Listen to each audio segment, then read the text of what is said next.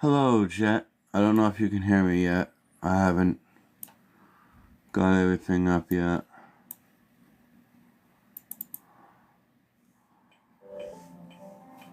Well, that wasn't supposed to be the song, but we'll go with it. Blows its wind to and fro, it enlightens our true self, brings us the power and wisdom, the peace and love. Great, I'm glad you can. Remember, all these songs on my live that I'm gonna play are the ones that I had written. So, yeah, I just had to use an AI for it, but I've written all the songs because I don't want to be copyrighted no more.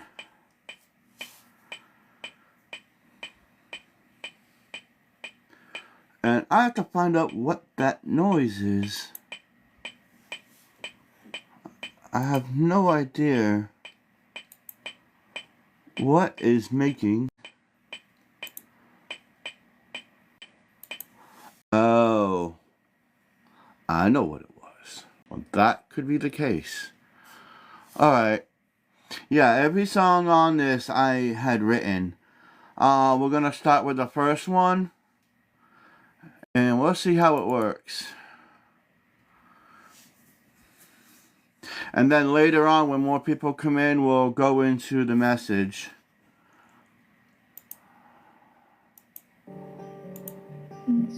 I've written 12 songs so far, and I'm starting on more.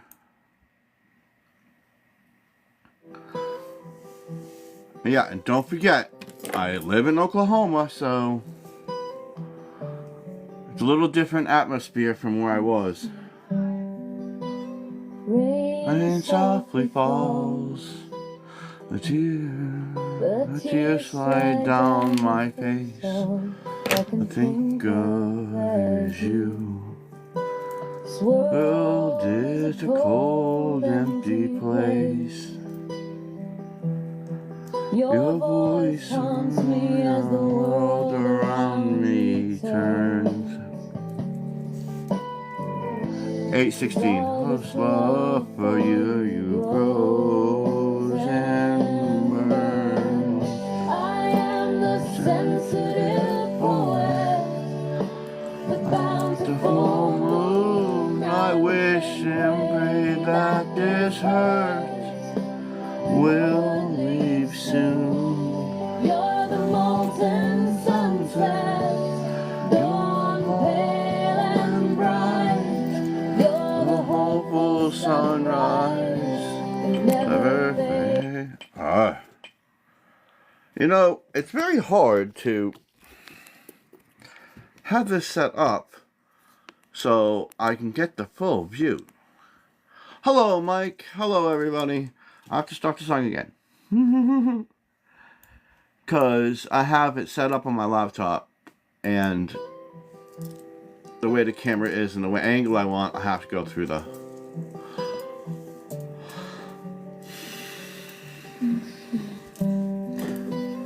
Rain softly falls, my tears slide down my face. I can think of is you. This world is a cold, empty place. Your voice haunts me as the world around me turns. All this love for you grows and burns. I am the sensitive poet, the bountiful moon. I wish and pray that this hurt will leave soon. You're the molten sunset, dawn pale and bright. You're the hopeful sunrise, never fading light. The people may pride in paint my heart. Oh yes, it's the Dragon's Lair. Dragon's Lair, that's the new name.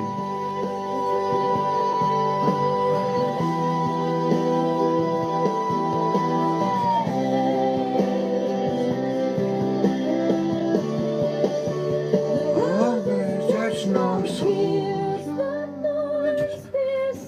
souls. These are my feelings, have no control.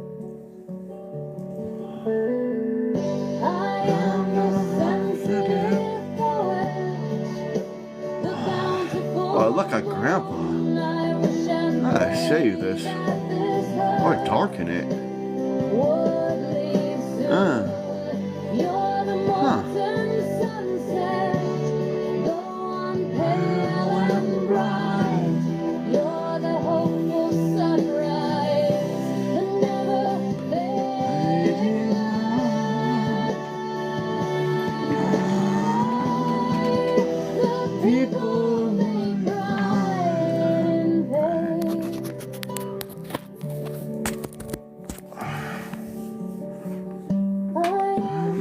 Sensitive poet, bountiful moon, I wish and pray this hurt will leave soon. You're the molting sunset, go on pale and bright. Sunrise, the never fading light. Hello, Celestial Council.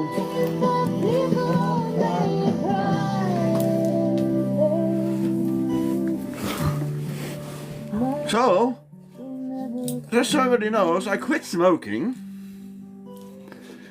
and I lost 10 pounds. Hello.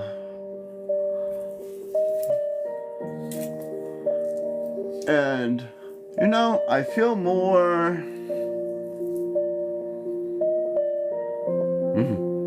pleasant.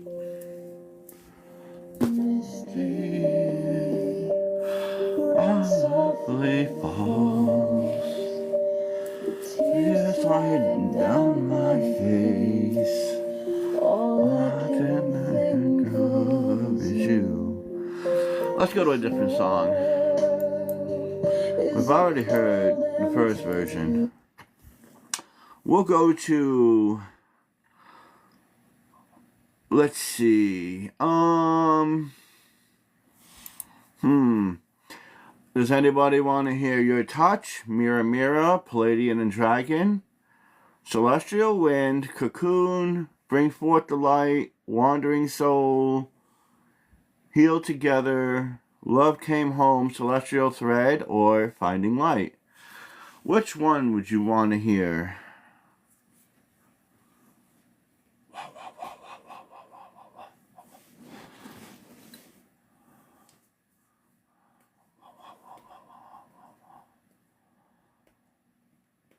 What song would you guys like to hear today?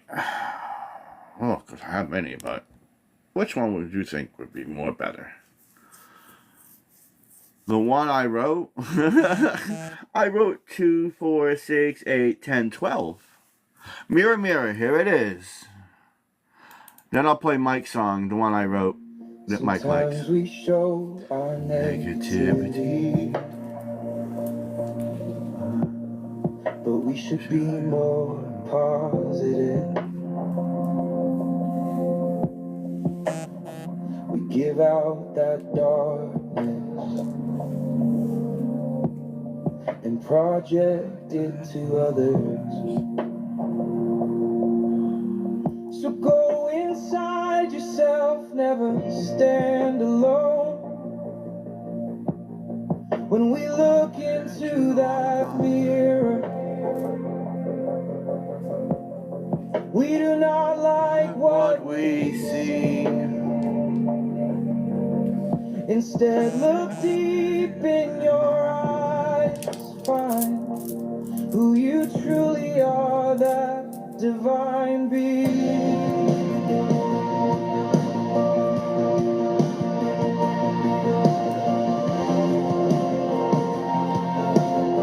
You wouldn't mind hitting the likes shares.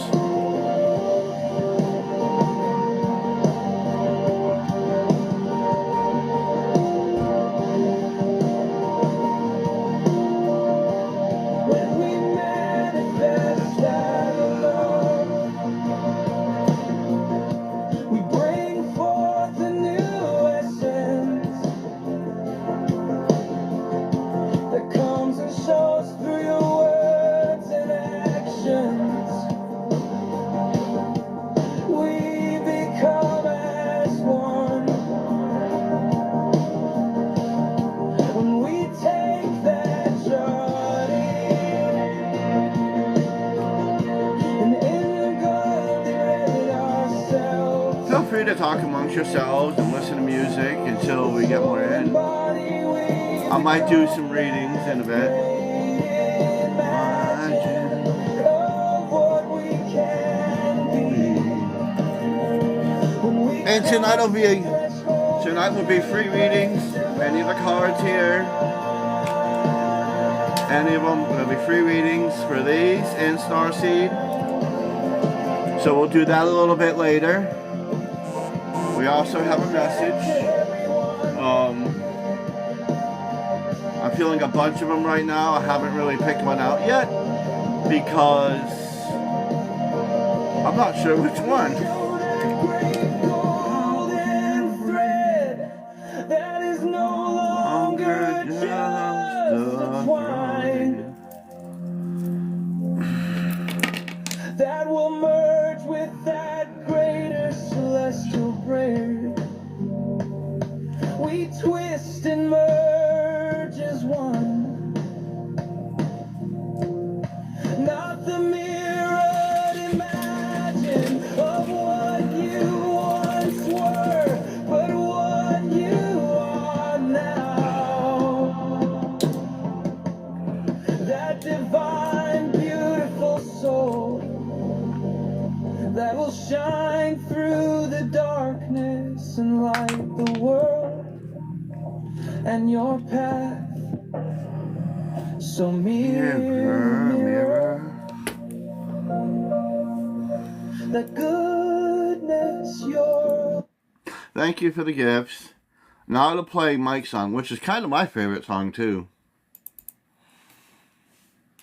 Of course, they're all my favorites, but I wouldn't have wrote them if I didn't like them. But out of them, I think this one's more. This is the one I wrote before. It was supposed to be before the Aphrodite came to me. This one's Love Came Sitting Home. under a tree, I feel the gentle The breeze breeze blowing softly, blowing sweet across my face. I turn inside a little more and hear a whisper at my core, tender voice that soothes my soul with sacred grace. That breeze caressing me like Yeah, this is a song Mike angels in likes. the air. A voice upon the wind calling me to somewhere deep within. I hear the voice inside my soul. It sparks a fire in my heart and sets me all aglow. It opens channels I once closed. A love I lost begins to grow. One of these days I'm gonna sing all these songs. Inferno, flowing back into my bones. I asked for love, and love came home. Hello, Dale. Hello, Monk. A soul stepped gently close to me and showed me what I couldn't see. That love is more than intimate, it's universe-wide. Unconditional, divine, a perfect pattern by design. Hold on, I'll be right back. Creation's quiet masterpiece inside the mind. It lifted up my eyes, it taught my heart to shine. It brought me back to life, one breath at a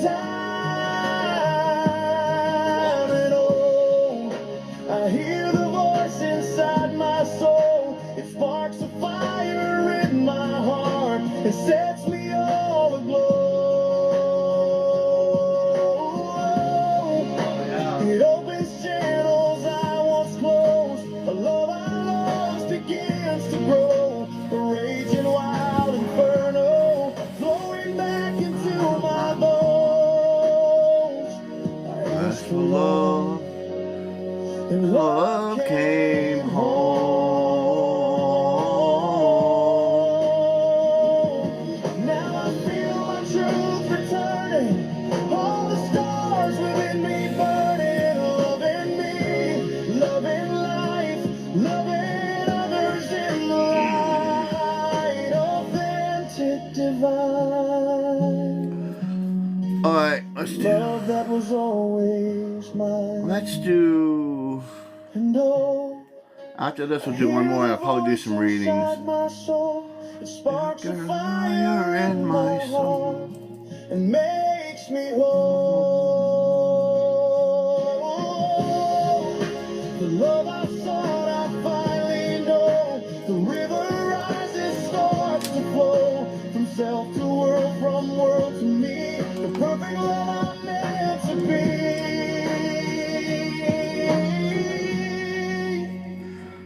I asked for love, and love came home.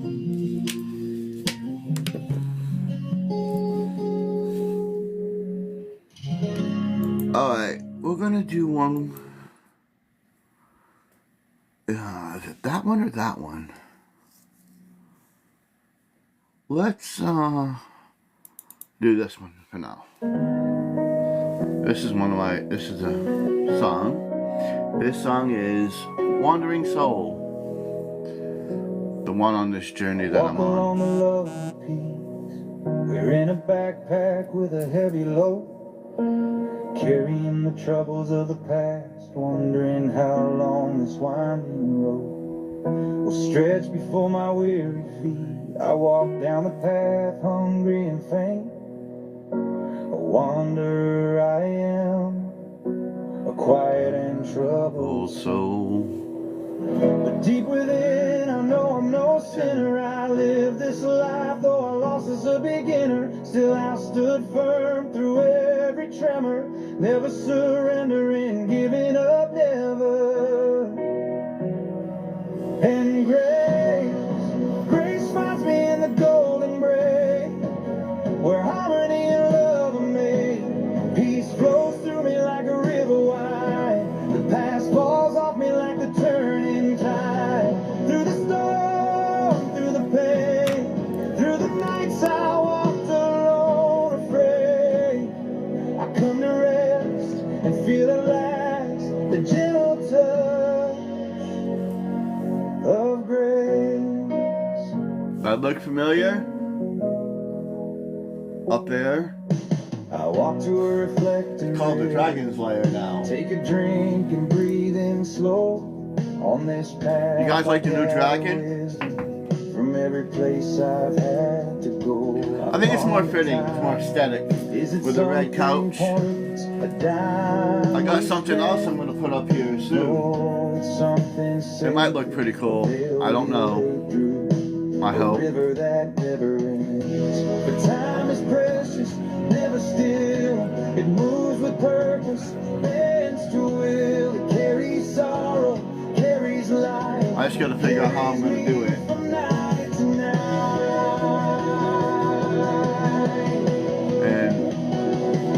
And grace finds me in the golden braid, where harmony and love are made. Peace flows through me like a river wide. The past falls off me like Oh, I don't know. Maybe try to come out and come back in.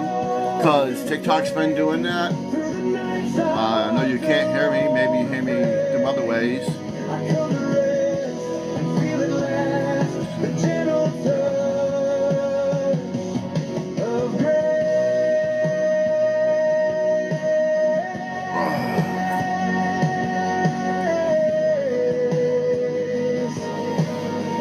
I hate this hair doesn't stay back. Oh, every step that that hurt me, carved courage in my bones. Every moment I felt lost was guiding me back home. Now love surrounds my spirit, peace sings my true name, and harmony unravels every whisper of old shame. Grace crowns me in the golden grave, where my soul was always made. Love rises soft like dawn's embrace. Peace settles in my heart like space. I breathe it in, I let it stay. I end my journey feeling grace in the golden rain.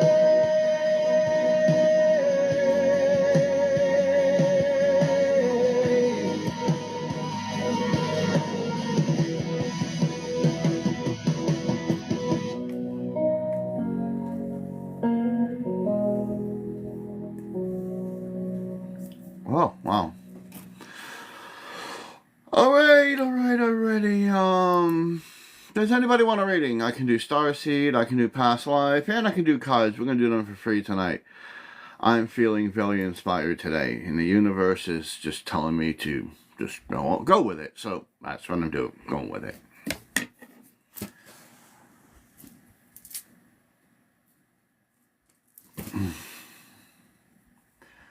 Now, if anybody wants any of those, just let me know. You want a Starseed reading? Okay.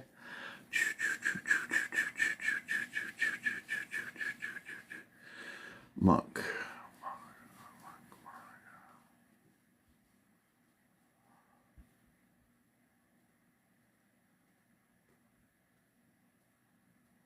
There's a whitish light around you. It's blue.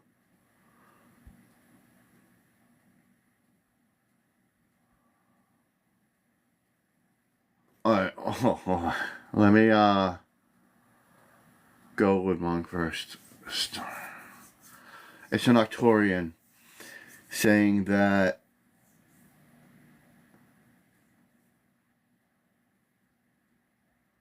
you're connected to the higher realm. You still have a little bit to work with, and they want you to tune in to frequencies more. Something with water. I'm seeing water. It's there. They want you to do a bowl, water. Bowl and water vibrations. That's what I'm seeing. That's what they want you to do. It'll give you more clarity and give you more answers. Water. A crystal bowl with water. I'm seeing a white crystal ball, a white crystal bowl, about this deep, about this wide. It's kind of bluish, and there's water in it. You ding the side, and you go like this, and then when that frequency, you'll be able to understand. That's what I'm getting. That's what they want you to do. So it's your choice to do it or not. That is what I'm getting for you. I keep grabbing that. Why am I grabbing that? That don't make no sense, silly.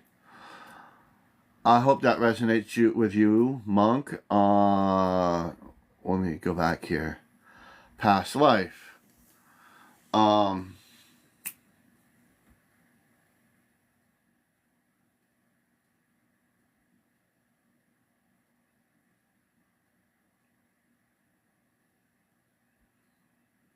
I'm seeing you as a shopkeeper. You were selling groceries on the Old West.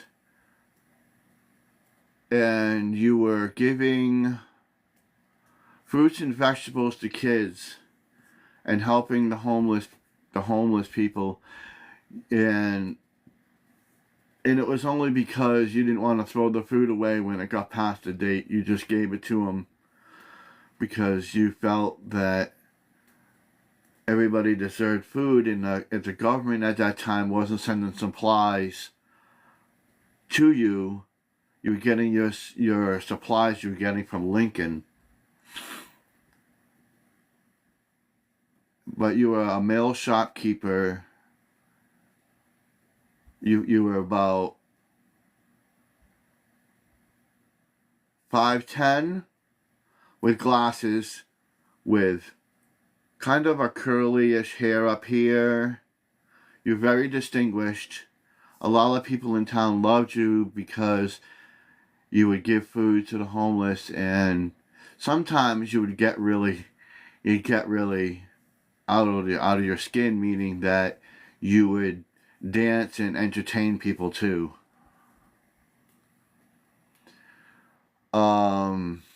Yes, that was for Celestial. I hope that resonates with you, and the meaning behind that is it wants you to enjoy life and keep on helping others like you do.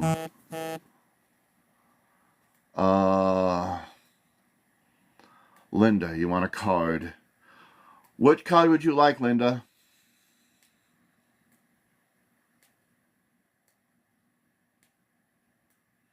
You want a Starseed card? You want a Starseed card, or a Work Your Light card, or a Dragon card?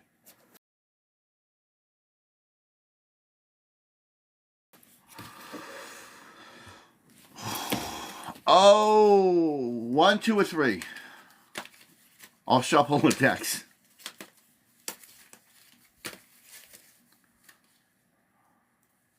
Pick a number. What number relates to you? 1, 2, or 3?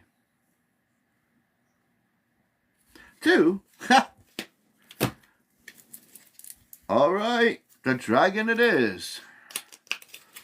Now let me just take these out of here. Wah, wah, wah, wah, wah. Wah, wah, wah, wah, wah, wah. Whoa, okay. Alright, we got 3 cards. Here we go, Linda. Earth and the Fire Dragon want you to work with they want to work with you to clear the 5th dimension and the ley lines that are around you. It is time for service.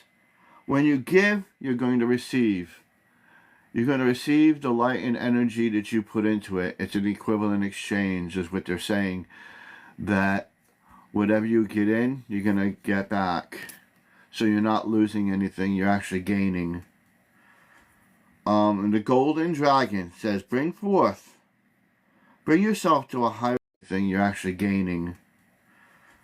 And the Golden Dragon says, bring yourself to a higher level, into the embodiment of the Christ love and the Christ consciousness. Feel the energy work within inside of you. Absorb it. Absorb that light.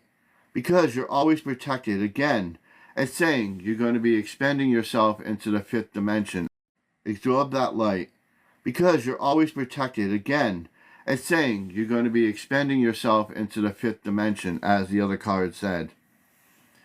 So that's probably where you're residing right now. You're residing right now, or you're heading to. So you're going to be, your energy is going to be in the 5th dimension.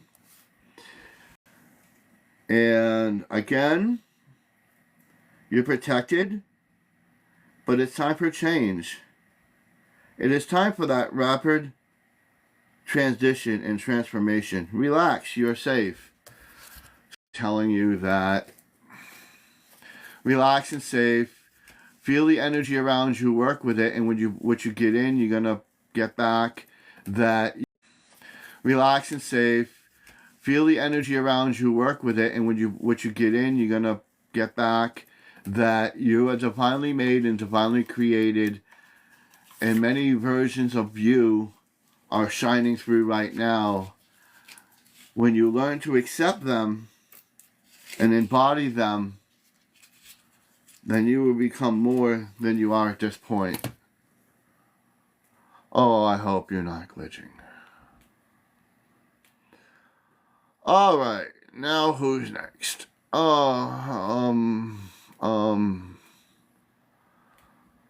Scroll back here, eons here. There's so many. Card.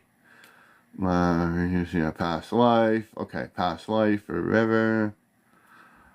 Alright, river, past life. Let me jump down here now. Past life.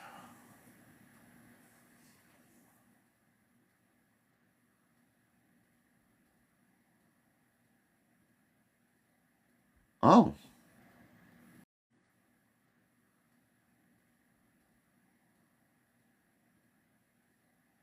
Oh. You were on a stage. You were on a stage. You were about 5 years old. You were wearing a pink outfit. You were a ballerina dancing on stage in front of people in an audience. You have lights coming down here. I can see the lights. They're shining. Your friend was playing. You were dancing around as doing the ballerina dances. And you were very carefree at that point in your time, in that life. You had that childlike innocence and that love around you. The outfit was pink because I'm seeing it right here. It was a pink outfit. You were twirling around. You had the little, not, I guess you want to call it a tutu. You were going around and you were going really fast and people were clapping and cheering you because you were moving so fluently through the energy that was harmonizing around you that you were feeling carefree. That life is telling me that it wants you to bring forth that carefree moment in your life. Don't worry about the anxiety around you. Be free, be yourself, be the authentic self. The energy's flowing within the atmosphere of the music. You're swaying and moving and dancing, harmonizing yourself with the energy around you. And that is kind of what you need to do in this life. Oh. That's what I got for you.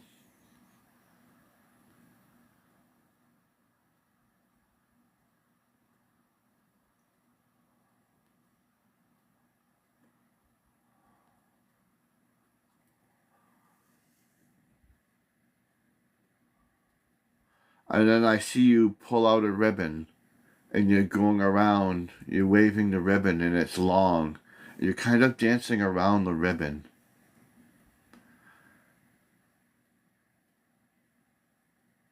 I don't know if this is a song, but it's saying diamonds in the sky. I'm hearing diamonds in the sky.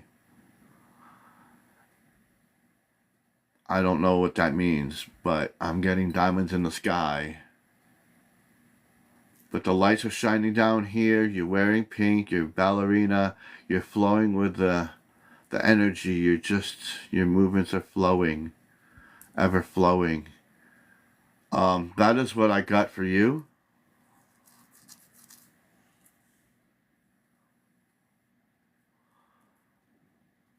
You, in this life, you lived to be a famous ballerina. You weren't too popular, but you were well known in that town or area. And it looks like a city.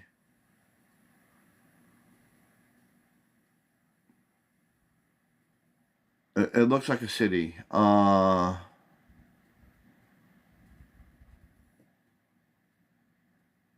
I'm not sure what city, but I see it's a city. But the most important thing about that is that it wants you to be that childlike self, your childlike self. Feel the energy flowing within you. That bring that out more. Don't worry about what others think. Be your authentic self and be that joy that you sometimes hide in yourself. It doesn't matter what people think and say. Just be yourself. Because you have a voice, you have a word, you have words. What time period?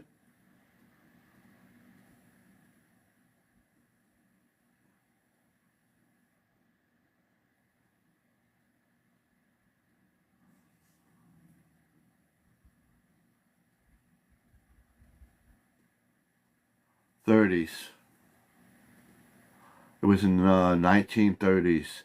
I would think about 1934, 35.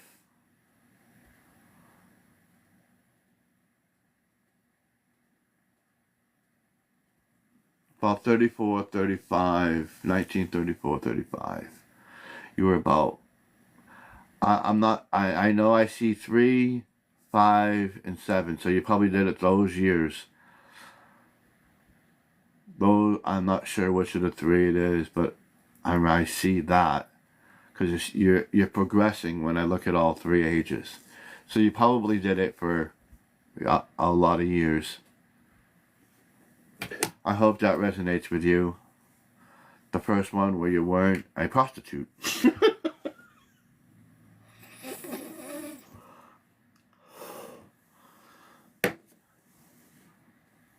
Yeah, Depression era. It was about that. Yeah. But you were very happy as a kid. You liked to read, and you were just very, very curious and very fun. But this is one of the best lives you've had. That you enjoyed. You want to bring that remembrance back. That's what the universe, I'm hearing, to bring that forth, bring it out more.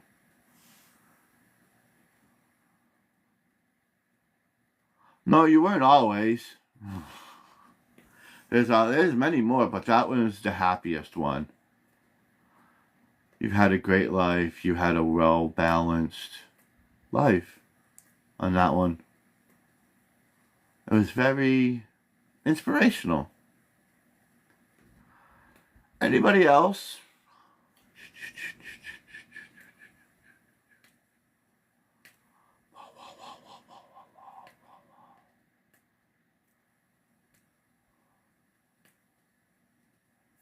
Yeah, it does. Seems very pleasant.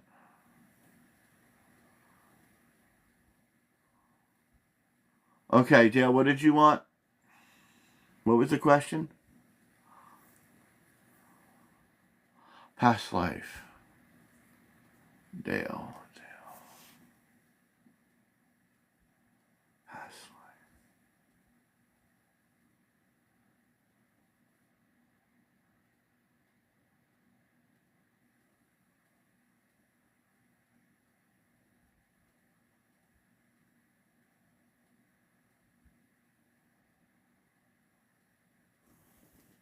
That can't be right. Hold on a minute. I have to check this. I want to make sure I'm not losing my mind.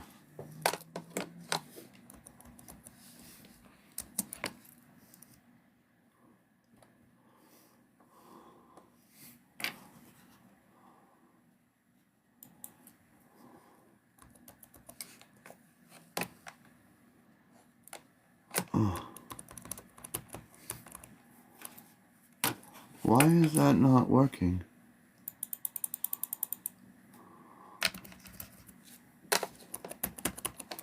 Okay,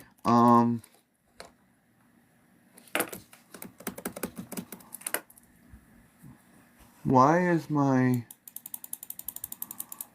Okay, I have a question.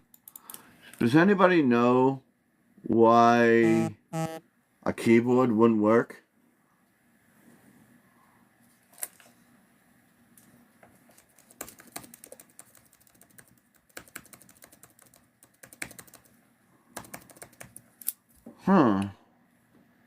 I'm gonna reset. I want to make sure this is right, because it might be another timeline. No, I was trying to type and it wouldn't let me. No, it won't. Why won't my keyboard type? My whole keyboard's not working. Anybody have any idea why a keyboard would not work?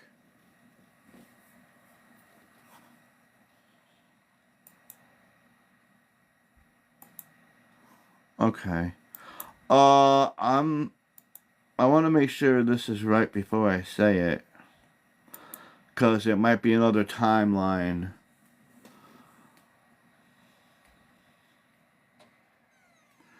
Um,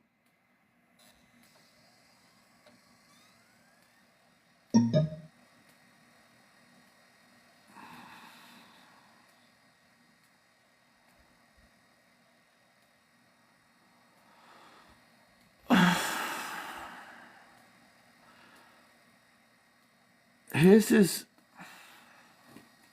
How do I explain that? It has to be. I don't know if it's another timeline. It could be.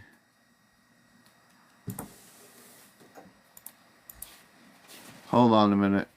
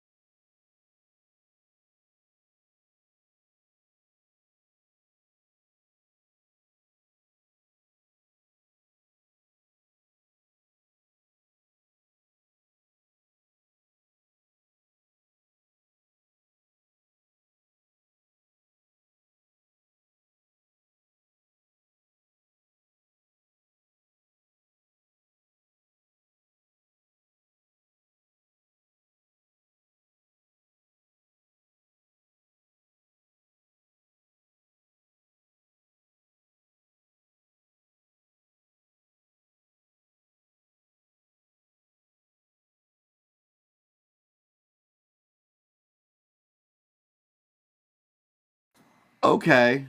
I had to make sure. I had to make sure I wasn't losing my mind. Um, or I was hearing something wrong. I like to confirm before I say something. Um, this life you were you were on a submarine in the Civil War. You were fixing the communications on the sub.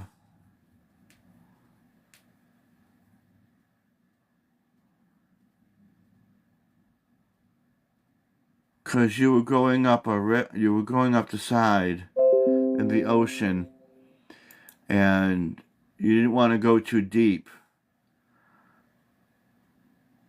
but you were using a compass and some other stuff trying to figure out and navigate the sub to the right location, because you had to go down a river. It was supposed to be a surprise attack. And the meaning behind that is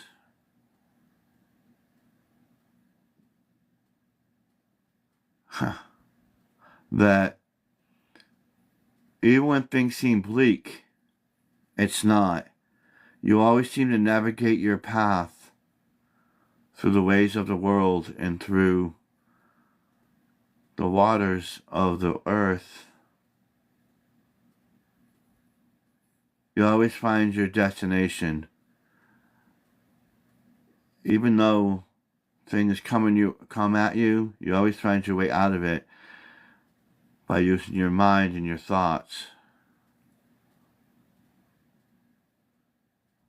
And help around you. That is what I'm getting. I want you to bring that forth so you can learn from that. Does that resonate with you?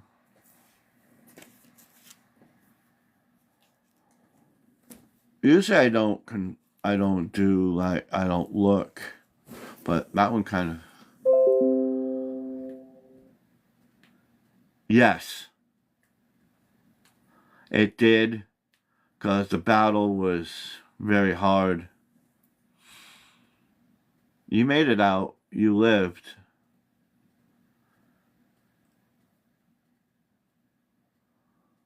Because I was hit with a cannonball.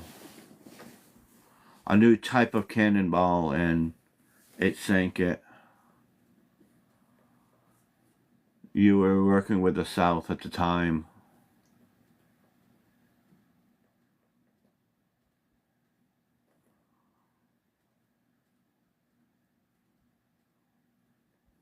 Huh. Oh, well. Yes, this is Dale's. It was a new cannonball that was used. It wasn't a small one, it was a bigger one. But the point is that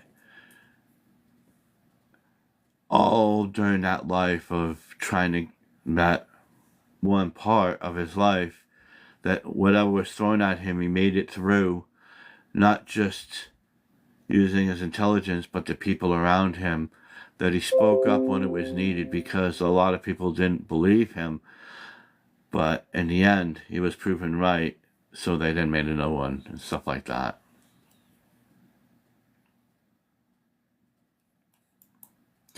I hope that resonates.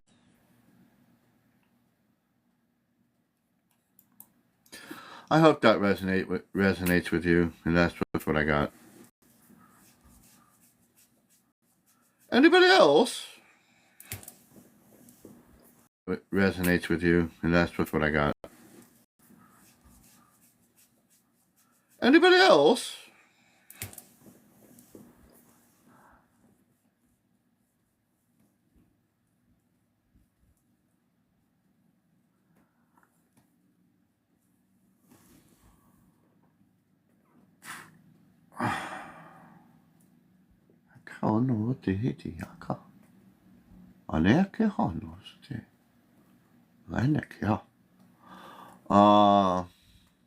Honey. What do you want to know, honey?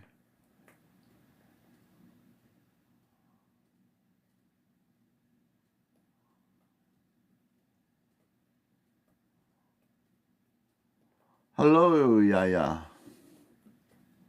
What did you ask, honey?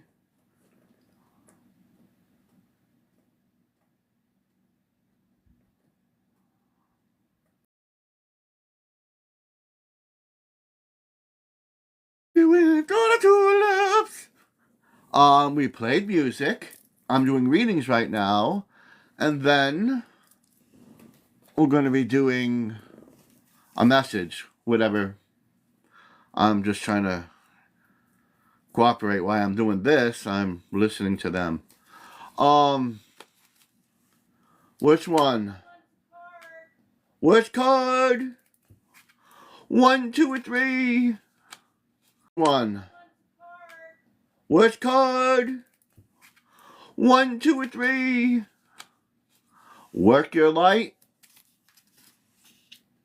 Starseed or dragon? Light. Starseed or dragon?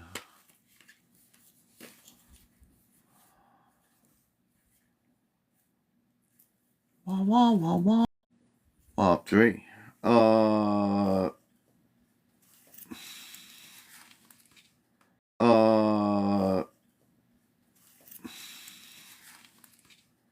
This one?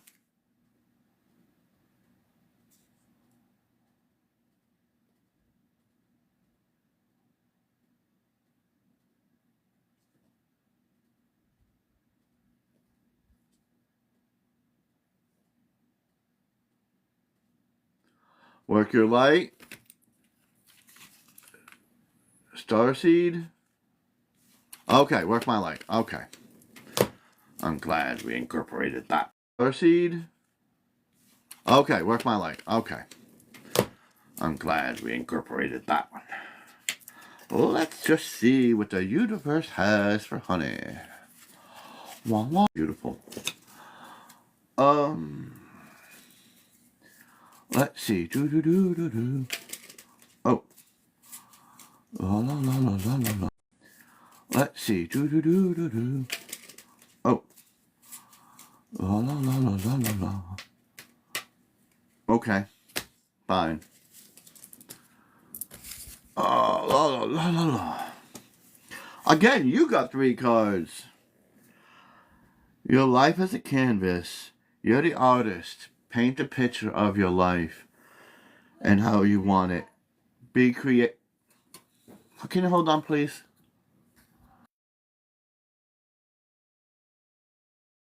Be creative. Can you hold on, please?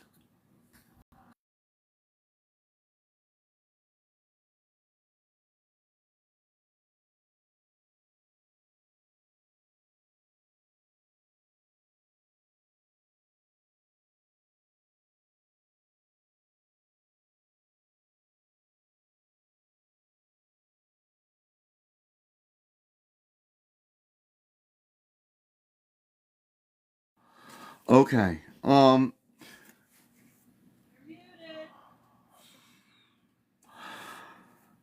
Your life is a canvas. You're the artist. You're gonna paint a picture of a good earth and a good energy. You manifest your creativity, and it's the most creative aspect of you when you paint the picture of energy that you get from the universe. Oh man, see, I can't do that when I'm not focusing. But that's what that one is. Hold on, give me a minute. I have to get back into it.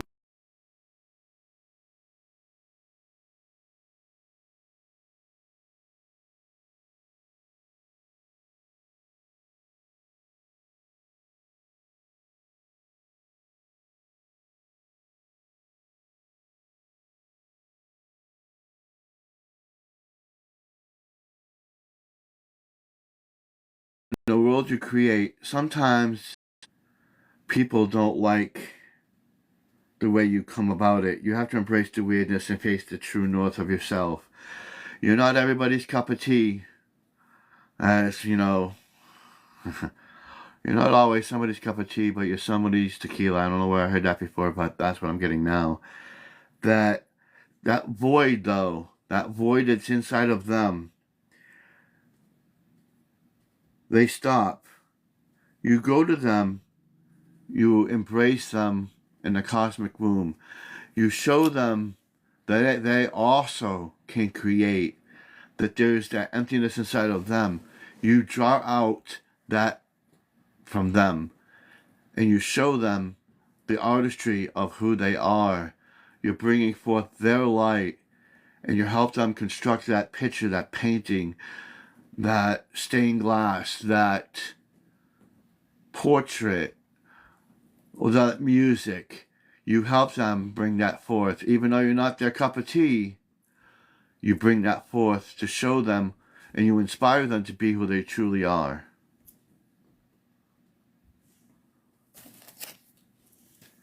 Does that go? Does that resonate with you?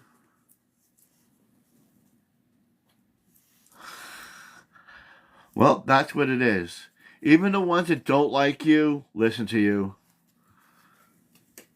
Because there's always a hint of truth in what you say. And that's the balance. You can't just love and hate somebody. There's always a balance. Even the people that don't like you much still or have a little resentment. You know, it's very balanced. You're a very balanced individual. You can go between the two and give them the balance they need to help them orchestrate and focus on the energy they need to do. You're there to bring out the good in them, and no matter what they do. Who's next? Yes, a very beautiful balance. Hold on.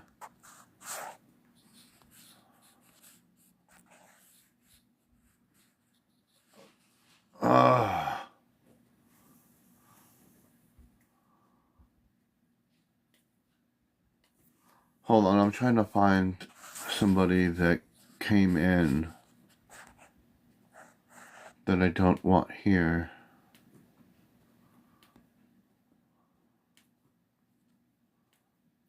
Oh, okay. Yes, a balance of truth.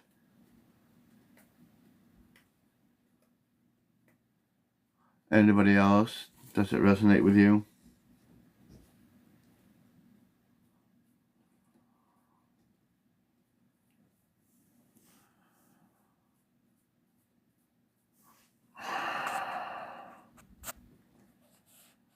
I've already blocked that person. Why are they coming in? I don't understand.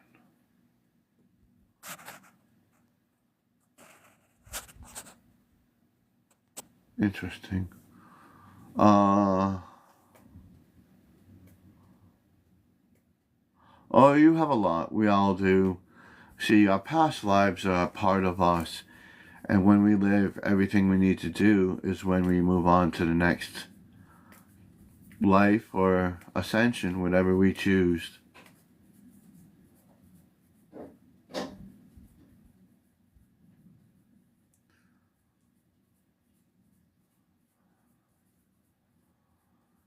Now, I'm gonna bring up somebody.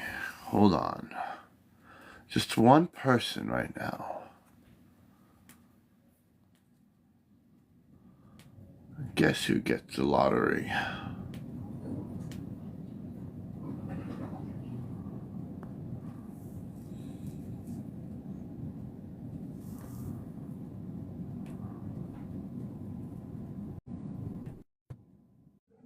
Ha ha! Why you? Why Because. me? Oh! Because they told me to. Oh, they did. Oh, they did. They I would had say. something. When Stargazer said that about her past lives, I heard in my head, you do have many, but none are relevant now to this life. Yeah, that's why I really haven't told her anymore that.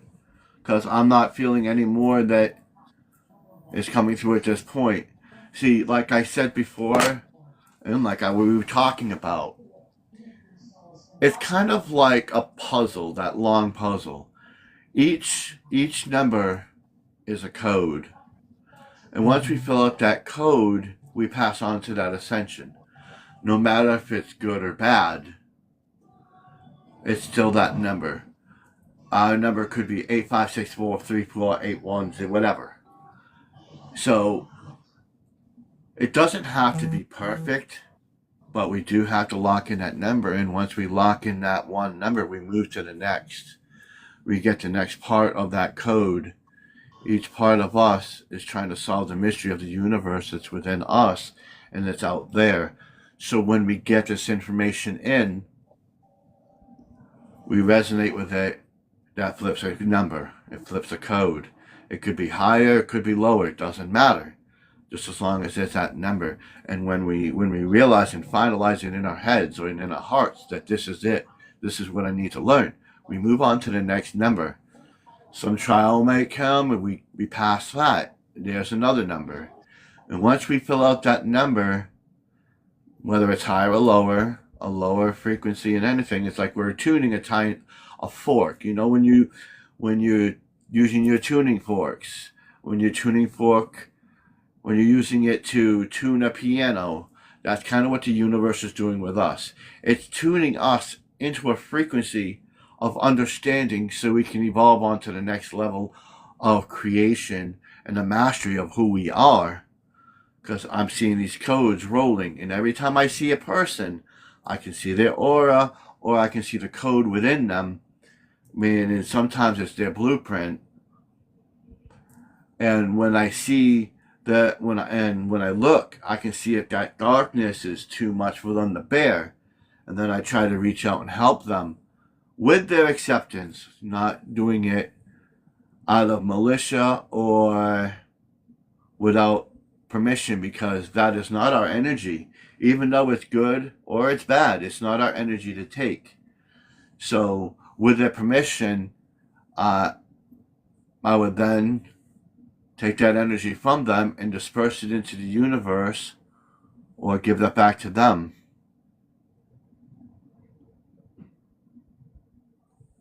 Isn't that... Is that what you're getting? In the universal codes?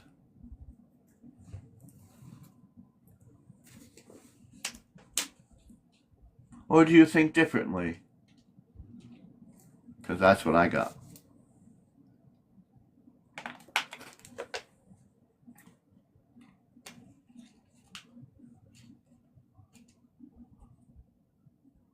What does everybody else think? Maybe.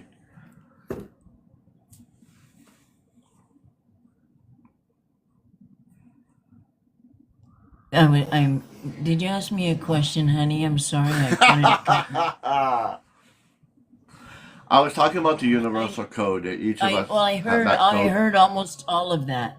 I almost heard all of it Yeah. until like the last 2 minutes, 1 minute. And then I was saying that, is that what you think? Is that what you think? Do you think something differently? Because that's what I'm getting from the universe now. We're talking about that universal coding. And when everything we do in our life gives us a number and a coding, and once it's complete, we pass on to the next part of evolution or creation, or back down here if we choose. Whatever we choose. We don't know that path because we've not on that. And another thing is that we're not just on one path, we're on many paths that's going to converge into one. Yes. Everybody goes, I'm on my path. Well, not really, because you're on many paths, because you're going in many different ways. It's kind of like a tree. When you plant a tree, you don't see the roots just going in one way. No, they separate. They got their own pathways. It's part of you setting your roots into the earth. And we, as humans, are doing the same thing. That's why our body's like a tree. If you ever seen the central nervous system in the body, and the nerves and the blood vessels, you will see that we are built like a tree. It comes down, and then these little things come out. Those are our roots. And when we reach to certain people, our hands, we're reaching out. We're connecting with somebody else. That's our root of our core being that is reaching out to somebody else. And that's where we're giving them some of our energy. And that's what we are. We're like trees in a way, because we exist for a shorter period of time, but we also plant our roots into every individual around us by giving them the thoughts and the process and the seeds for them to grow and understand. So then they can use that, and then they plant themselves onto other people as kind of the ripple effect. And then once you have that firm foundation, that community, that collective, you all work together as a great collective, as a great tree. And you all bring your roots out, and then it goes across the earth, and it'll surround Mother Gaia. That is what we need to do.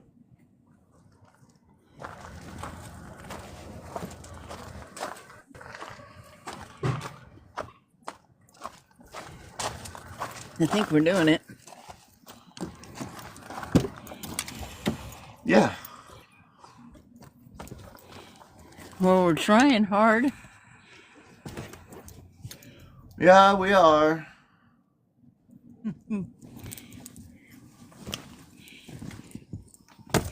I'm on my way back to my house, so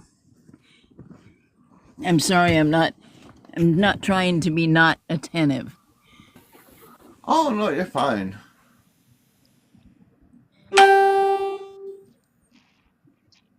Okay. Ding. So if I don't speak, you may lose me.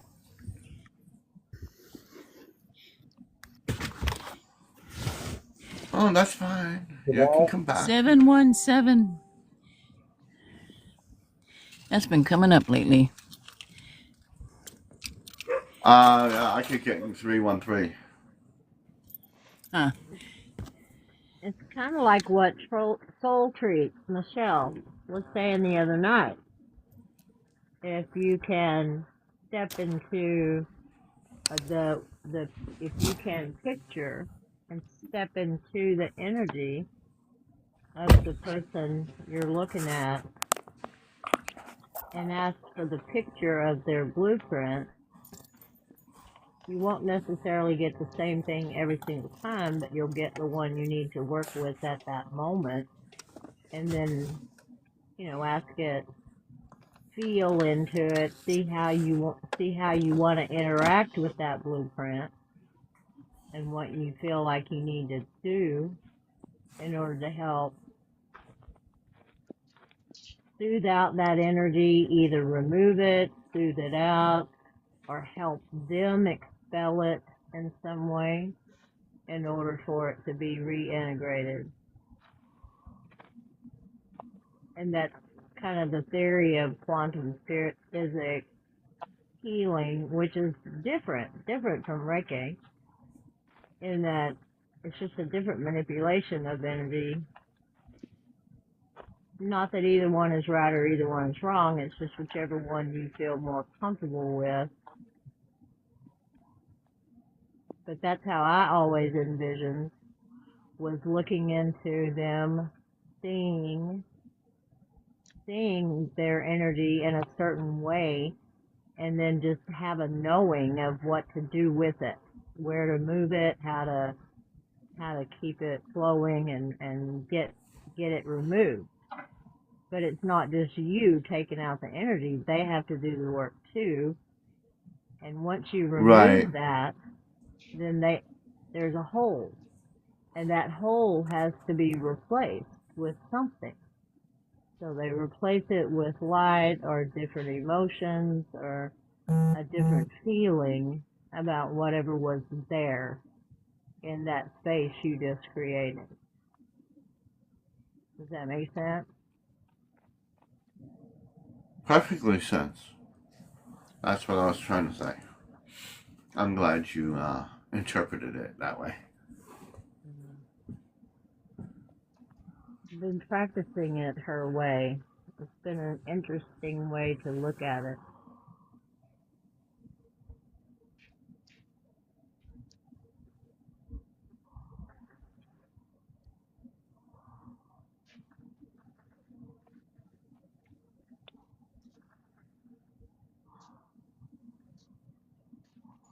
Oh, I thought somebody was blocking Tony over here. Cause I didn't understand what was being said in the comment.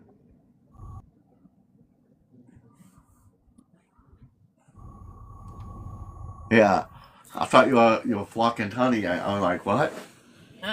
No, it's what she was saying is it's like what you were just saying, and then it's like what the gal that was in the live the other night, she said it another way, and then I go to another gal, I know her name's Kathleen, and she sees it the same way, but in different retrospect. It's interesting how we all see the body as it is a coating all around our auric field, and how we all choose to understand it. We all learn to understand it different ways. I think the more I wake up, the more I remember, and it all ends up. I wish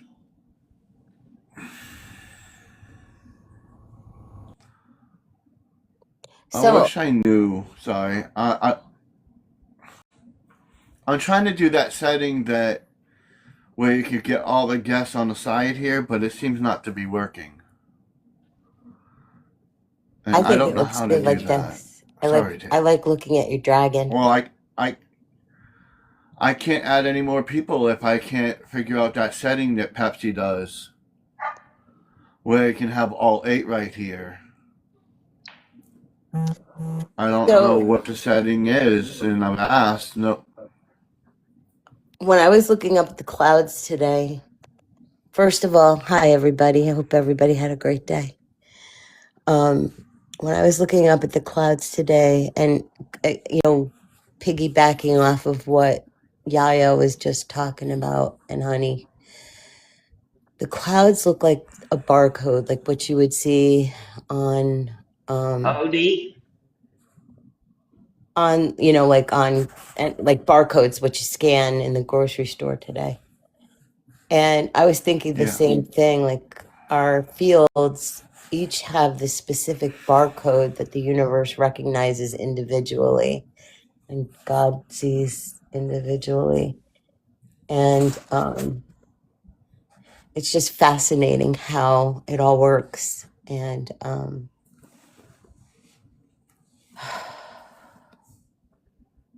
it's a good time.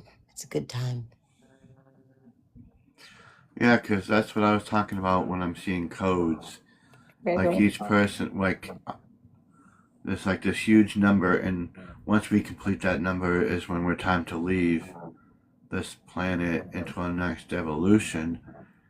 Whether it's higher or lower, it doesn't matter. Just as long as we have that number, we move on to the next thing. That's how I see it. Kind of like a codex or I've a been seeing UPC code. Yeah, like a UPC code. That's exactly right. Because they each have a series of numbers associated with it. And, I've been seeing so many spirits lately. Like it's nonstop. And I think, because I'm in, an apartment complex now. And so I'm seeing all of everybody's angels today and their guides. And, I'm grateful that they're not inundating me with requests. I kind of keep my auric field solid and so that nothing can penetrate through it, because I need to stay focused and grounded in my own bubble, so to speak. I've been finding it kind of fascinating the last week or so that Cryan and Saint Germain are both saying that this is the first time, that we're going to be able to actually expand and go into the new energy, be that energy without having to pass on first and then come back and do it again in order to expand. We can actually do it now. It's funny that you say that too. Because I have visions of turning into just rainbow light and then coming back into my body, but turning back into light. That kind of ascension, but being able to come back in and without having to pass on first and then come back and redo it. We're finished with the karma now. We're free to be who and how we are now without having to start over. Yeah. And that's why some of these dark entities don't like that, because we can do things they can't do, and this is one of them. We don't have to pass on to speak to our creator and the universe or to connect with it. They do. That's why they don't like us, but that's on them. That's their problem, not our problem. We just be the best we can be. Yeah.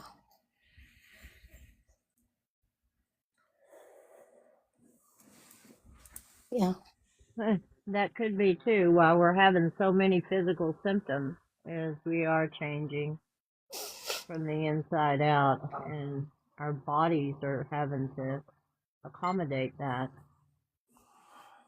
So it's giving us. And also, you have to.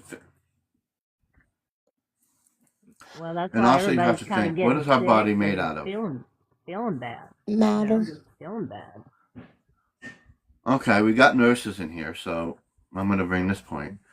Our bodies are made of matter. Okay, what is our bones made out of? Trillions and trillions of cells. Yeah. Okay. And each individual cell has its own universe in it. Mm-hmm. And each cell We go on a is little different deeper. type What are our of bones cell. made out of? Bone cells. And you have a marrow. What are in the the elements middle. in our bones? Calcium. calcium, and Okay. but you also There's need the vitamin D in many. order to make all that work. Our bodies are mostly water. Our bones are minerals, basically of the earth. We produce bioelectricity. Our bioelectricity is more about excitement, pleasure, and happiness. So that is the key. And the pineal gland has that one little piece of gold up in our pineal gland. So when we raise our vibration, we become higher, and we hear these vibrations in this music out there, it triggers in our, I don't know where I'm getting this, the synapse in our brains, where that electricity starts pulsating faster, which opens our pineal gland, which then goes to our body, which is going across water like, and it goes into our bones, and that's where we become that crystalline being. It also works through the cerebral spinal fluid that's circulating throughout your spinal column at all times.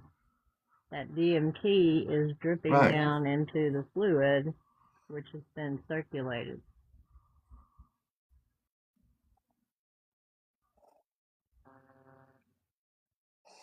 Yes, when we're channeling, it gets even higher.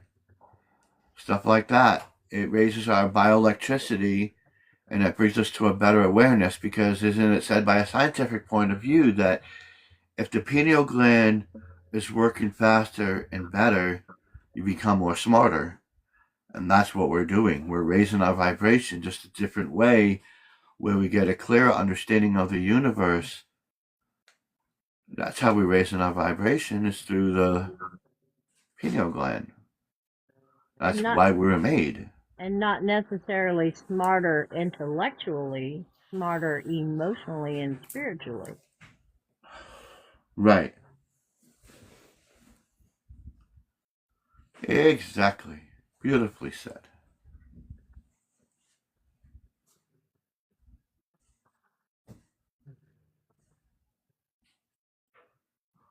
What do you think, Celestial? River? Dale? Okay, I heard my name.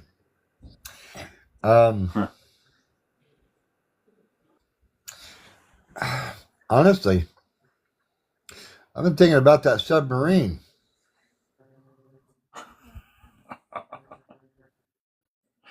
For some reason, I can't get my mind off it.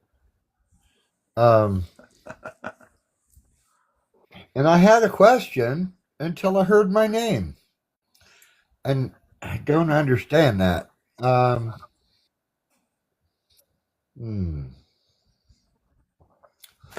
Doggone it. Maybe it'll come back to me later. One of Yaya's squirrels came in. It wasn't so much. It wasn't so much about the past lives that we need to learn.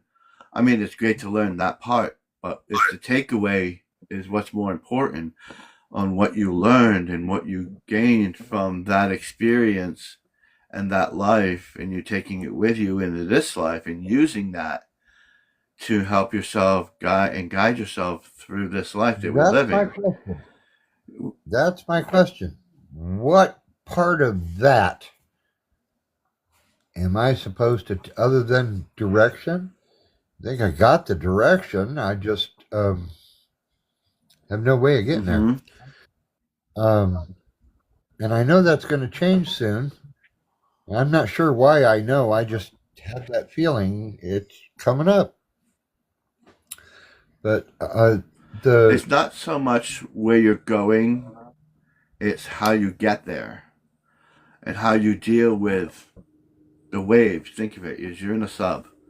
How are you going to channel your way through the ocean and through those hard things? How did you do it in that life? You made your way. You mapped your way. You took one day at a time. You didn't progress and think about I'm going to do this, and then if it falls through, you're going to get all sad and pissed off and mad.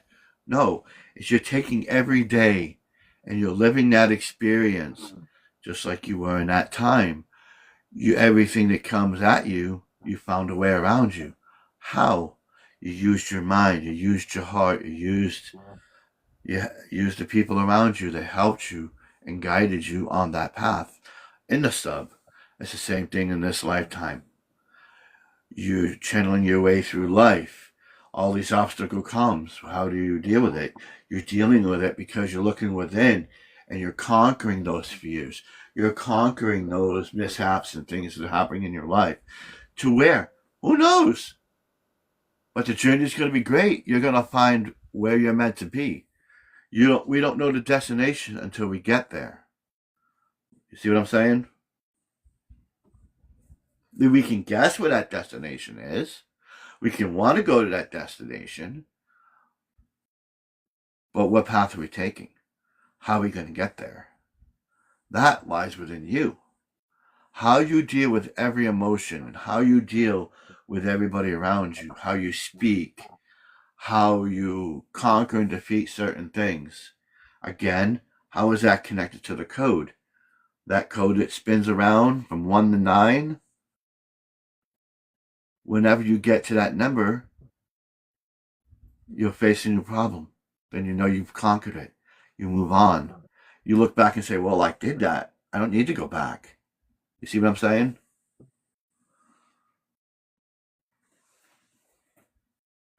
Yes. Now, a different question, sort of kind of along the same lines as the number 9. Everything in my life so far has totaled to number 9. My address, my house number, my social security number, my name, my birth date, the bed I was in, basic training, the room I was in, tech school, and the only thing that really didn't match up was yeah, well, most people will understand it when I say what unit I was in the Air Force at Luke Air Force Base. But does that mean I'm done with reincarnation and coming back and running this life all over again? Well, damn, I was. That would be your path. That would be your path. See, not everybody is going to be 999999999. Not everybody's going to be 11111 or. It doesn't matter. We're all uniquely made. The numbers are set to whatever your spiritual energy is. It doesn't matter what your number is as long as you complete your task. Because we all have a code within inside of us. That's for you to find out. That is your destiny. I can't say, Dale, you're going to be an ascended master. Who am I? I can't say that. Well, I wouldn't know You say if that. I don't know look if in I've yourself. done my task already or it's coming up or I have to do something to be presented my task. I got no clue. We all don't have a clue. But it's whenever we pass one thing, we don't feel it anymore. We've passed on to another number. Who knows how big that long that code is? But once we complete the code, we're ready for that new ascension. We pass on. And then we can choose to come back and fix the code, even make it even better if we want. Or we can keep that code and go through the universe and become our planet or another being or go to another school or just be energy. That is for your decision. You're the one who paints the life that you're living on this planet. For every action is a reaction. For everything you say, cause a ripple effect. You are planting the seeds. You can plant the good ones. You can plant the bad ones. You can plant your balance. You're creating your own life. You are creating and drawing a picture and telling the story of your life. So where do you find that? You look within yourself. No one can tell you what you need to be. You, yourself, feel where you need to be.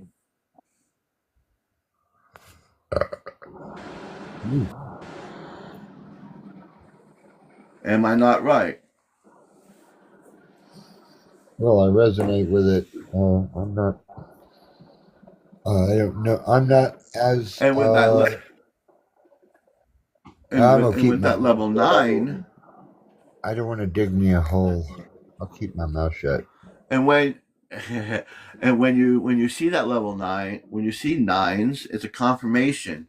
It's telling you what does number 9 mean. Christina, what does number 9 mean? Completion. Exactly what I said. It means you completed. You need to move on to the next step. Again, the universe giving you a sign. When you see that, it's confirmation that you need to move on to the next part of your life. Don't reside in the past. Move to the future. Remember the past. Use it as an experience, but don't dwell and linger in it. Move on. Can I keep the music of the 70s and 80s? Sure. That would be your choice. Again, you're the one who draws the picture. You're the one It's who your paints heaven, the honey. picture. I can't relate with today's music. Yeah, well, at least not yet. So for me, I feel like I'm going Arcturus. I'm going back to my planet after this incarnation. Like I have such a strong resonance of it, and I can see it. I can smell it. I can embody it in all of its glory. And but you know what? I'm just, today I'm just grateful to be alive here, and I'm grateful for the people that I meet every day and the little seeds that I plant, and I just keep going. And, mostly I'm grateful that my son and I have reunited, and we had such a lovely dinner today and such awesome conversation. He, he turned off his gifts. He used to read cards. His name is Tiwaz on this app, and he had like in a week's time he had something like 35,000 followers, and because people genuinely were attracted to him and his gifts, and he explained to me when he, today, when he came here. And he surrounded himself with this new collective, which is wonderful and beautiful. That he's never had a more fulfilling and wonderful relationship with the God of his understanding, and that makes me very happy. And it just, it's so cool how I get to witness what's transpiring in my son's life today, and that I get to be here with him. And that I did a pretty good job with these kiddos. I'm proud. You did a wonderful job.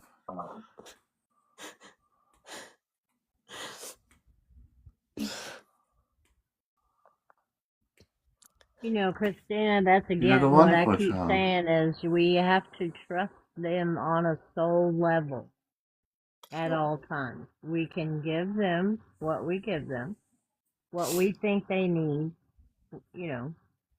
because that's where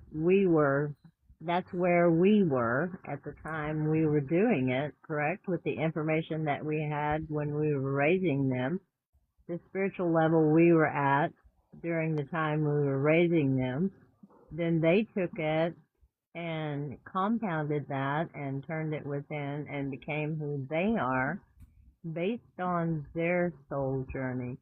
And we trust them that they know their soul knows which way they need to go, whether at times in their life we agree or not.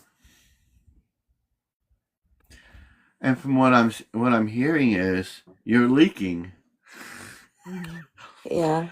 Those tears you're leaking are not tears of sadness. The tears of joy, happiness, and completion. Some people might take that as tears of sadness. I don't hear that from you. I don't feel that.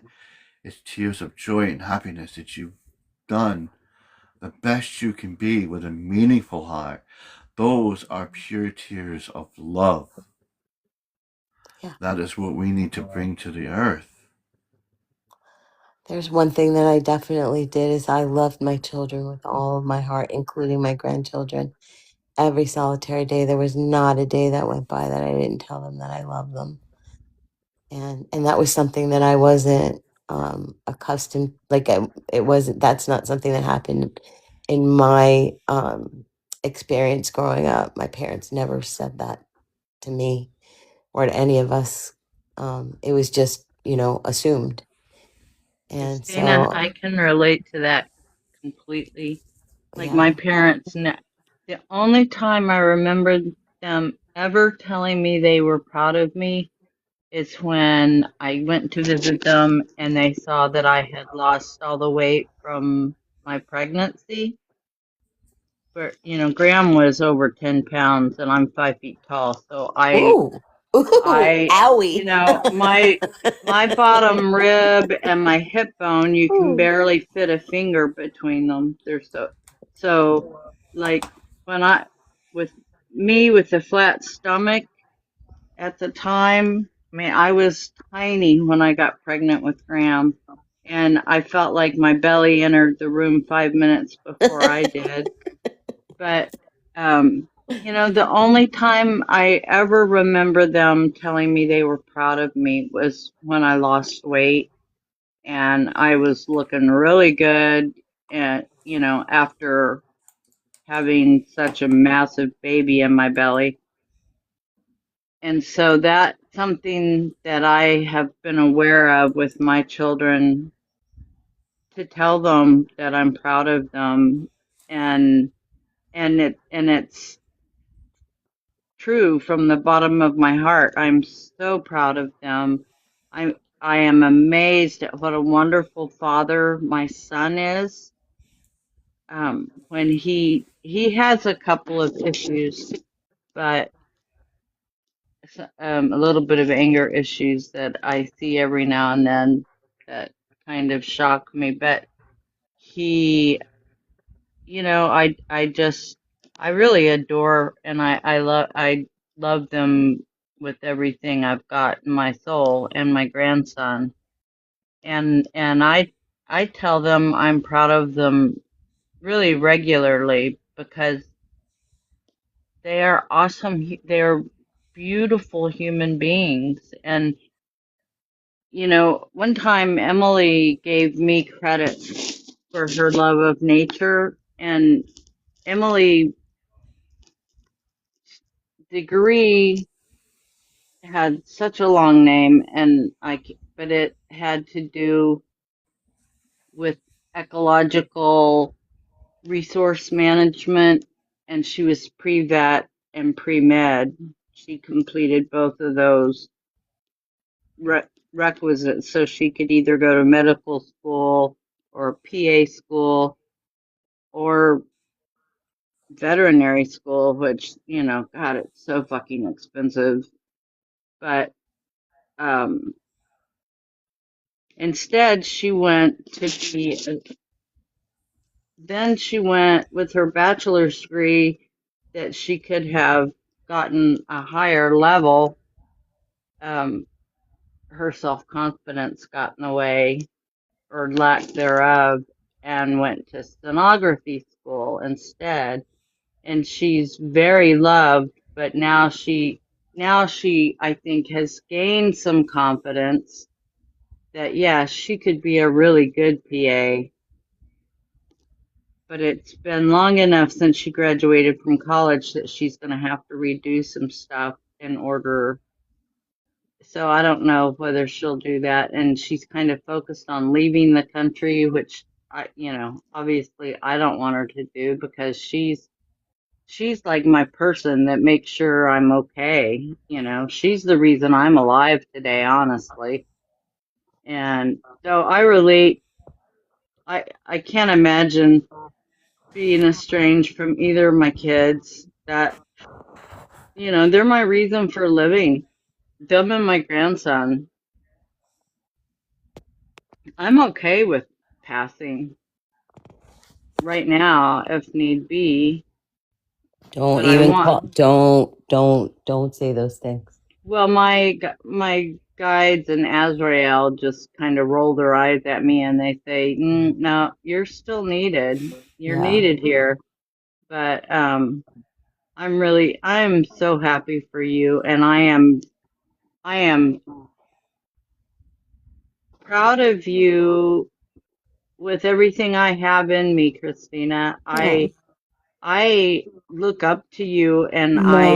I see this amazing, strong woman that's loving and caring and just such a wonderful soul. And Yeah. I am really grateful that I know you. I just think you're wonderful too. And but don't look up to me. I'm just a regular old girl doing what she needs to do to I survive and do I what's can look up best. to you. I Well, do. we'd be I looking eye to eye because I'm 5 foot, so I'm five oh, foot too.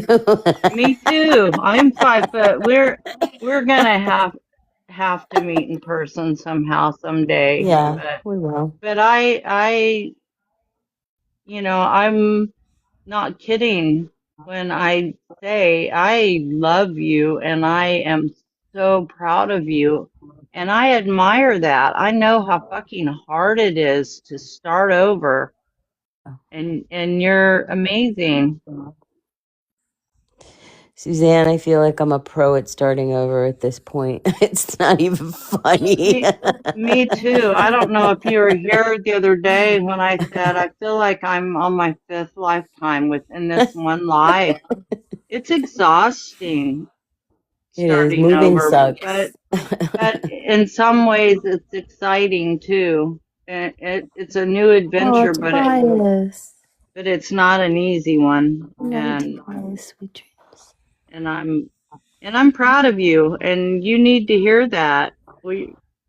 I'm here to support you.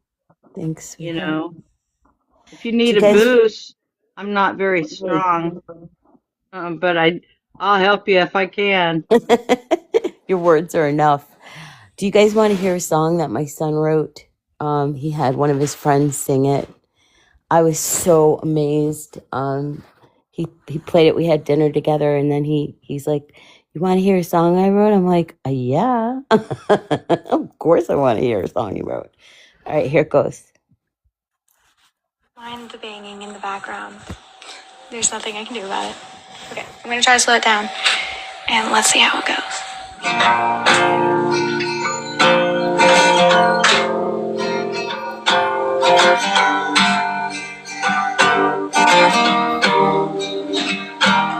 The heavens and earth are the works of your hand. They'll wash away just like grains of sand. But among the decay, only you will remain. Creation won't change, but my God is the same. His mercies are new every morning I wake. Despite my fool's heart and my many mistakes, even in doubt and my absence of faith, you always remain faithful. Faithful is the Lord, and faithful is His word.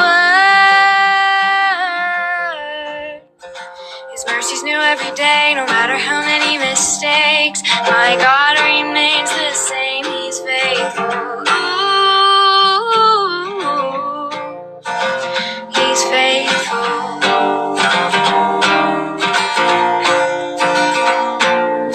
When I consider the works of your fingers, Yahweh, who am I that I occupy your mind? That for my sins the Son would die. God became man and laid down his life. Now I follow him and I'll give up mine. All that remains within me is Christ. The old man is dead, he's been crucified. Faithful is the Lord, faithful is his word. With Jesus I died and with him I will rise. The old has passed away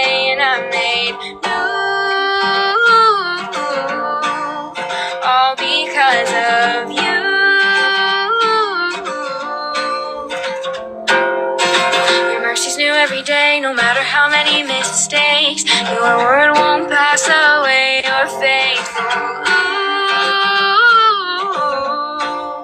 Oh, faithful is the Lord. Faithful is his word.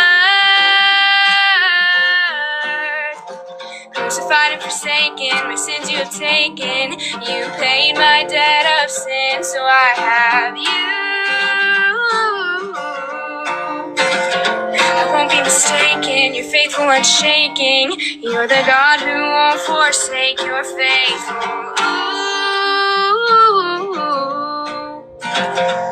It's true, God, you're faithful.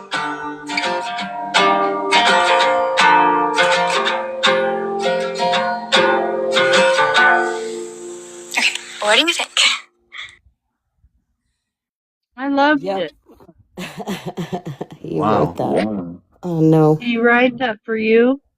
No, he wrote it. I don't know when he wrote it, but he wrote it, and he's so gifted his gifts are.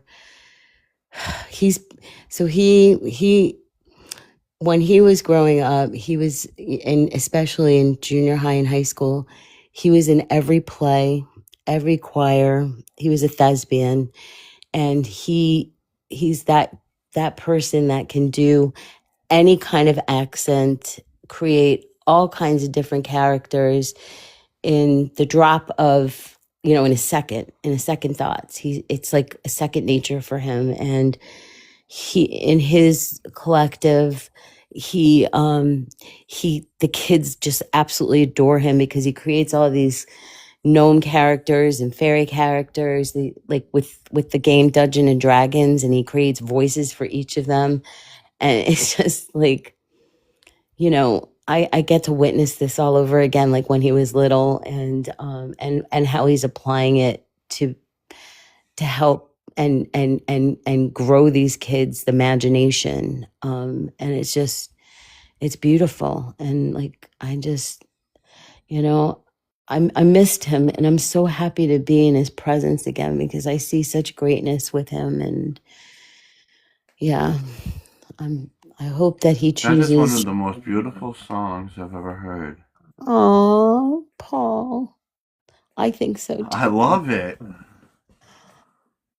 It was beautiful, and like he's walked through the fire. My son has walked through the fire, and he How had old his. is he? How He's old is he 30. now? He's 32.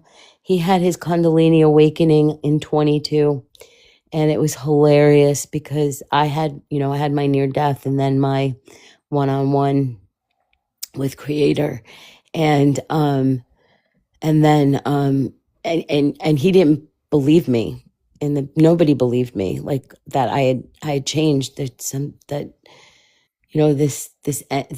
this source had changed my entire heart, my life, my avatar.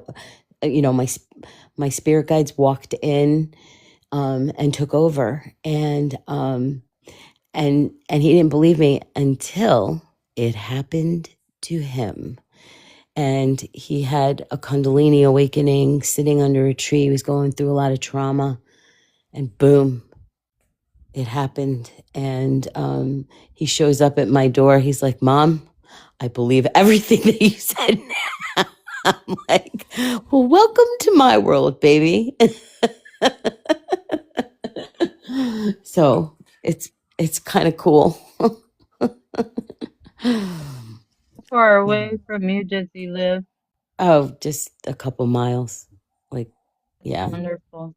yeah. He's Emily, I think her house is 5 miles from me, and my son is closer, but he stays so busy. I have a real hard time getting to see him, and I haven't had any alone time with him in too long, which I don't think he really understands how much I would appreciate, if we just had a couple of hours just the two of us to catch up with each other.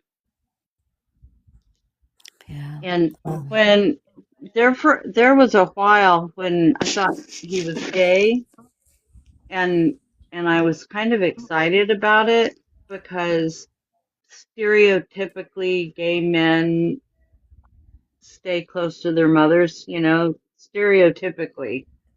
And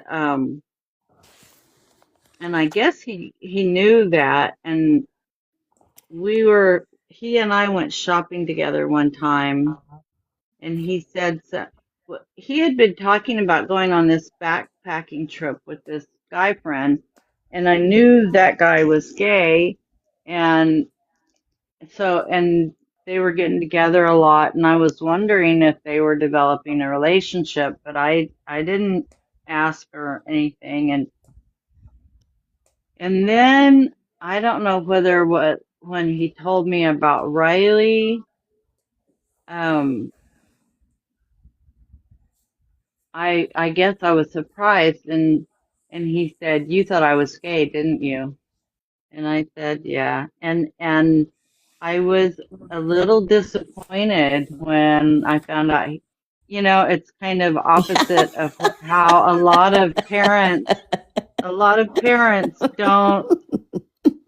don't appreciate that. But when he told me he wasn't gay, because we were so close and we did so much together, and he and I are so much alike. We love adventure. We love being in nature. Of course, Emily does too. But Graham and I were great travel buddies, and so I was a little disappointed that he wasn't gay, which, isn't the typical parental, I guess in our group, I think we're all more accepting. Oh, I You know, live and let live. Let every human choose whatever path they want. yeah, It doesn't. yeah. And Doesn't. my opinion has always been their sexuality has nothing to do with me. No. It's none of my business Yeah. unless they're involved in a sexual relationship with me, you know?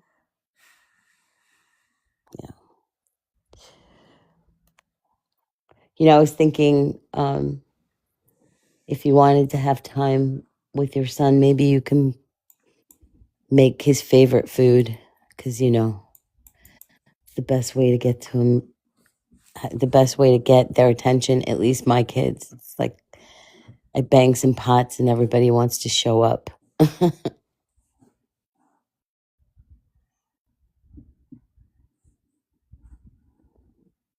Mm.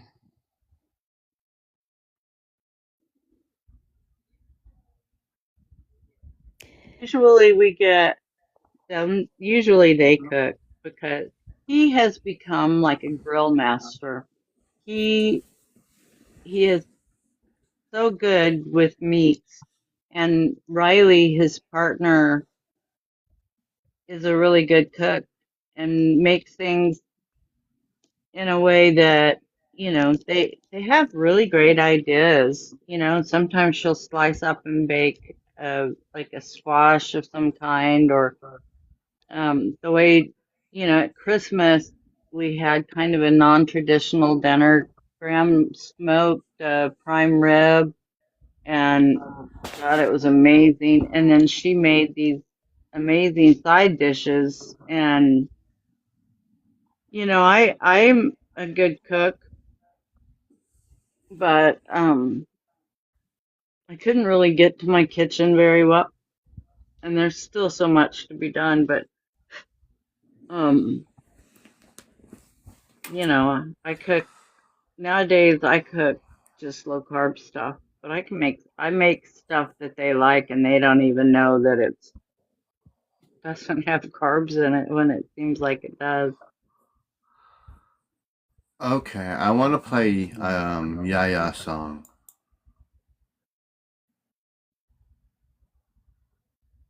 Everybody want to hear it? Yes, please, yay! Yes, I love music. Please. I wrote all my songs.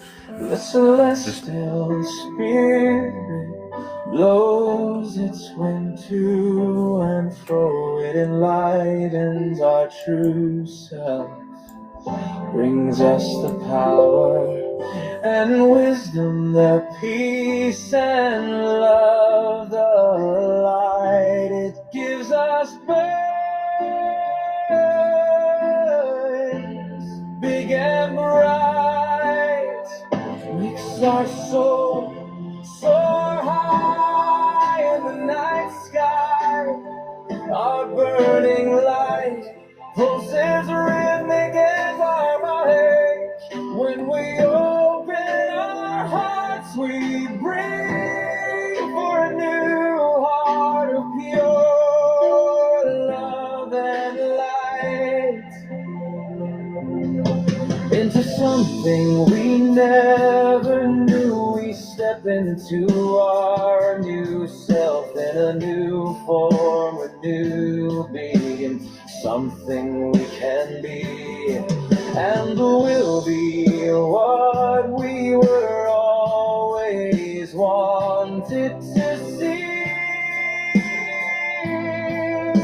to follow our destiny's call. We call to guide, never to push others aside, but always lift them up, never bring them down. We can show our love even through the dark, show them our celestial spark to guide and lead. We have no need to beg and plead. We must always let them find who they really are.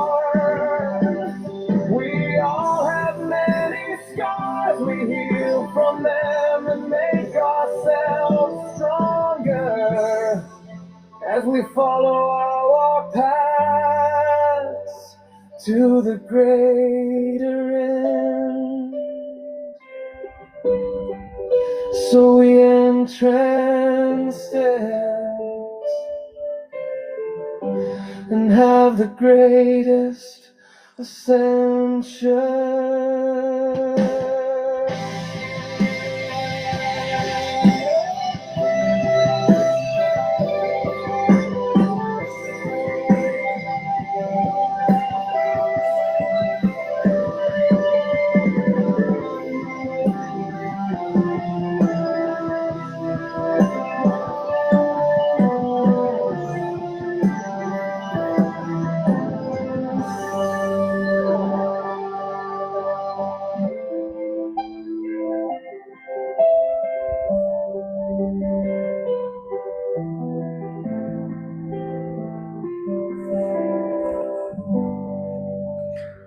And that one is called Celestial Wind. It was inspired by Yaya. That was beautiful. I thought, Beautiful thank song. Another 30 seconds, I think I'd have been asleep. It was very, very relaxing. Kind of like listening to Yaya talk. Very, very relaxing.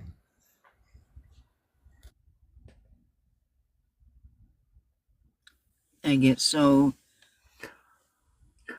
moved every time I hear that song. It's just,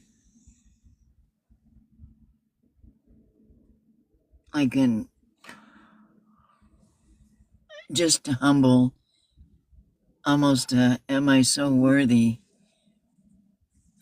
It is just absolutely beautiful. I had my eyes closed, rocking while I listened to it, and I Yeah. kept seeing different stuff. And probably what I saw best was like a group of women in a circle dancing. that was the thought I had when I was writing that. group of women dancing in a circle? They were in the forest, in the grass, the moss and grass were around them, and it had a little lamp in the middle. It wasn't a fire; it was just a lamp, and they were dancing in the moonlight and the lamplight, and the guys were around singing as the women were dancing. Call that the Great Gathering. I didn't see any men. I just saw women, and I mean, it's like in it morphed into something different, but that was the main thing I saw, and they were just kind of glowing in the light and dancing around in a circle. I love all 12 songs. I don't know which one I like the best. Play another one. Each one of them have them, maybe. Which one? I don't know. I keep looking at this one. I don't know why.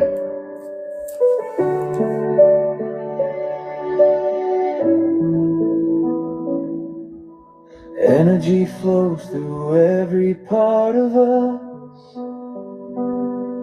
through the trees, the earth, the animals trust. When it moves through us, we feel that flame. Universal love calling our name.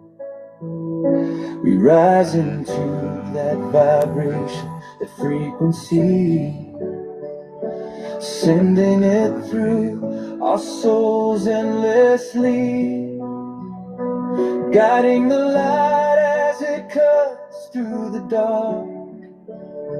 A living flame, a sacred spark. We open our hearts to a new understanding, a deeper love, gently expanding, though our hearts cry out, aching to be heard. We are heard beyond every word.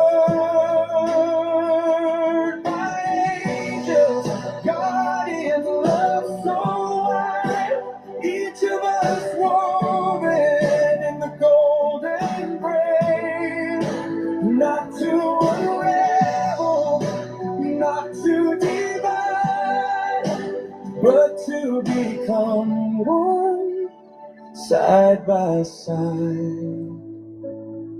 There's a thread divinely, uniquely made, tailored to the soul we carry through space. We travel the universe, time and light, merging together, becoming the sight. The ground may quake beneath our feet. We don't know whether to turn or retreat, right or left, the path unclear, but our truth is what keeps us here. We open our hearts to a new understanding, a deeper love, gently expanding, though our hearts cry out, aching to be heard. We are heard beyond every word. My angels, guardians, love so wide, each of us woven in the golden braid, not to unravel, not to divide, but to become one, side by side. We stand in our truth, we don't run or hide, no fear, no flight. We stand inside our conviction too. We are meant to be, letting go,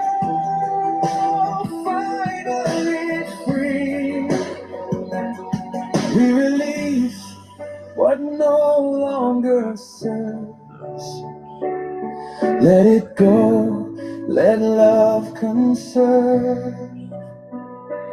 Ancient power deep inside, we always had it, we just denied. The old self fades into the night, into the abyss, out of sight. From the silence, from the flame, a new self rises, not the same. Born of love, clear and true, universal light shining through.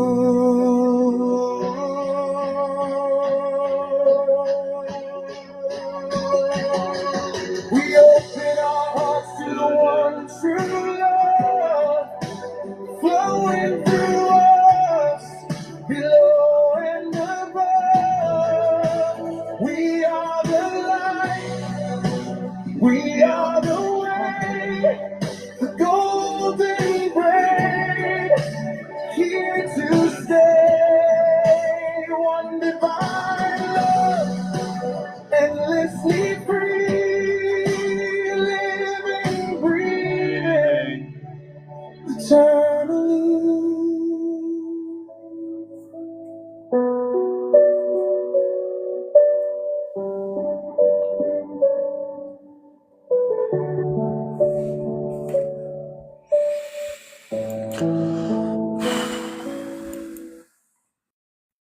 The one after this kills me. I can't listen to the next one after this. That one still bugs me. It hit me hard the other day.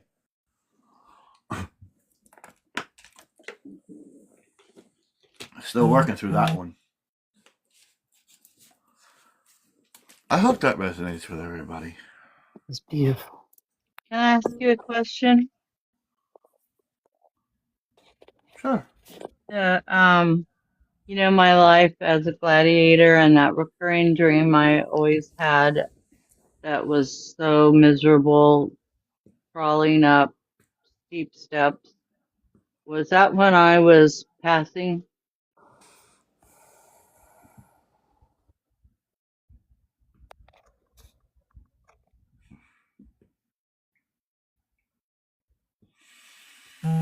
Yes. In that life, yes. Makes sense.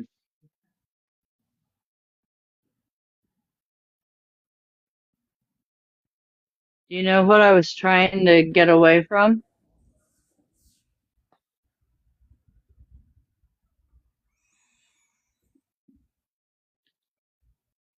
That was...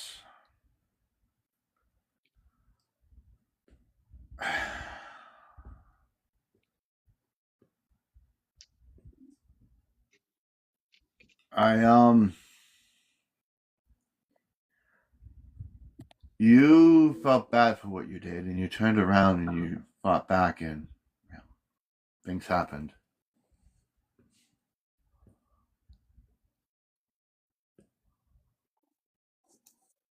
That is when you died in that life.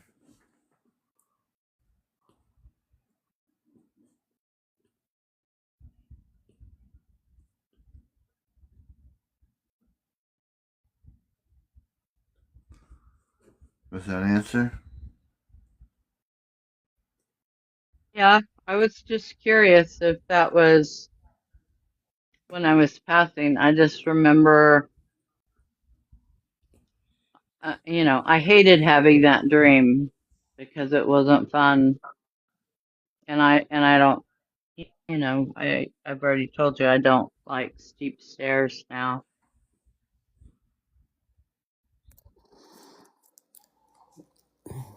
I used to have, and I've been getting visions of them again. I used to have this reoccurring dream that was so vivid, colorful, and constant, and it was just such chaos and confusion. It was this very large home with this large spiral staircase that went up, and it had a lot of rooms. And like the rooms overlooked this, you know, you went up the stairs and it overlooked this great room with this giant fireplace in it. And, but it was old and it was kind of dilapidated. And, each of the rooms you would open up and it was just useless things that had no value, lots and lots and lots of clothes and trinkets that really had no value, and it was just clutter everywhere and it was old. And then you'd open up a closet and it would be filled with clutter, and then you would move the clothes over and there would be like another door to get through the closet, and I'd go into like a garage and it would be filled with clutter, and it was just constant confusion and clutter. And you know, and then down another, if that would be if I went right. And then there were like, it's just like, it's so crazy how it's still so vivid in my mind. You could feel the presence of like past loved ones and bones in certain rooms that weren't cluttered. And then if I were that would be if I turned right to go down this narrow hallway and the rooms were on the left-hand side. And then if I went left, it was a different scenario. It was, you know, less clutter, a bathroom on the right-hand side. And then you go down a little further and there was another door that, and you entered into a whole new room, like a great room with a grand piano in it and all of this artwork everywhere, and walk through that room. And then it was almost like it was a hallway. And if I kept walking down the hallway, I hit like, it looked like a mall. Like all of a sudden I'm in a mall and there's people everywhere. And you know, there was a doorway to get outside, but I could never go out. I was like trapped in this illusion of confusion, and it was reoccurring and like, yeah. And I'm gonna tell That you, was a dream? that was my reoccurring dream for years, especially when I was I can drinking. tell you what that means. I know what Well, that means. my reality was that it seemed like that's what I was living in when I was in my previous home. It was preparing me for what it was there. It was just crazy. It was your mind. Your mind was cluttered with all of these things that you didn't need to hold on to. And the deeper you got in, the spiral staircase was the never-ending, like a DNA. It was going through your back in your time. When you're going up the stairs, you're going through all the rooms. Each room was cluttered and different because that's each of your past lives. So it was still hanging on to you. It was still like a burden. So when you entered the ballroom, you seen that beautifulness. You let a lot of it go, and it wasn't cluttered anymore. All of that had been released from you. And when you entered that room, it freed you from the past and you brought into a new place. It brought you to a new area. And the reason why and then you went out into the world, aka mall. You went into the world to look at things new in a new perspective and a new light, to gain new experiences. But the reason why you couldn't leave, because it was telling you what you needed to do. Yeah. You know, my reality. I just heard that.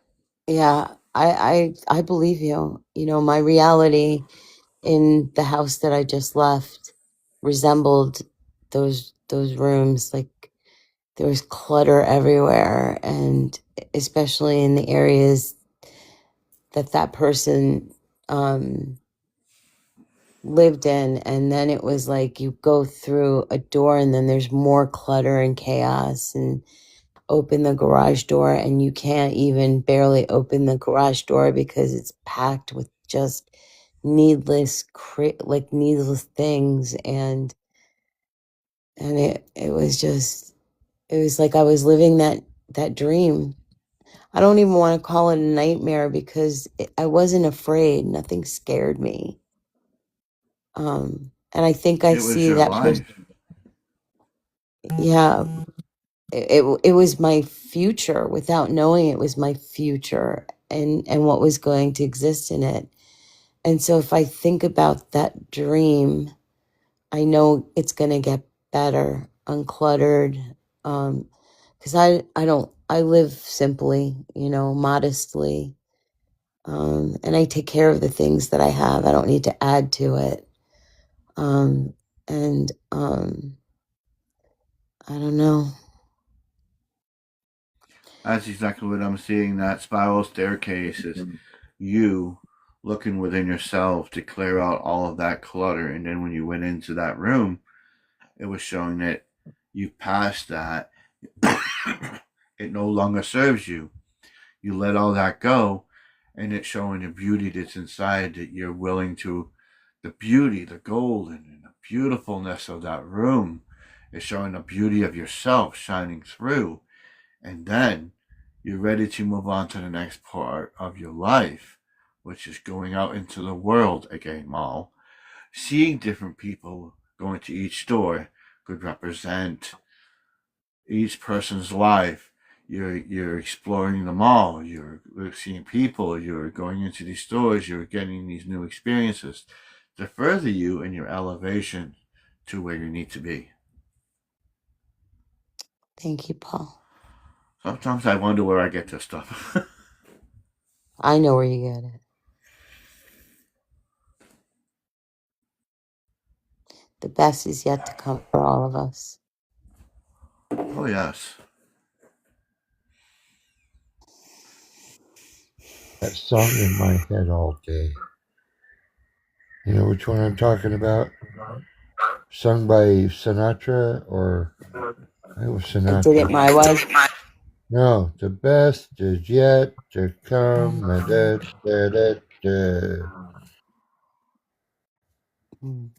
All day long, that's what I heard. It's like, I just got okay, chills.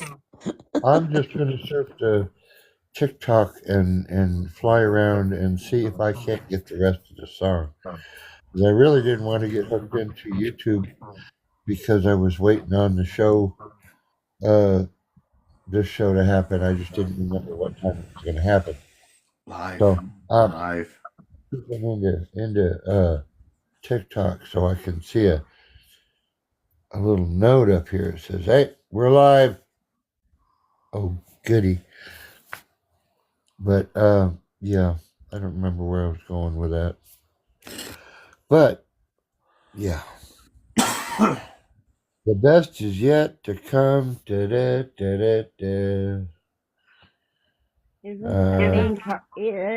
that Bing Crosby? Not It not. might be, but every time I hear it in my head, I see Frank Sinatra. Not the skinny one, the one with the round head. Well, Bing Crosby had kind of a little Yeah. oval head. I don't know, but I can picture them too on a stage holding, how they do the canes and they're dancing and they're singing that song. Yeah. But it's Bing Crosby. I'm going to end up on YouTube anyway, just looking for it. Maybe Frank It Sinatra just- was with him in that one. It's an earworm that I've had for almost a day and a half, and they usually mean something. I wish I could figure it out.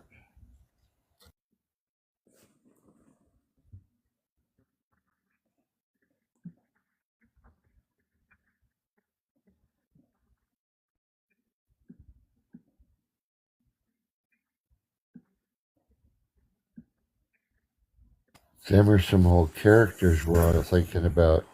I don't think it's quite that old. I think maybe 58, 59, 60. Around there.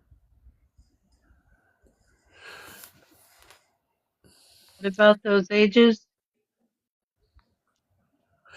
I think that would be boomers. Yeah. And I remember the lady boomers always liked the male crooners. I don't know where I heard it from, but that's what Mom always said. The what? Uh, lady boomers love the female or love the male crooners, the guys that can sing gracefully like Sinatra and the Rat Pack.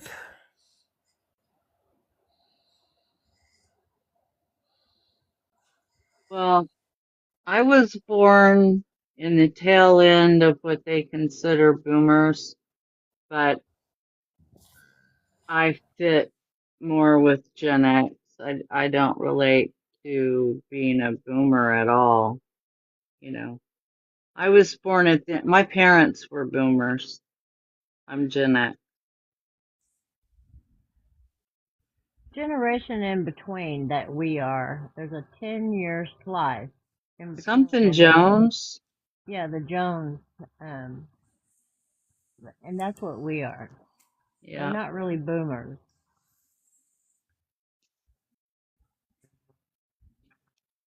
I But can't that's think they call it I'm Gen something X. Jones. I don't remember, but um I think we recognize it. I don't think necessarily other people.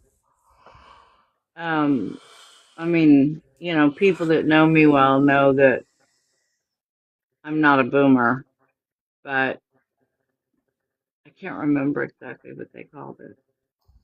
like I'm a boomer.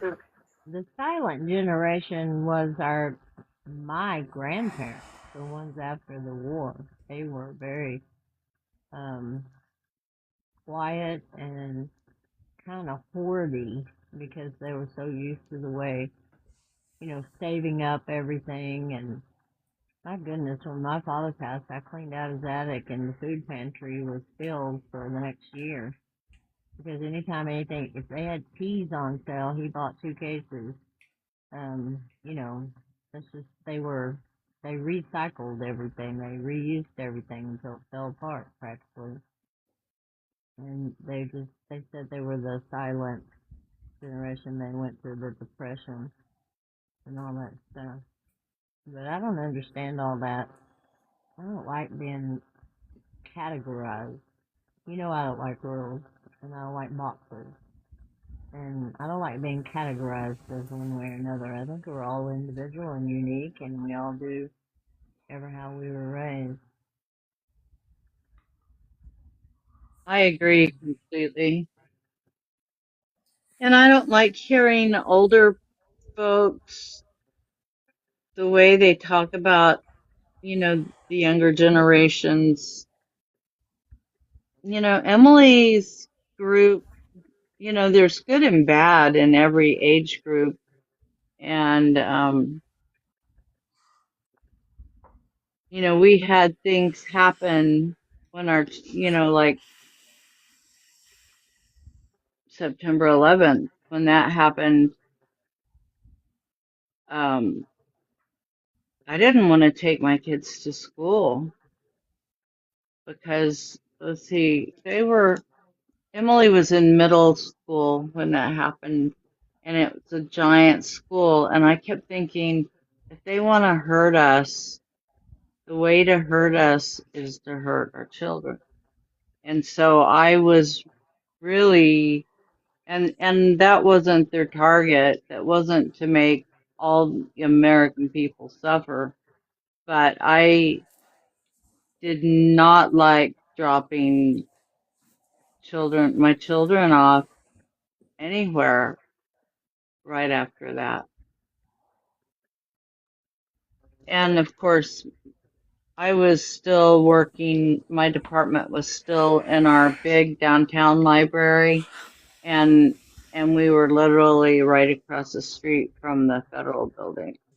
So they put big barricades all around, and it wasn't exactly calming because we didn't know what would happen. But I wasn't worried about me at all. I was worried about my children. Hey, Hopi, glad you're here.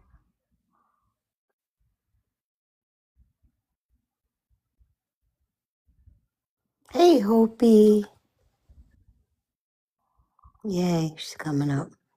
That's funny, Hey, Diane. guys. Hey, sweetheart. Good today. Hello. How are you doing today, Hopi? Yeah, I'm okay.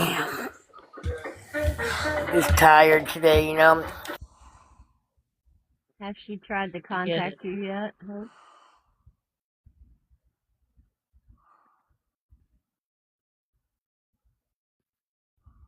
Not yet, but my grandson said the day she passed, he asked her for a sign, and he felt something go up his back and something caress his face.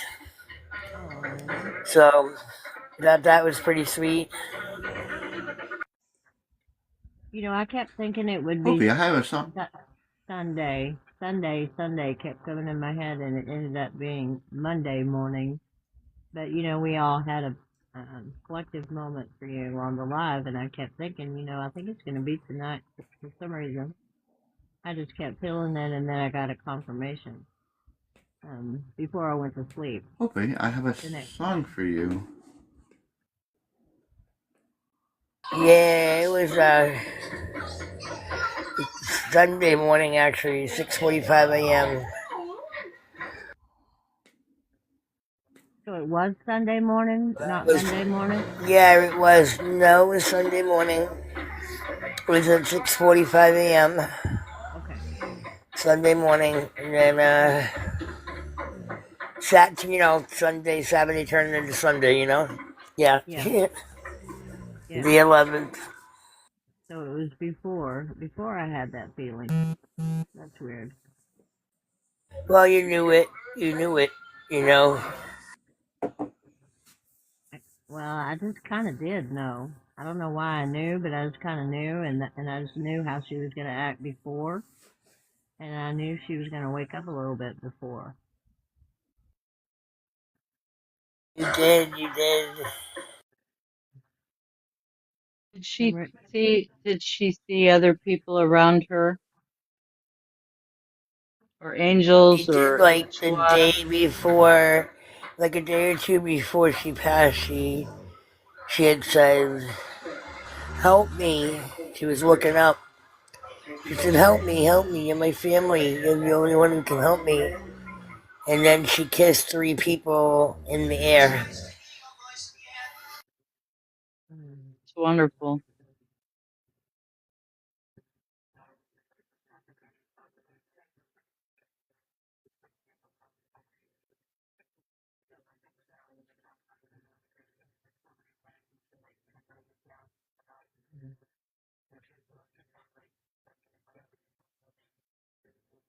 That's I such guess a too, she sacred asked for her time. brother, I guess she said out in the air too to her brother that she was ready to go home. Come on, baby, go over there. She was ready to go home. And he needed to help her get there. That he needed to help get her home. So Do you have a room full of people? Yeah. no, I just had the TV on. My dog came out.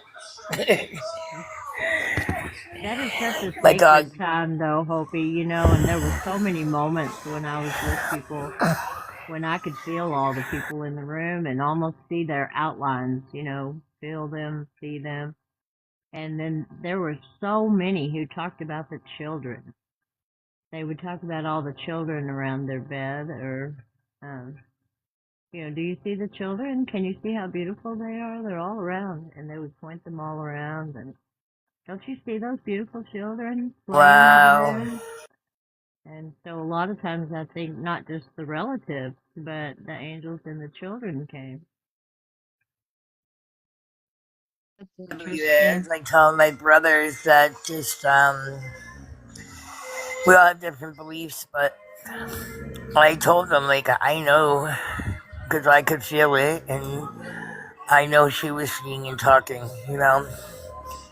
to things that were there that we could not see because I could feel them in the room, because I'm very sensitive with the feeling stuff, that's like one of my gifts,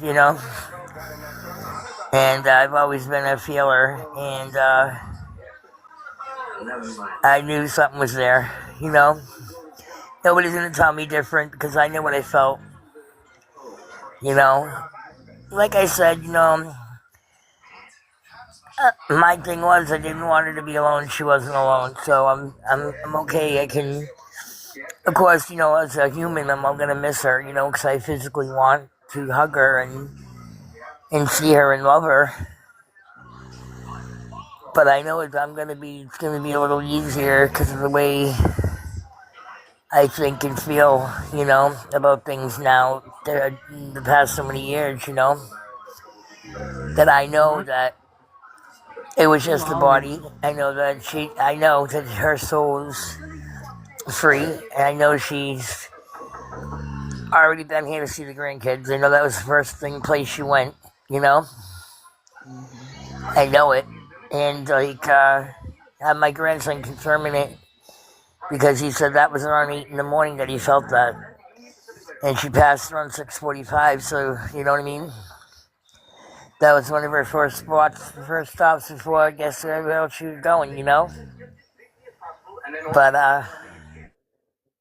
yeah, you're right. It is very sacred, and I'm very, very happy that I did it. And I went and I spent every minute I could with her. Every night I told her, "Okay, me and you are gonna have a sleepover tonight." my mom she'll turn on lights for me if it's dark. She'll turn on the hall light for me before I get to the dark hall. Or she'll turn the ceiling fan on, like if I'm folding laundry and it's hot, the ceiling fan will come on. And I can Oh smell it. wow! I can smell her when that happens. Or just different little things like she used to wear that weird. You remember those powders, the talcum powders that came in the three different colors, the pink, Oh the blue, yeah! and the yeah, uh, Shower Fresh. They had the commercials for them, whatever. Anyway, she'd go in the bathroom, stay forever, and come out in this cloud of powder, this talcum powder that smelled a certain way. And I smell that. Um, just different things. She will move things around, or just it's just she's never gonna leave you. She just isn't.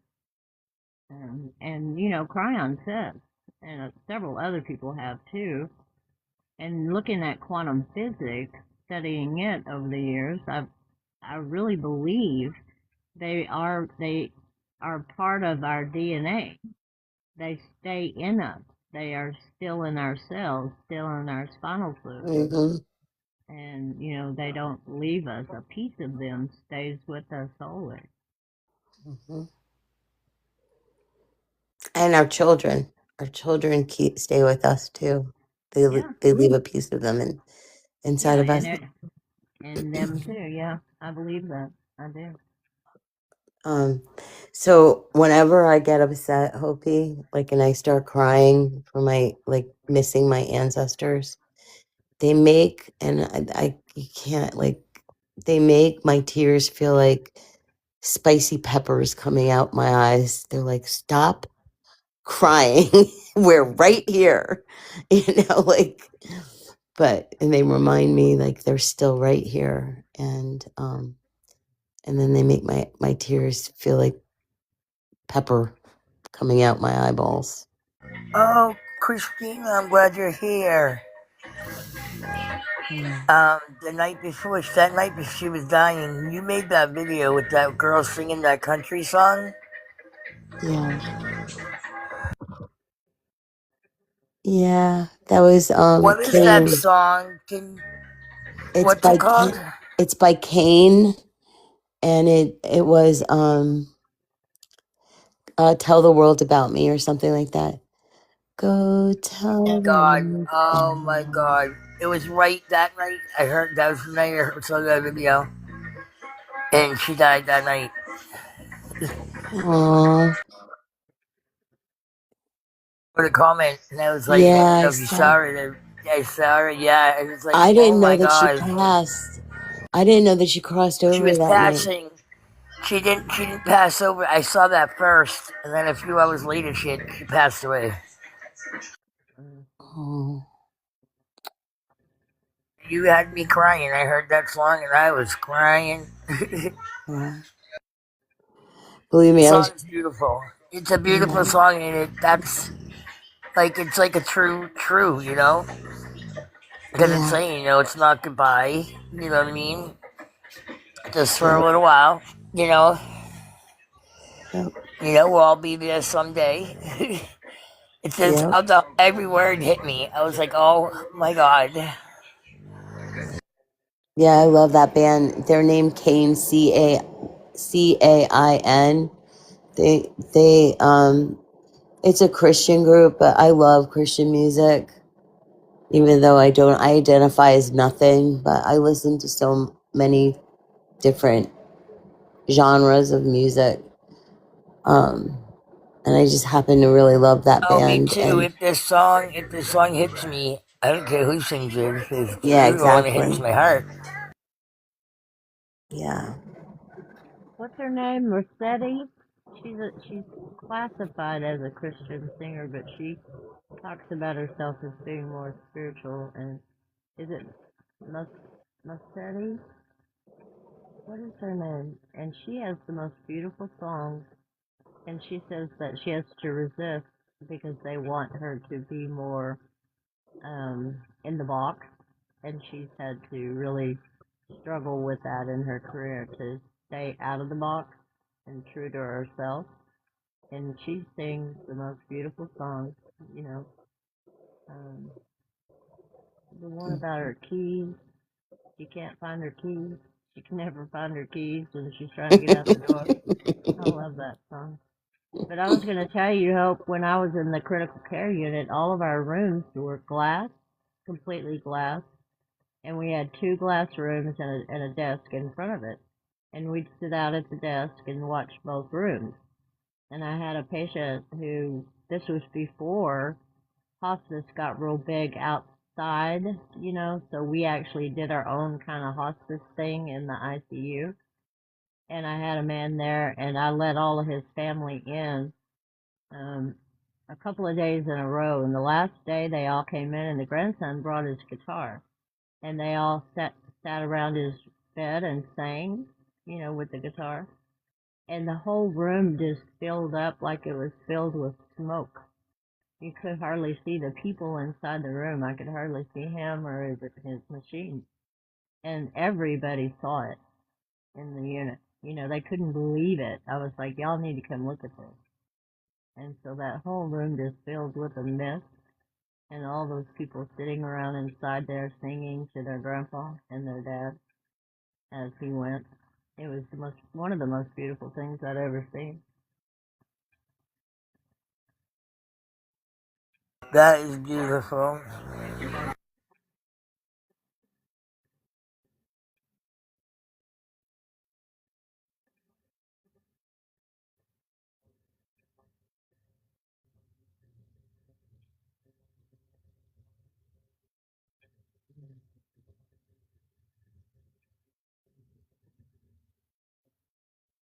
I'm gonna drop down for a minute. I'm getting a phone call. I'll be right back.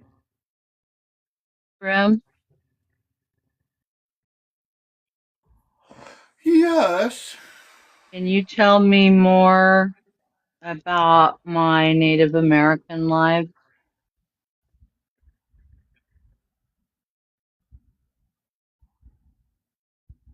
Seeing Cherokee. You're standing out near the Cherokee in the Cherokee Nation. I see a teepee, you're a little squaw, and you're whittling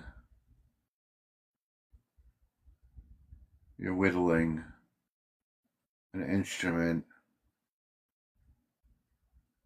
It looks like some kind of flute.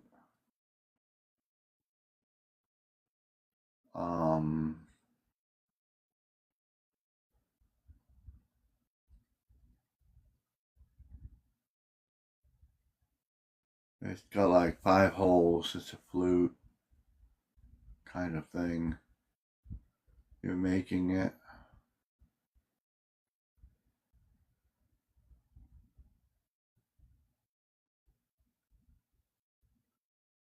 Making? A flute. You're making a flute.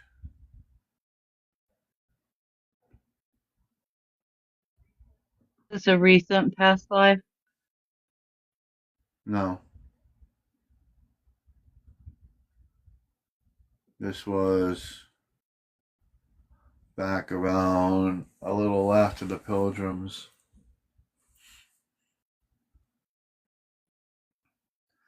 About where the wagons were. You were in a huge field. And you were in teepees. And you were just outside whittling. Was a woman? Yeah. You were a girl.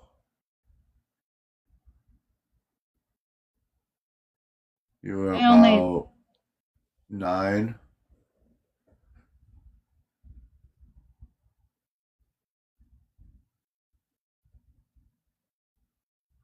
About 9 years old, whittling a flute outside of a teepee.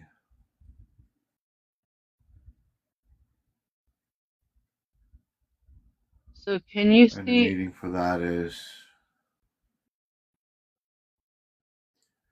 And the meaning for that is they want you to be more harmonious with yourself.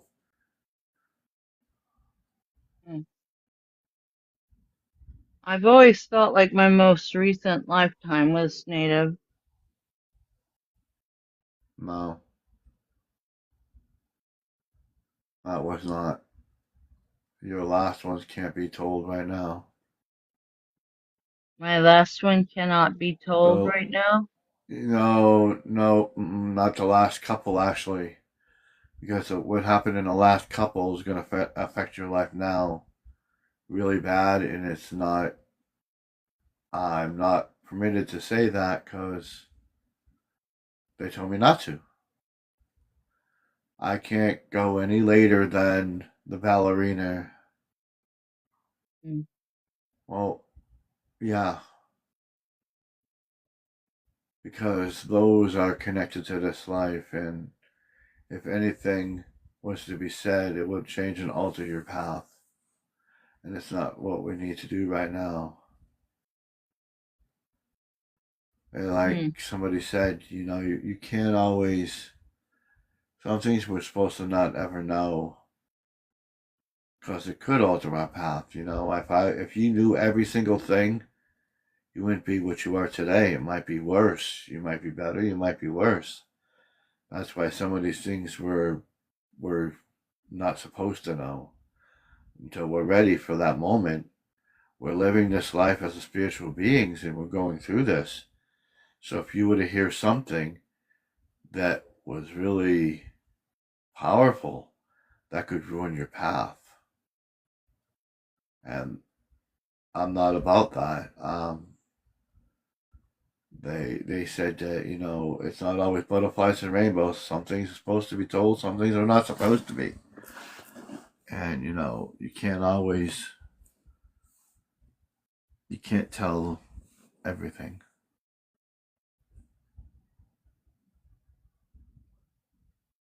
And I think Yaya would agree with that. And so would Christina.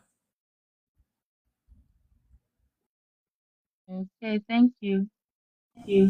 I do understand that. No problem. That I understand that. we'd like to know. We think that it would propel us forward faster or better or greater understanding.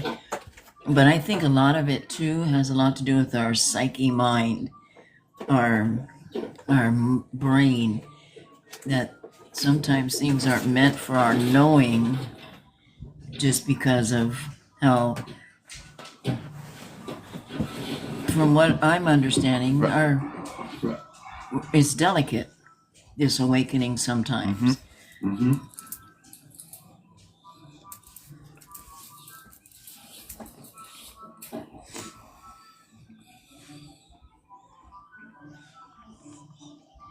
Just like I want to know. I want to know. I want to know. I want to know it all now. Can't wait till we have all of our memories.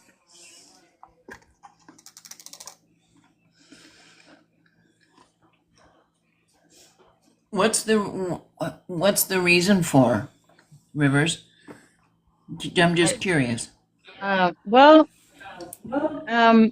the reason I asked about my most recent life is because I feel like I was born when I was born, and as I was, getting around by myself, and, as a little girl, I hung out in the woods with my dog, and I was just so connected there.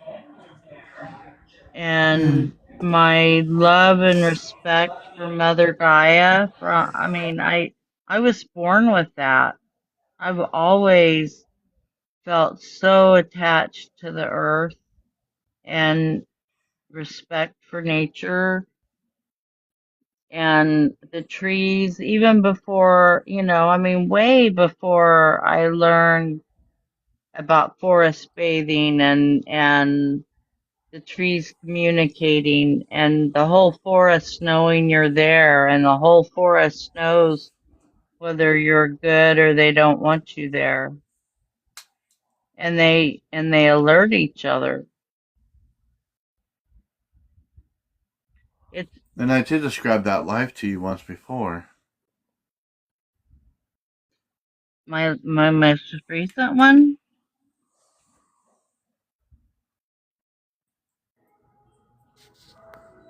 Hello, Mr. Thomas. Hello, everyone. How are we doing today? Hi, Thomas. We're doing wonderful, Thomas? sir. Nice. Doing wonderful, sir. It's always a pleasure to see you, Thomas. How are you? As a child, whoever was talking, I like to go in the woods and kill demons. It was me, Thomas. Yes, you do. I think I played with all kinds of critters in the woods. Okay. I don't remember seeing specific things, but I remember how much I loved being there and how much I loved the trees, and I felt like they loved me and the earth and my dog. And that's where I like to stay. Yeah, I miss having a dog.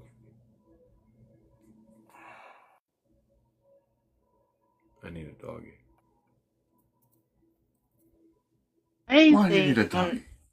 I think when I pass away, Sassafras may be the first.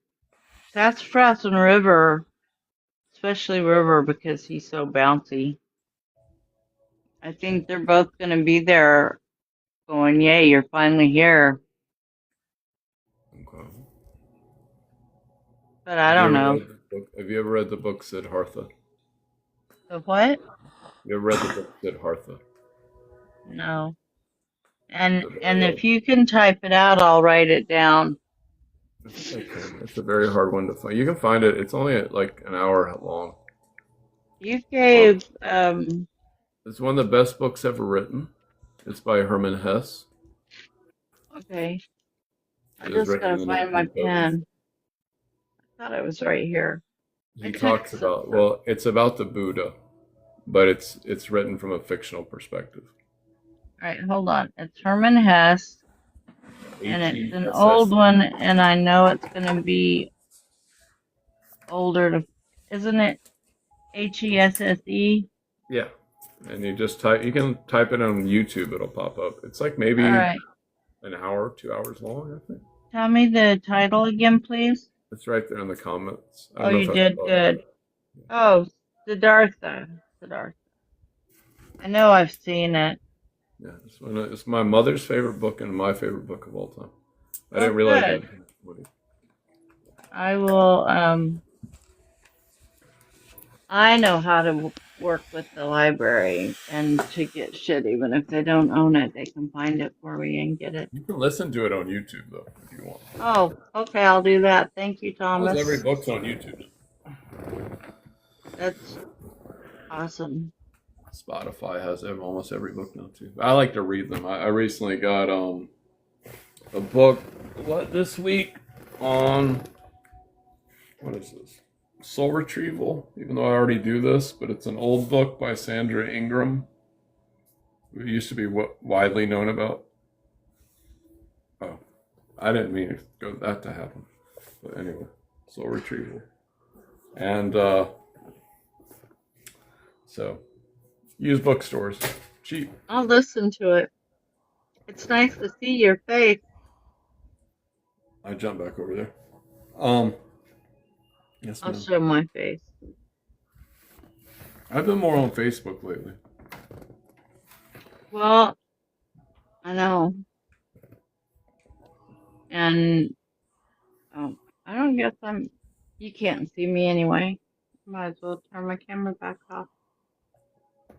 It's just as well. You don't sound too happy, Miss River.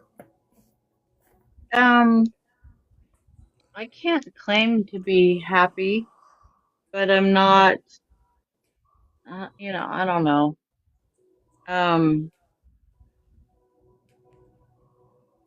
No, I'm not in a happy place, but I'm not super sad or depressed either.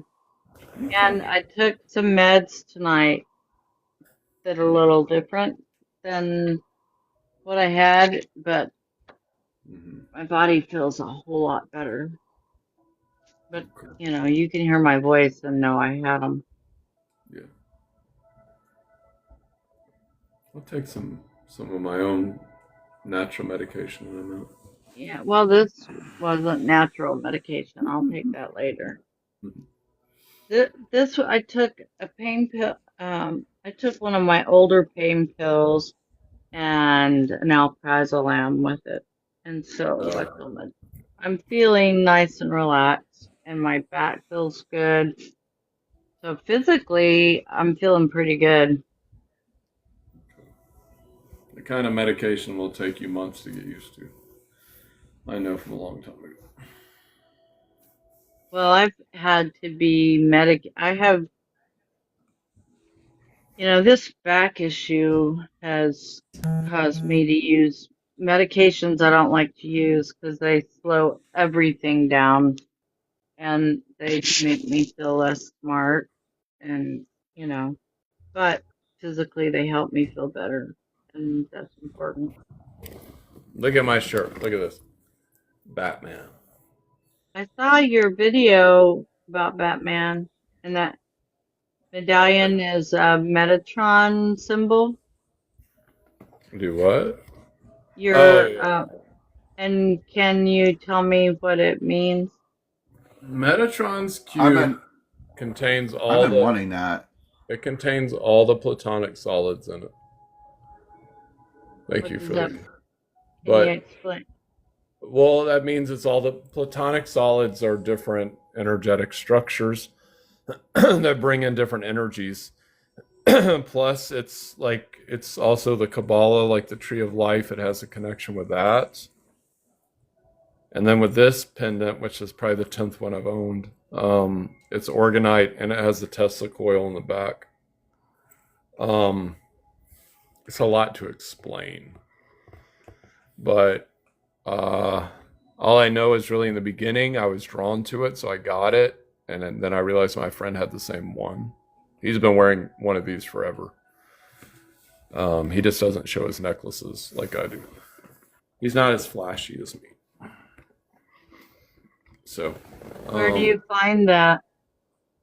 Amazon? If they still sell them. When I got this one, the reason I haven't got another one is because it was like almost sold out. They weren't making them anymore. But maybe they remade them. That's how Amazon works. Do you what do you think broke it? Was it just your chain that broke, or did Last one was my ex-girlfriend. Normally when this thing breaks, I can put it back together. But this was a different one. This was a year ago. That one that broke. I actually had to throw it in a river. I think she was possessed. Anyways, but the point is it actually, like, the whole thing broke and I couldn't get it back together. I lost, like, I don't remember exactly what happened, but it happened in her place, and I was like, oh my god, this is bad. If my necklace breaks, and then I can't put it all back together. Normally I couldn't even find the necklace aspect of it. So that was strange. It was like an attack on it. This serves as a barrier of protection for me. so An did access. it? Do you think it broke because of her? Yeah, yeah, You yeah. got I'd say away in I a think so. hurry then, I hope. Yeah, I think I was gone within, if that was the right one. I don't know how long it took, but that one broke. I tried to clean it in a way that a witch would clean a crystal, but that didn't work. And then eventually I just had to throw it in the river and buy another one. I probably had two since then. So this is the second one I've had since then. But I've had 10 in like 4 or 5 years. The $30. This is 15, And 30 is bucks. it? Do you think that you need new ones because of your work in clearing demons? Well, I haven't been doing as much exorcism work lately. I've had a lot of people call, like, message me about it, but I don't want to do it. Um, Trying to be careful what I say. Sometimes I wonder if they're crazy, and then sometimes I think sometimes they do actually have an issue, and sometimes they're crazy. I still do entity removal work a lot, well, here and there, but I don't have an issue with that. But it's just it's not worth. I know it's going to sound crazy, but most people charge like $1,000 to $2,000 for that kind of work, and I charge like 500. It's really not worth my time to do that unless I'm being paid what I feel it's worth. Because it takes, if I was a shaman in a village, even in like a Native American reservation, I would be up all night with that person. Like, you might spend like 12 hours with them. And I have to do it in like 2 hours, so, or maybe 3 hours. So, and plus I'm doing it through the internet. So I'm changing things up, more teaching based. Does it take a lot of your energy? Yes. Um, and that's And something I have to look at too. So, is it it depends on who Does it it is. take you some time to recover from it? From something like that, it depends on the situation, um, and who it is. Sometimes I do too much work in a session. I've had to look at that. But as I said, I want to go more towards teaching and doing classes and forming courses and going to like LinkedIn and stuff like that. Because the thing is that there's so much more people I can reach. And when I had clients, and I'm not disrespecting TikTok, but when I had clients from like Rumble and Facebook, they're so much easier to deal with. That's something I've noticed. Some people are just crazy. I'm complaining too much, but they are. Some Well, people are, some people are. yeah. So I've been stalked. I've had all kinds of crazy things happen. Yeah, I know you've been stalked. Yeah. So You like kind of crazy women, it sounds like, though. I haven't dated. I've only been on 2 dates in an entire year. I How long? haven't. I learned my lesson, man. I hope I've learned my lesson. That's what a witch friend of mine told me. She's one of the biggest witches in Georgia. She's like, Thomas, you can't date normal people. You have to understand that. They have to be like you. I was like, where am I going to find people like me? And she's like, Well, at least, I mean, at least somebody that can understand you and isn't opposed to what you do. well, some people are. But I had a long battle with a guy who was a Christian, and we had a long, like 15-minute discussion. He was trying to tell me I wasn't connected to God, but he was a 20-year-old kid. I wasn't giving him too much flack. But we had a conversation where he kind of more understood what I was talking about. Anyways, but someone asked a question. Some don't believe in spiritual warfare. Yeah.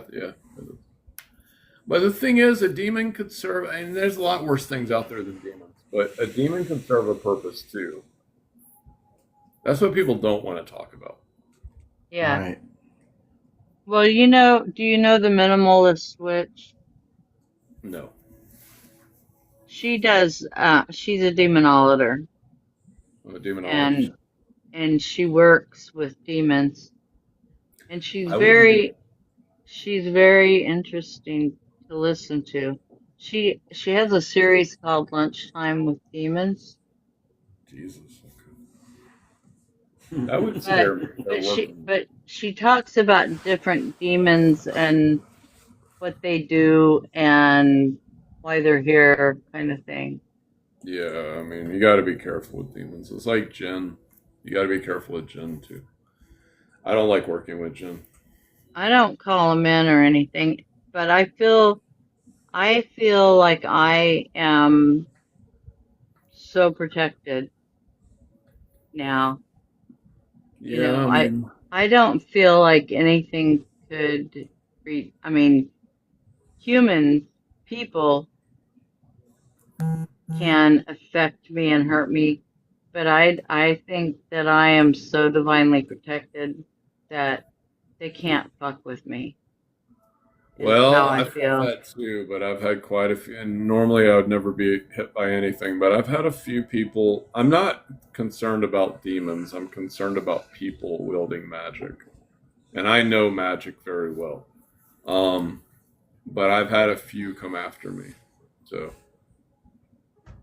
Demons or people? no, I've had a few demons. Yeah, people try to send demons after me. That's funny. Um, but I've had a few people come after me magically, like really come after me.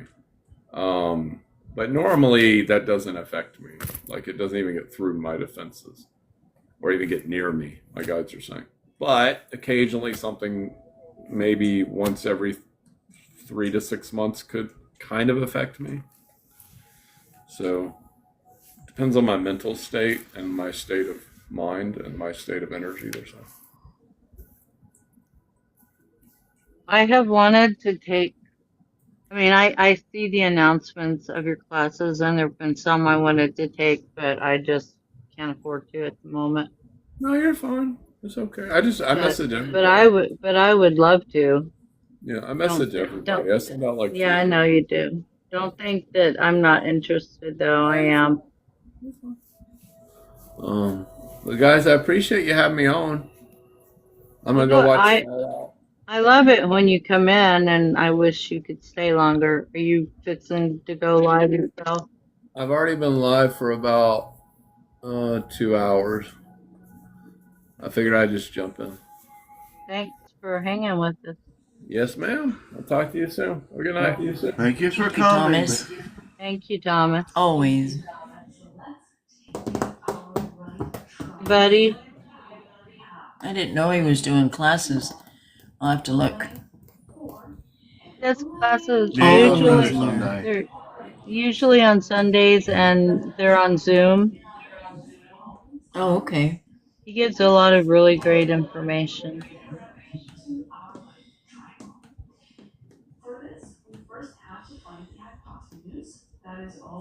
Reasonably priced.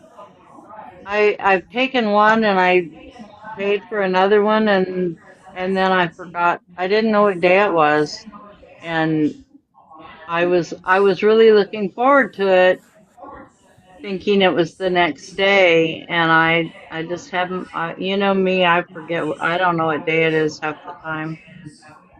so I missed it.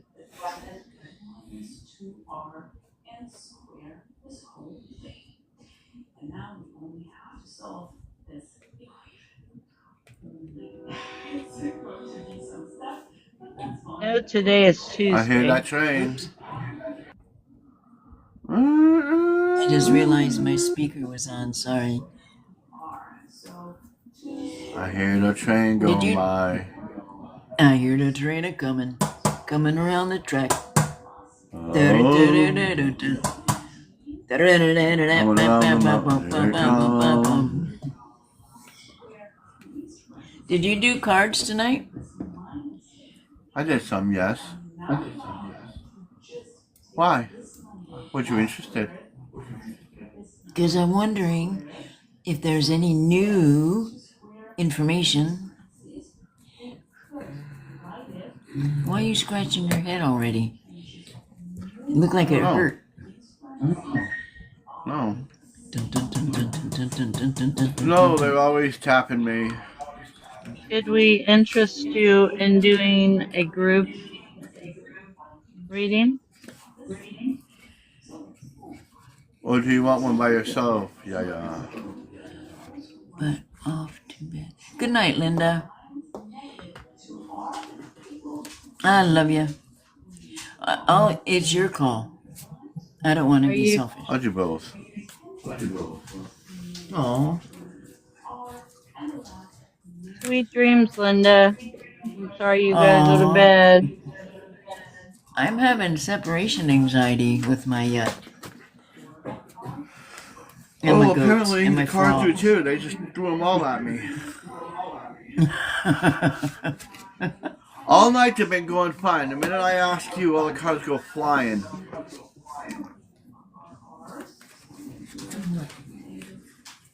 They were fine all night, and all of a sudden you get in the box and let me see. 1, 2, 3, 4, 5, 6, 7, 8, 9, 10. Well, I thought maybe 13. 13's been my number. No. They said starbathing. You're in your light body, you're connected to the spiritual grid, you're accepting the transmissions and you're activating. The karmic relations, the Orion and polarities, growth and the conflict, they're saying that you're in with the energies, your polarity spine, your soul growth is getting bigger, you're not into conflicts lately. All the paths lead to one place, and that's where you're bringing everybody to the inner authority, their intuition. You also turn your gaze within. You're connecting your star family because you're part of the soul team.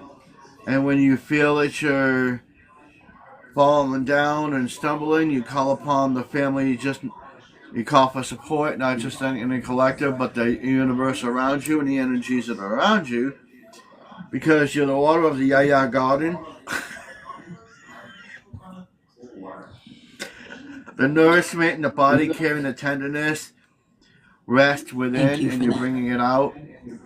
But you're showing your cosmic heart, your devotion, the potency in which you're bringing the information into individuals. You're making the right moves, and you're moving them into a place of where they're supposed to be, of existence. You're keeping yourself grounded. You're learning to be more human.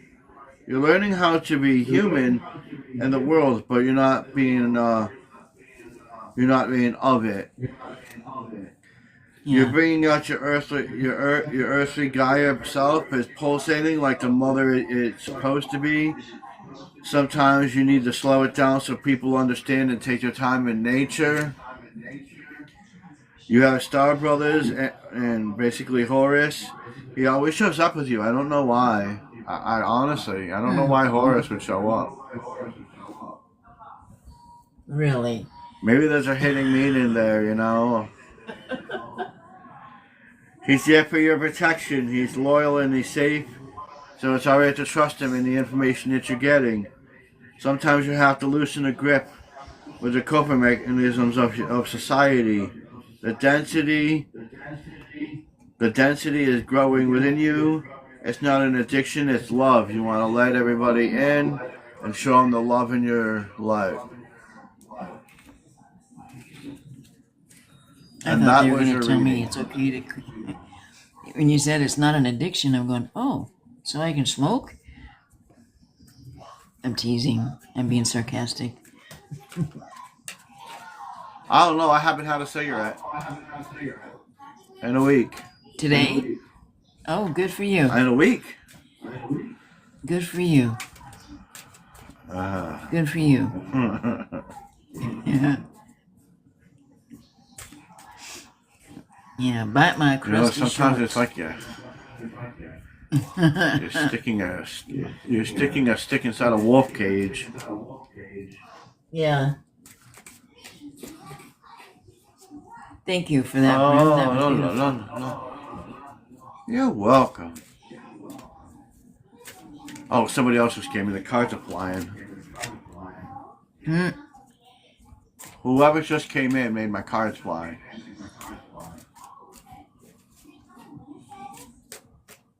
Are you still doing me? Or are you doing collective? I'm doing Oh, collective Merkaba. if the cards will stop flying out of my hand. Well, Merkaba just came in. That's why. Well, that could be.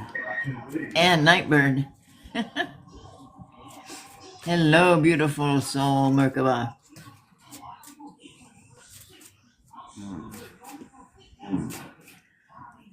You know what? It's not these. Oh, I'm okay. not feeling these right now.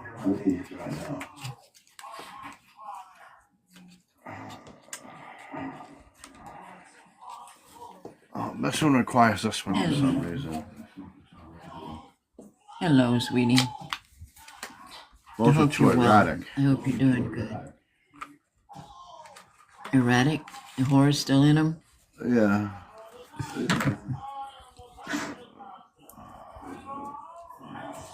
Okay, here we go. I'll be quiet.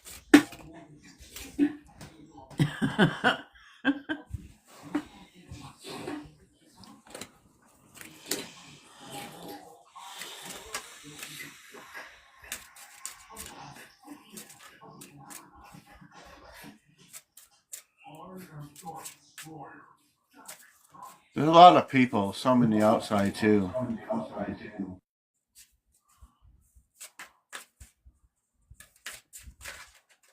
Oh, somebody's on the outside of this live, playing with my energy.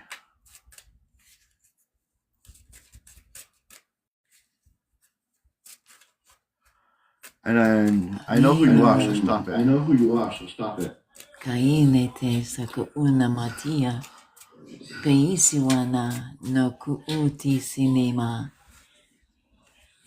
Naite aranawakia masu.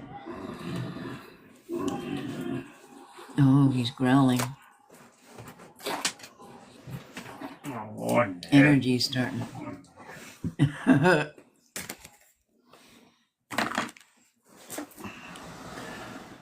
No, there's a female playing with my energy outside of the live.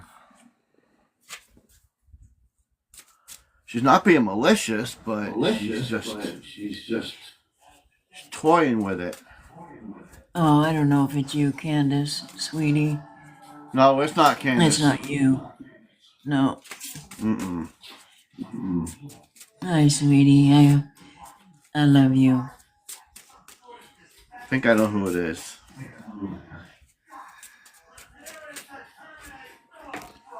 Alright, this is going to be huge. They got a lot of cards here. This is for the ones on the outside too, because I know you're there.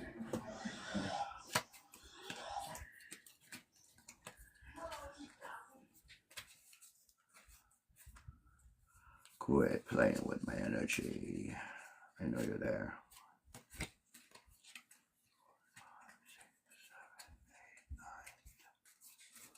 13 cards. There's the Boom. 13. Yeah. 13. Yeah. There's the 13.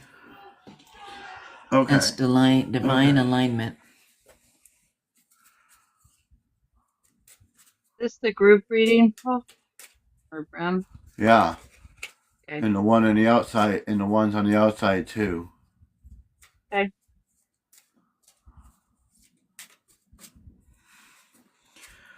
Okay, so we're birthing a new age. We're birthing a new creation.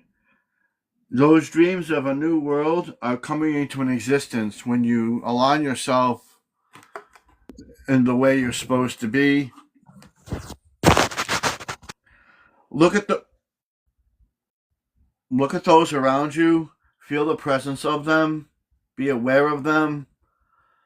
And set the boundaries, because sometimes that light can distort you and bring you into a wrong path, or give you the path. Well, it's not exactly the wrong path. You on a pathway you need to be on, but they kind of,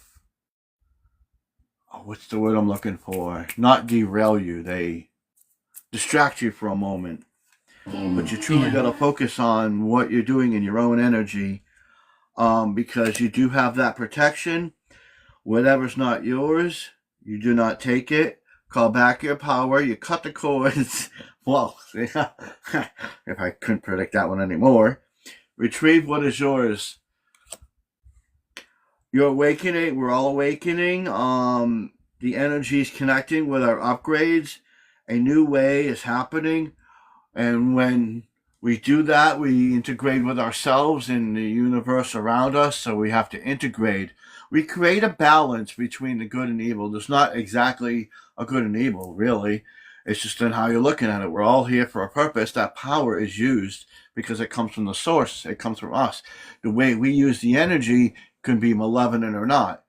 But we have to use it in a balance, because the universe doesn't know right or wrong. It's us that makes a decision. Because we're a human. We're living in this life. You trust the pathways you're on. Many times you just think you're on one path, but you're not. You have many paths to go on, and certain things you have to do. Oh, here we go.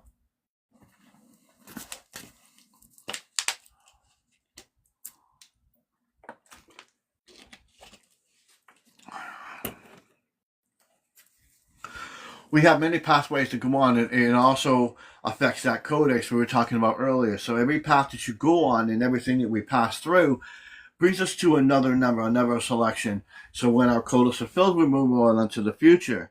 We have to trust in what we know and what we feel is authentic to us and what resonates with us. We feel it when we tap in. When we tap into our inner selves within the core, we'll know that we're supported by everything around us. We're building a foundation, and we're growing these huge fields of energy and love and humanity around. We want them to grow up and sprout and make these big connections with not just one collective, but the whole collective around the world. We have to feel that. You're a warrior. We're all warriors, and we have to realize when we're called, we have to understand, with the deepest of callings, we have to understand who we are and what we're meant to be. Because if we don't, then what are we doing here? We're here for a reason. We're here to learn. We're here to grow. We're here to be that spiritual warrior. We're here to guide and plant these seeds and be that gardener, be that farmer, teach individuals. We're not just a warrior or a teacher or a leader or anything else like that. We're all equal in our energies.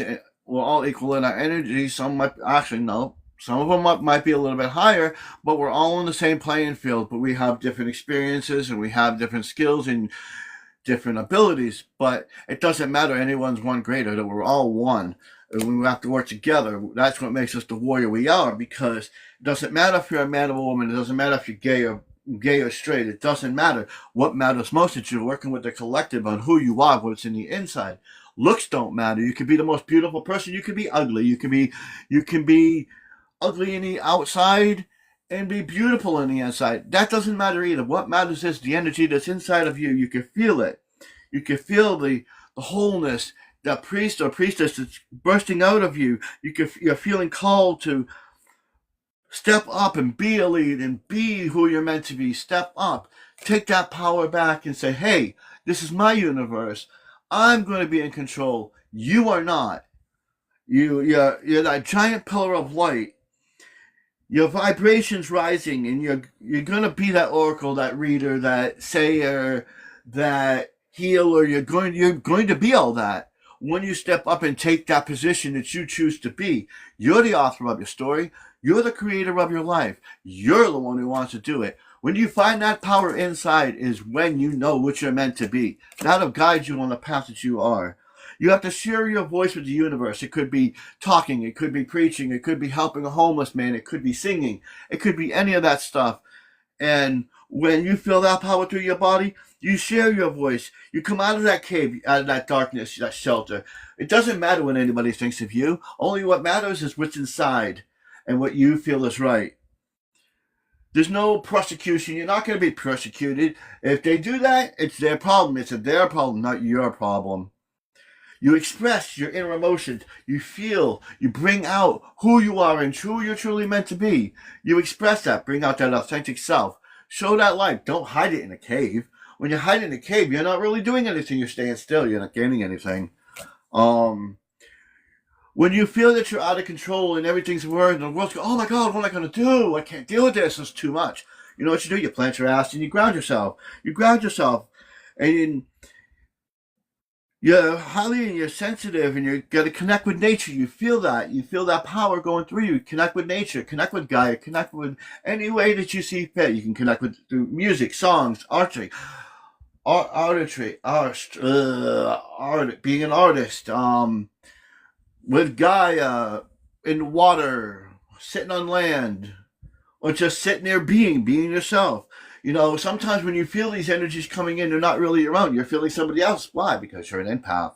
And when you're an empath, you're going to feel a lot of energy. And what are you going to do? You're going to mirror them. You want to take that mirror, shatter that mirror and say, no, I'm not going to do that. I'm going to bring out the energy that I'm meant to be. I'm not going to mirror what you're giving me. So you need to step back. You take what's yours and you show it out and you shine it through the universe. You don't need to reflect somebody else's energy to reflect your own.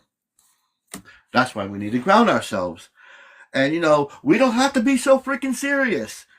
You know, I always think of that. Oh, what do I need to do? What do I need to do? Oh, why so serious? And I'm always serious. But, however, I have to learn myself. Then I have to play. I have to be that childlike person. I gotta have fun, to celebrate, and don't be serious. If we take everything seriously, people are not going to want to hear it. They want to hear it in a loving tone and a high vibration where we feel this love and we feel this compassion and we feel that joy. When you're serious, it's so like you're barking at them. Nobody wants to hear all that. They want to see you moving around. They want to see that and feel that emotion. When you're serious, you don't feel the emotion of, oh my God, you're going to cower. But when you feel the love and the compassion, and you're playing, or you play, and you're saying it with love, you're saying it with joy, you're bringing that energy out. Sometimes we have to say no. We have to get a little serious because, you know, it's not always fun and games. We have to wait or postpone something. We say no because why? Sometimes we have to reel it back and we have to wait until that person's ready for the understanding that we're going to give them.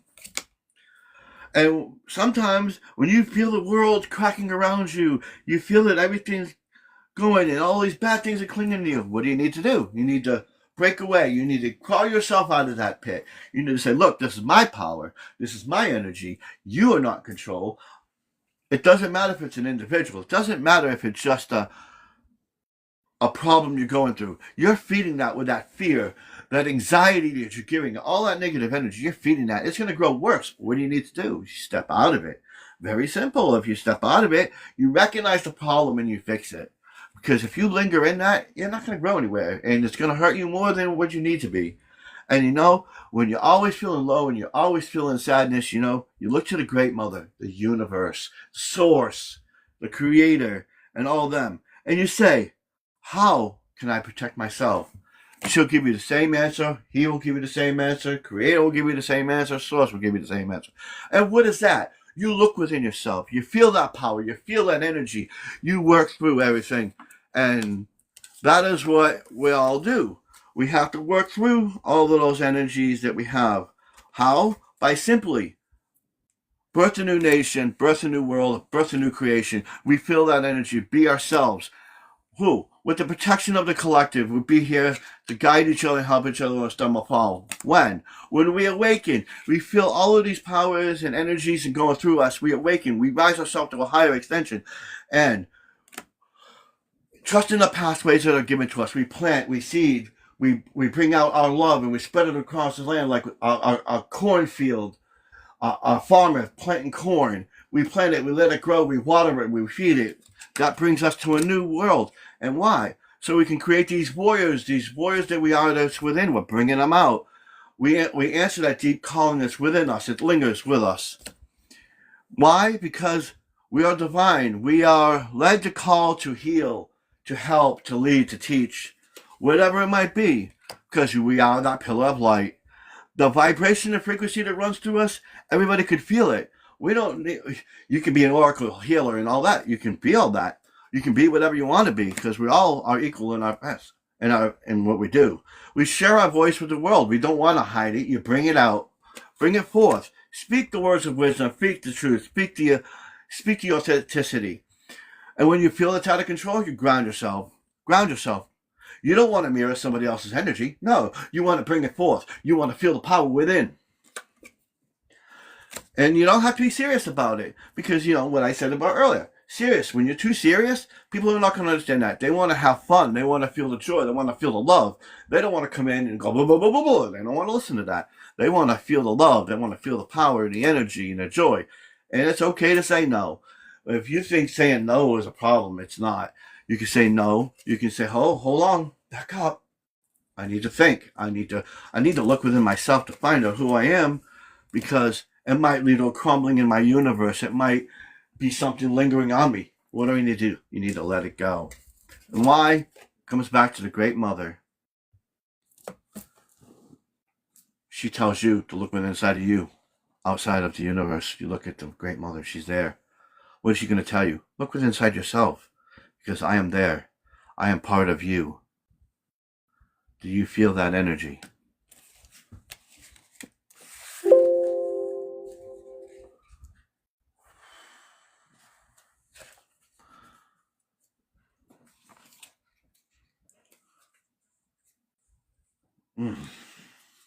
Ah, how did anybody like that? It was incredible. Incredible. That was absolutely spot on. Loved it. I don't know. I thought I was taking over for a minute. Oh, your female energy's gone anyway. It's Aria. Aria's one of the seven sisters, and when that's her. Brim is more blah blah blah blah blah. She speaks fast, and she speaks really fast. And it's almost like her light language. When she's speaking to me, it's like blah, blah, blah, blah, blah, blah, blah, and I'm like, I can't even catch up. So you were going with the flow. Fast forward on me. It was amazing. Yeah. Absolutely amazing. Like, seriously, everything was so on point. Loved it. Good job, Grasshopper. Thank you. She made me tired.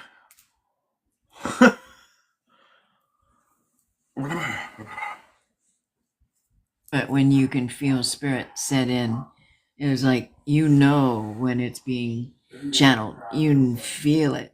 And I love it when you feel it.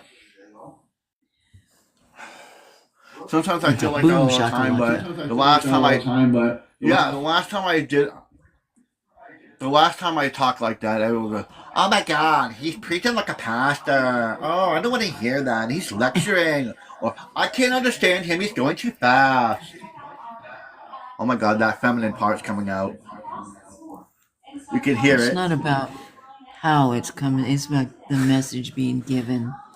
If ones are being judgmental of you giving the message, then they're not ready for your divine message, Paul. Yeah, what the hell was that? The ones that feel uncomfortable know they've got work to do. For sure. She's been coming out a lot lately. And see, the biggest secret of it all is I'm going to out myself. That I'm supposed to be a woman, but I'm in a man's body. So when I leave here, I'm going to be a big, strong dragon, but also I'm merging with Arya. See, I know my path, and that's going to be my path. Me and Brim and Arya are going to merge into one, and we are going to help humanity. That is why. I'm only in this life for a short time. I don't care about this body enough to want it to live forever. What I care about is bringing the message out to everybody else that even though we all have a limited time in this universe, whatever said to me, whatever hurtful thing is here, I don't give a flying. I give zero. Excuse my language, zero fucks. I don't care. I'm going to be myself. You take me as I am or hit the door. I'm come here with honesty, purity as much as I can. I give what I can to help every individual. If you like to receive that message, then you stay, you listen, and you feel the power and the energy within what the universe is saying. And that is why I'm here to do. I'm here to bring that light out for every individual. So many times I'm worried, oh my God, what is that person going to think? What is that person going to say? Is it going to hurt me? You know what? You let it hurt you, it's going to bother you. So you know what? You just give them that. See ya. You don't like it? Tough. Be yourself. Be that authentic self. So many times we go, should I say this? Should I say that? What does your heart tell you? It tells you to say it. It tells you to bring it out. Oh, my body's heating up now. Oh boy, I'm on a ruckus here. And you bring out that true self. Do I want to sit in a live and hear people lecture? Not really. What do I want to hear? I want to hear the loves of compassion. I want to feel the love. I want to hear the love. I want to feel that vibration, because you don't have to go seek love. People often go out in the universe and go, oh, I wonder where my true love is. Am I going to meet Dante? Oh my God, I hope I can get Dante. Does he love me? Why? Who cares? If Dante loves you, you would already know that. You wouldn't have to ask that question. What you need to do is look within yourself. Love will come to you when it's ready. You don't need to seek love. Find who relates to you and bring it out. Let them reveal themselves as the love, the soulmate, the compassion. You let them do that.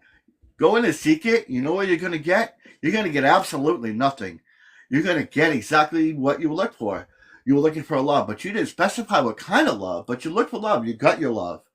But you did it because it wasn't natural. Natural love is when the universe brings it forth and brings it to you. When you're seeking love, you're seeking something that can be relatable to you, but is it natural? No. It will find you. Love will always find its way. If you're insecure in who you are, then where do you need to look? You need to look inside. You heal the wounds. You heal yourself. Then, when you're ready, you reach out to the universe and say, I am here. I am here. I am here. That's all you do. That love, that compassion will come to you because they feel it. You're radiating that energy. You're radiating that power. You're radiating. Oh my gosh. Stop talking to me like that. You're radiating that energy, that pulse, that smell, that scent, your actions, and the way you look, the way you walk, the way you talk, the words you use. That will show the love to all of those who resonate with you. Those who do not resonate with you do not understand your energy. It's not our place to make it or make them. It's our place to bring it out. I don't know what is going on with me. Oh, think I'm going out of control here.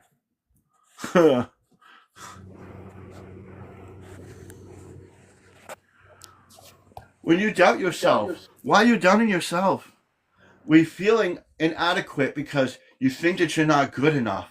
You're good enough. You're good enough. Otherwise, you wouldn't be on this freaking planet. You are here for a reason. You are a great person. You're a great individual. You look in that fucking mirror, and what do you say? I am me. I am the great person. I don't care what anybody thinks of me. I am not going to let everybody pull me down. I'm not going to let people mirror their empathy on me that's going to bring me down, that's going to bring me out and bring me out of where I'm supposed to be. You take a stance in who you are. It doesn't mean if you're male or feminine. It means that you have the power within to bring forth the light onto the world using the power inside of you. Now, I feel like I'm lecturing. What do you think, Yaya? What do you think about all that?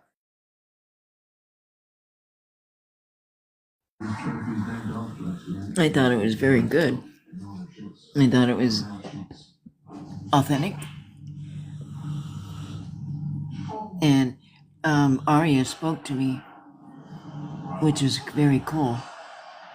And she says, Yaya, tell Brim to let me out more often because I am allowing the healing within him to happen.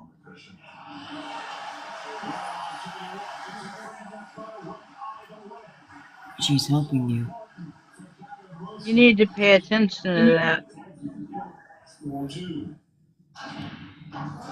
She is she's allowing the divine balance within you to happen.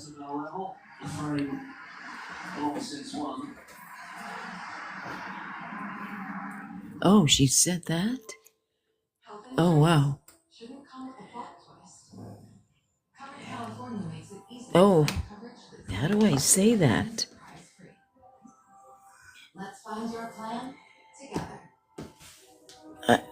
Oh, wait.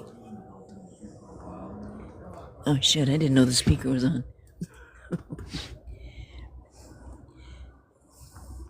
Want me to tell you what she said? Okay.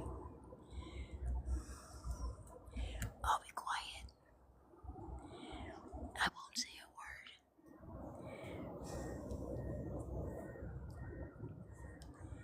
I love you so much, Yaya.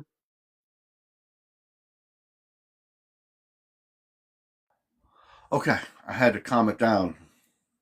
I was feeling all this energy bursting in me. I might just implode over here. Okay.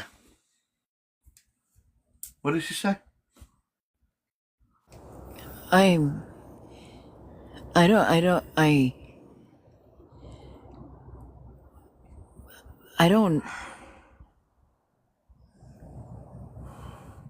She said that we already exist within you.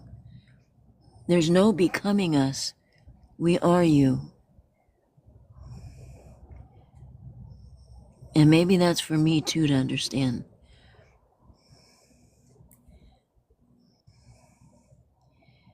No, Yaya, you understand just fine. I've heard her, but I've never heard her like that. Am I hearing her? Yes. I'm here. She's right here too. Which is crazy. Oh, there's 2 cats. Wow. I haven't seen you before. Psst, psst, psst. That's interesting. Do I have a new dragon?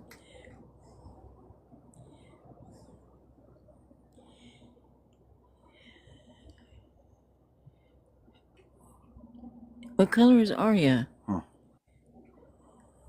What color is Arya? Yeah. What do you mean? Because cats they come as dragons. Arya is a Palladian. Well, who's the dragon? Arya. I'm sorry. I didn't mean Arya. Did I mean Arya? No, I didn't mean You Arya. said Arya. Arya comes as a cat sometimes, a black cat. Standing is right beside my leg.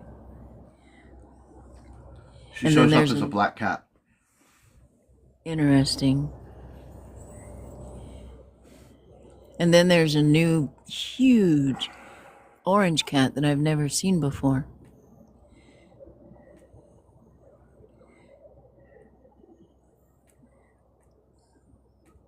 What did she Larian. tell you, Yaya? Arya, Yes, ma'am. she said that to allow her to come out with. She wants to speak with you privately more, not so much like in a live, in a collective, to help you break free from that inner deep wound that you're healing from. I know. I've been avoiding it. I've seen it all since you've been here. I see that you need it. You need to work on it. You need to get it. Why are you questioning yourself, Nightbird? That's probably, I think it's probably why I have superimposed your toddler face on top of your real face. I think you gotta heal your childhood stuff and your mother's stuff. Yeah. It's not so much the mother, I think, because I'm past that. I think it's the childhood, just the childhood itself that I never had. That's what she's saying. I don't have no resentment. I don't have no resentment to my mother. I don't think you're past that. I don't think you are. She says that's the other part. And I don't mean it in an ugly way at all. She says that wound is deep. Deep. Yep. It cut you deep. I love you, Brim. I think it might be a past life because I really don't have no hatred toward my mother or anything. I forgave her and I meant it. It's just the things I went through. Right. I get that. Is the part that I... Yeah. The trauma and no childhood. But it's all connected. She says that there are things in your life that you had to adapt to, that you unconsciously are aware of. You are unconsciously unaware of what you do in this lifetime. That's a fair enough statement there.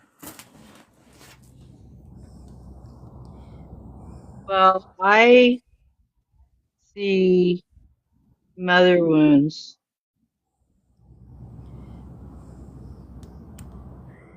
She's backing up now. Enough. You heard. We love you.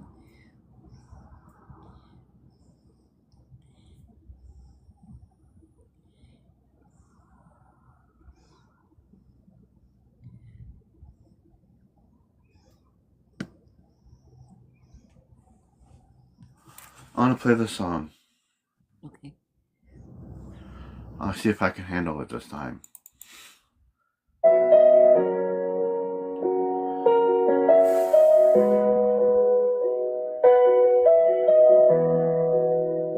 We wander this world with open hands, looking for a heart that understands. Through crowded streets and foreign skies, just wanting love, just wanting us to be seen. Every face a hopeful sign, every touch a borrowed time. We called it love, but couldn't know there were lessons helping our hearts grow. I searched with my mind and my soul, chasing a flame I couldn't hold. Every step a sacred stone, leading me closer to coming home. I was learning how to love with a divine heart, not to see, but to trust from the start. Love that flows beyond space and time, not forced, not taken, but alive. When love is true, it finds its way. It comes when we're ready, not when we pray in pain. A love that's free, a love that stays, arrives when the soul says, now is the day.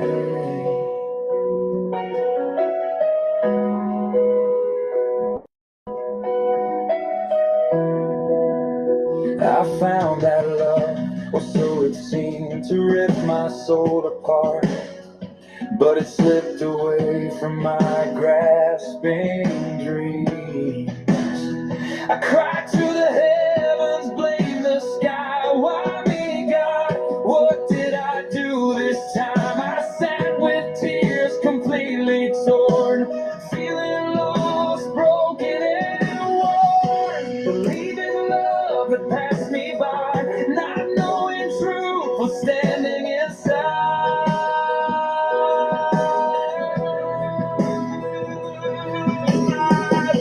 I turned my gaze within my chest, where pain was turning into rest. It wasn't punishment or wrong, it was teaching me where I belong. I was learning how to love with a divine heart, not to change, but to play my part. Love that breathes through eternity, not demanded, just given freely.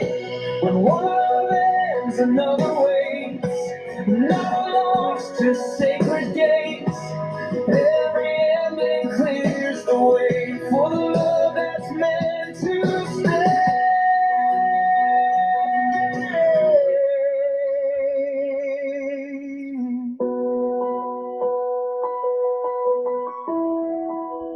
Seeking love never makes it stay. It blooms when need falls away. Like the sun, it rises on its own.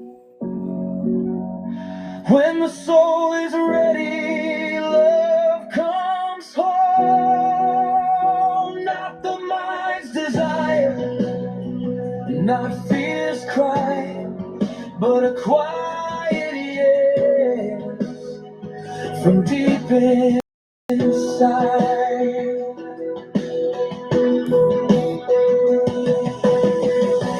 Now I love with a holy flame, not asking why, not begging fame. A love that comes when I am whole, a mirror to my awakened soul. If love departs, I bless its name, for something true will remain. Divine love knows the perfect time, and when I'm ready, it finds me. So I wait in trust, not fear, with an open heart and spirit clear. For love is written in the stars above, a sacred timeless,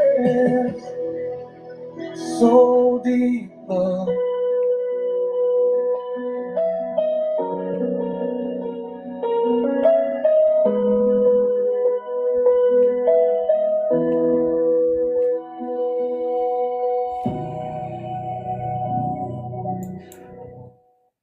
And not just it wasn't meant for me, it was meant for others.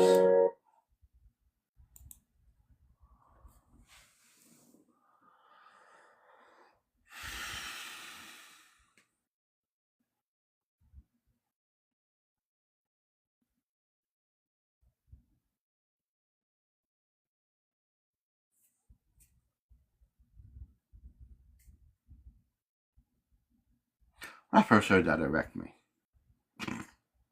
Can't lie. I wrote the What first did one. you say? I thought, huh? What are you saying?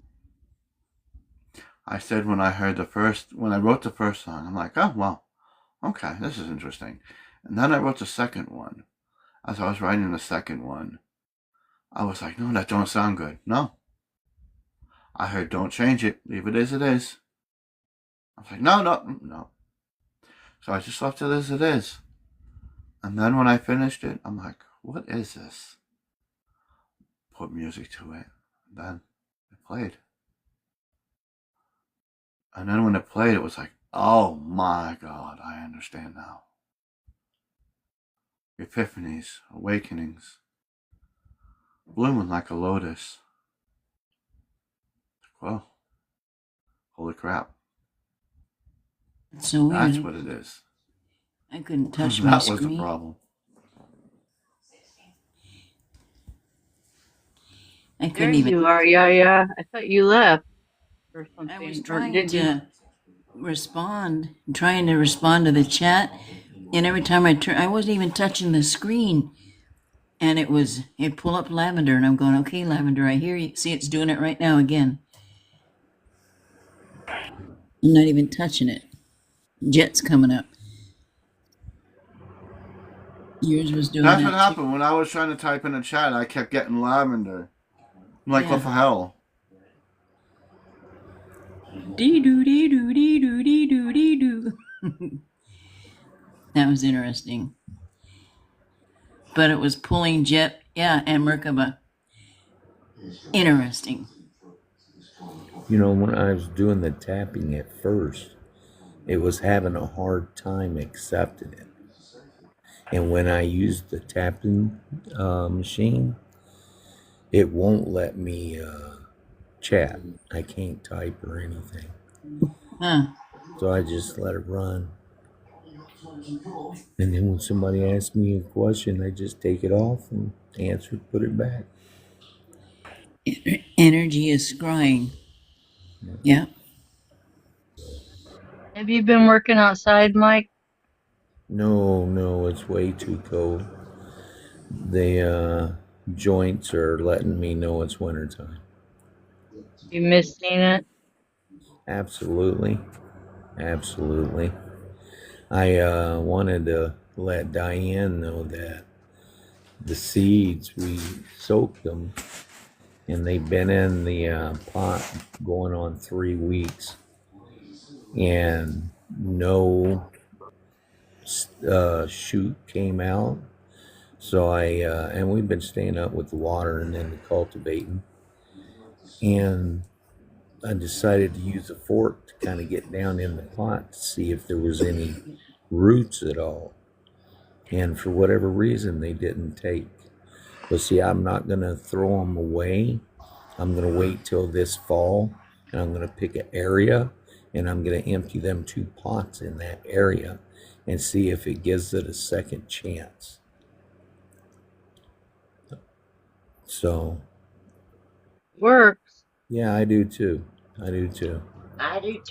That's disappointing.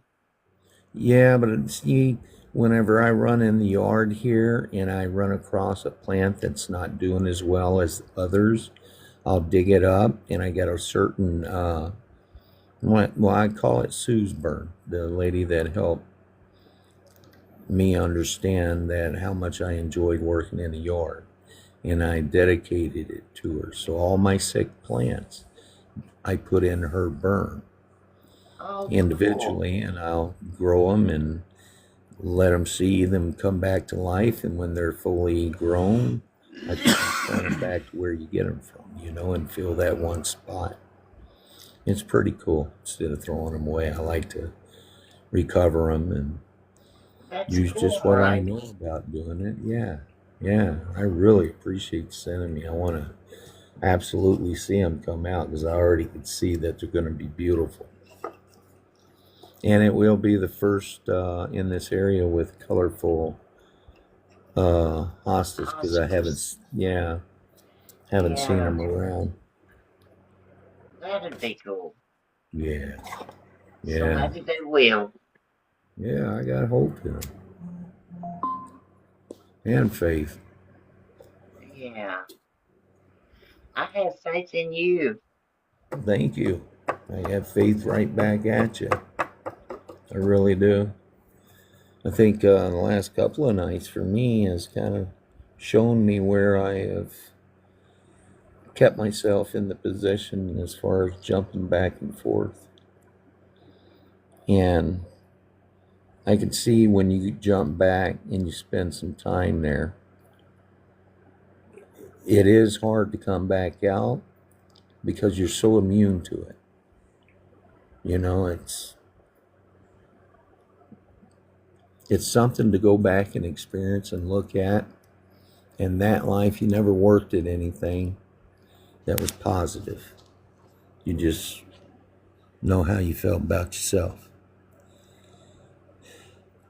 Well, And I'm then, glad to see you, hear well, you thank you. talking Yeah, thank you. I strong. like to come back and share the experience that it is right behind us, like was said in last night's live. And it's up to us whether we want to take it the way we want to take it. And I understand about slowing down and learning the best I can so I can understand it thoroughly. And it's not going to help nobody if I don't understand it. But I Right. like to believe that I'm working on it. You know, whether I'm in the chat or up here. And you can see where my mind overpowered my heart. And I can see it in the chat, and I can't change it at the moment because that's what Right. I've been going through.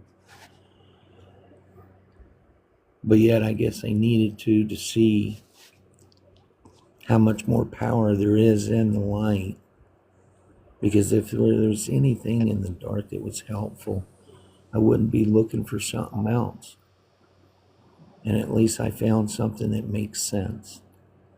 Something I really want to hang on to. And not picking up where I left off when I drew myself back. I want to relearn it because that's good for me to see something twice, experience something twice, so I can see more, because at times I remember what I remember seeing the first time. That kind of opens my mind to be able to catch anything else if I missed the first time or forgot. So I'm understanding your patience, your love. Thank you. Because I do love you right back. I wouldn't be here. Okay, well, I guess can't deny that I don't love myself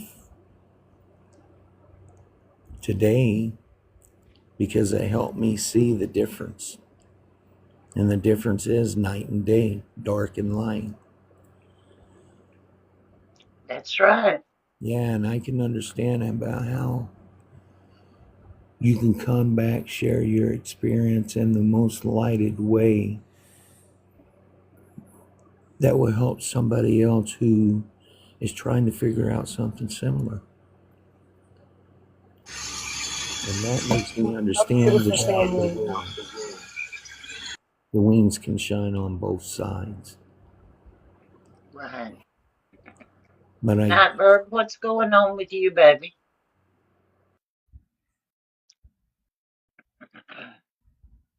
Who? Hi guys, Nightbird. what's up? Hey, Amy. What's up? What's up? What's up? What's Amy, up? good to see you. I don't know if I can get that high anymore. Had just so much going on, man. So much. Stepping into Ascended Mastery, and I am just loving it right now.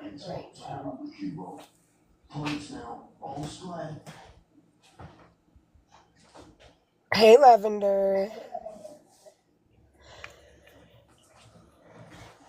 I witnessed something today that really, kind of blew my mind. There's a place called Cherokee Farms out here in South Carolina, and it's been turned into Truman Town, okay? they've taken plantation land and turned it into a major elite, like Truman Town. Okay, they've got their own fire station, their own restaurants, their own markets. Okay, and it's right inside of this, city, but out on the outskirts. And it's like their own private little thing, and the ancestors aren't happy about it. And when I go there doing my door dashes, I can feel it.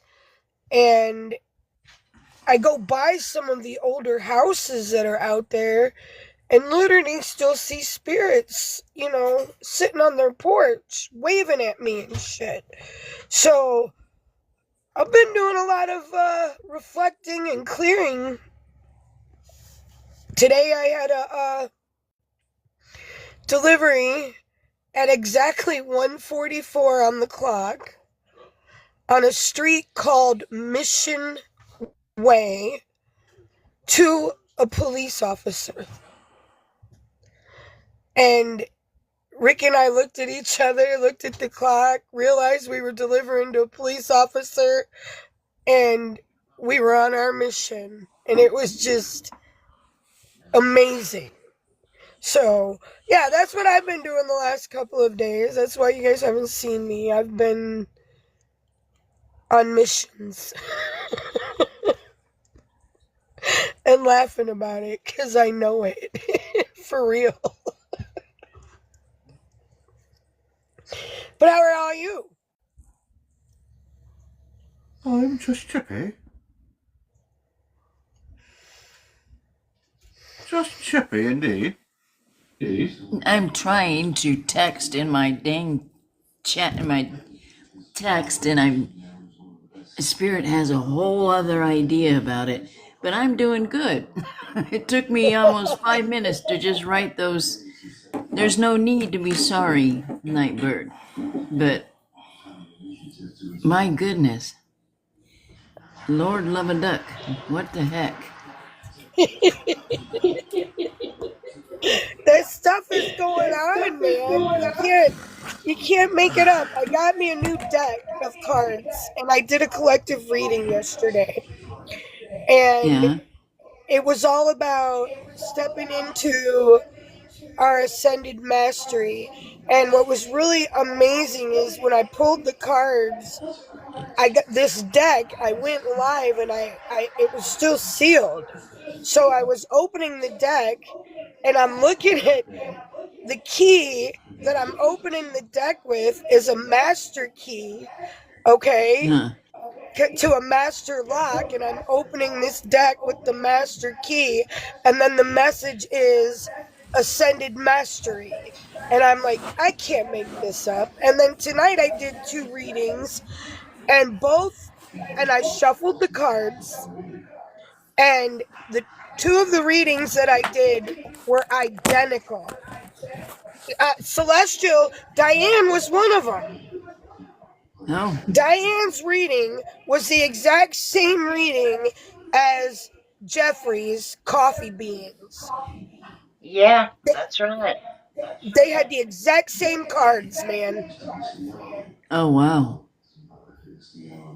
Wow. And I shuffled them, didn't I, Diane? Yes, you did, and it was really trippy. And I love that word. I said that it resonated with me. And then she pulled the same cards for me. It was a trip. I said, I can't make this up, everybody. You've seen me shuffle this deck. Yeah.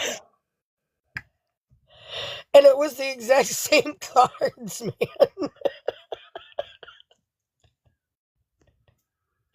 I was tripping. And I was Perhaps singing you can do my reading. Because last time you tried to do my reading, it messed up, remember? I got a new deck, brother. I got a new deck.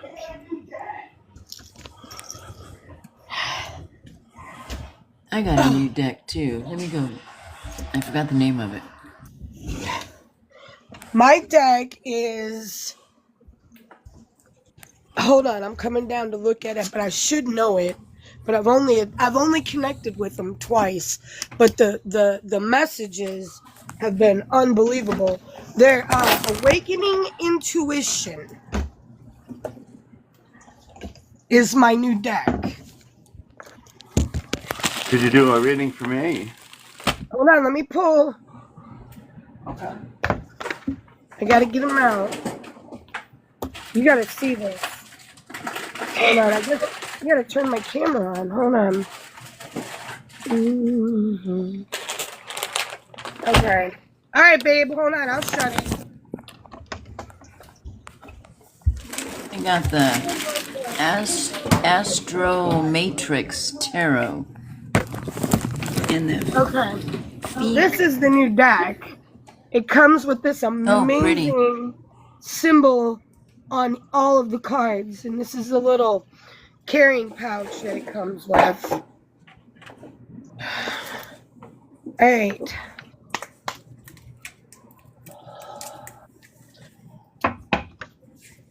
I call in all archangels, all guardian angels, all spiritual guidance counselors.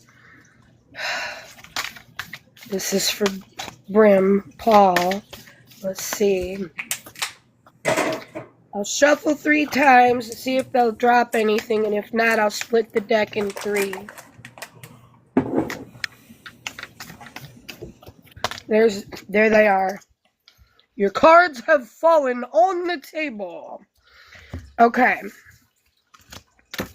You ready?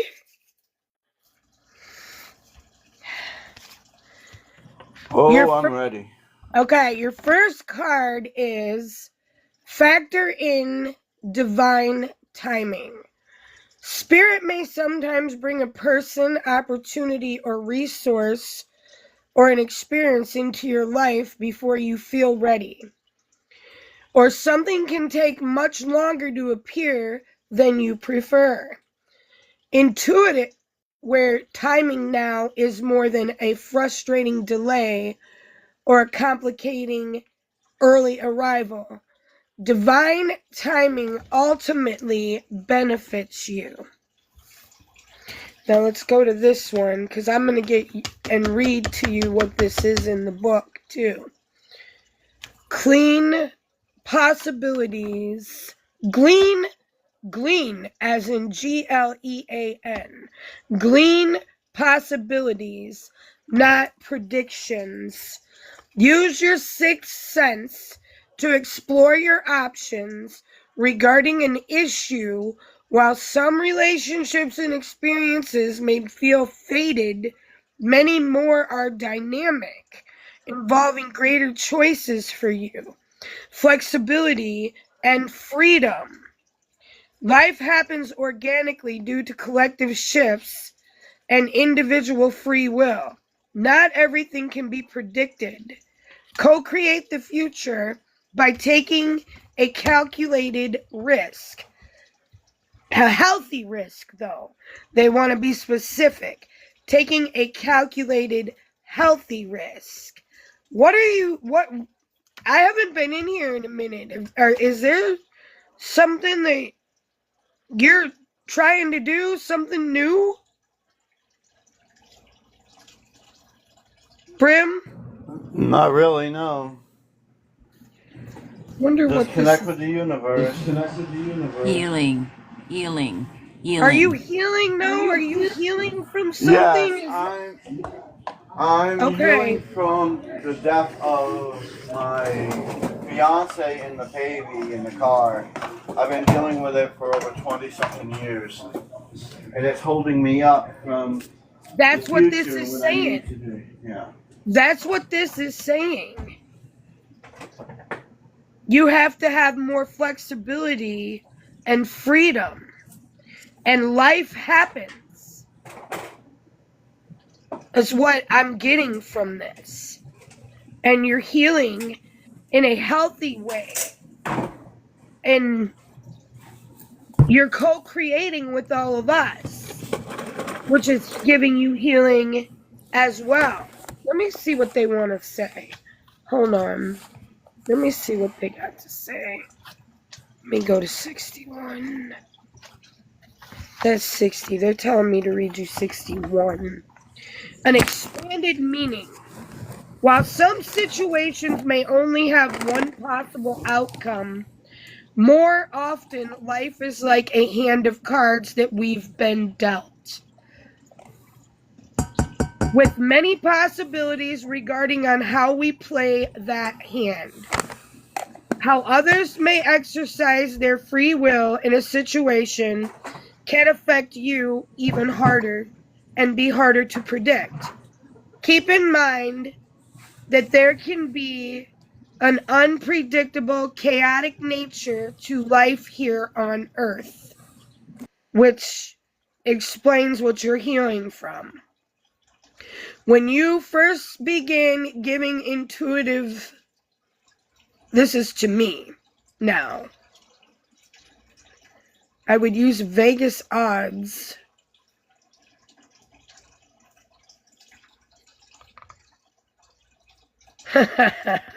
Hold on, this one's for me right here. Everything in life can be a reminder that not everything in life is a sure bet. And sometimes the long shot bet pays off. That's what they're saying. It may take a long time to heal, but you're healing with all of us. You're co-creating with all of us. And you're a sure horse to win, is what it's saying to me. I like that. You're a sure horse to win, bro. You've got this. Y'all bear with me because I'm just learning these cards. I've had my other deck for a minute, but I'm like, we are stepping into our awakened intuition and our mastery. And so I'm learning this, and I'm learning to be the better person in public. Like today, I stood my ground, but I also told the person, respectfully. I was standing in the store today, and I had my coffee in my hand, and I'm getting ready to check out, and Eddie Money is playing above my head. I think I'm in love, okay? So I'm just singing, I think I'm in love, and my life's looking up, and I'm just sitting there singing, and the lady behind the counter rolls her eyes at me. The one that's checking out kind of smiles. The customers in the line are just kind of looking at me, and I'm like, yep, that's me. I'm authentic, and I'm going to continue to be. Have a nice day. And I had to walk out on that note, because I'm not going to stop being who I am, and I'm not going to stop being who I am for the universe as well. And I'm to be the better person for everyone to see. So it's been interesting these last couple of days, especially when you go someplace and you see and you feel conformity, okay? Everything that the love of the world and not, the love of the worldly things and not the godly things, okay? When you're pulling into neighborhoods that you got to give your driver's license to the security shack so that you can even get into their neighborhoods because it's so elite, okay? And they've got their own restaurants, their own churches, their own, and it's just a little community.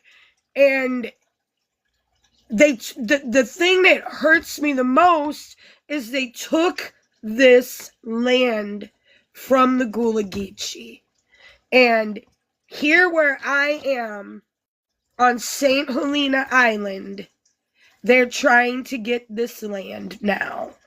And the ancestors and the people here have been fighting to keep this last piece of their history.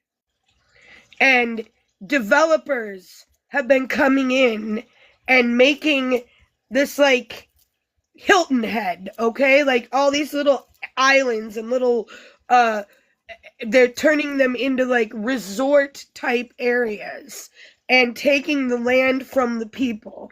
And it hurts me because I'm seeing this and feeling this where I go. Because even though you took it and you built on it, okay, and I'm coming in there, I'm still seeing the ancestors. You get where I'm coming from? I'm still seeing them on the house steps waving as I go by.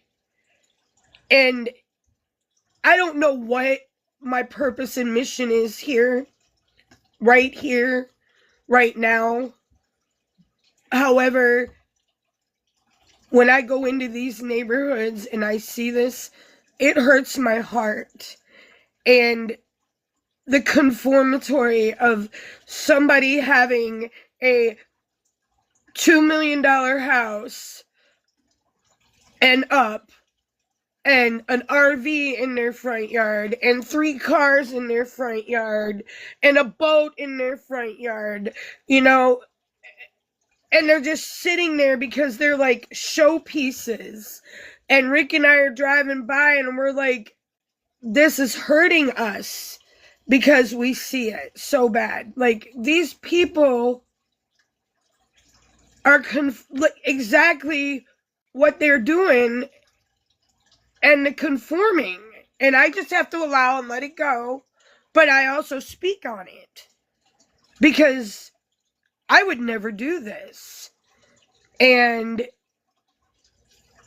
I know that if you guys could just see what I see here, if you could just see the traffic and these subdivisions that are all over the place, and everybody lives in their own little worlds, and some of these worlds have golf courses and restaurants and hair salons. I literally took 4 subs to the girls at their hair salon today in this little, and I'm like, Rick, will you look at this? They got a doctor, they got a dentist, you know, and it's like,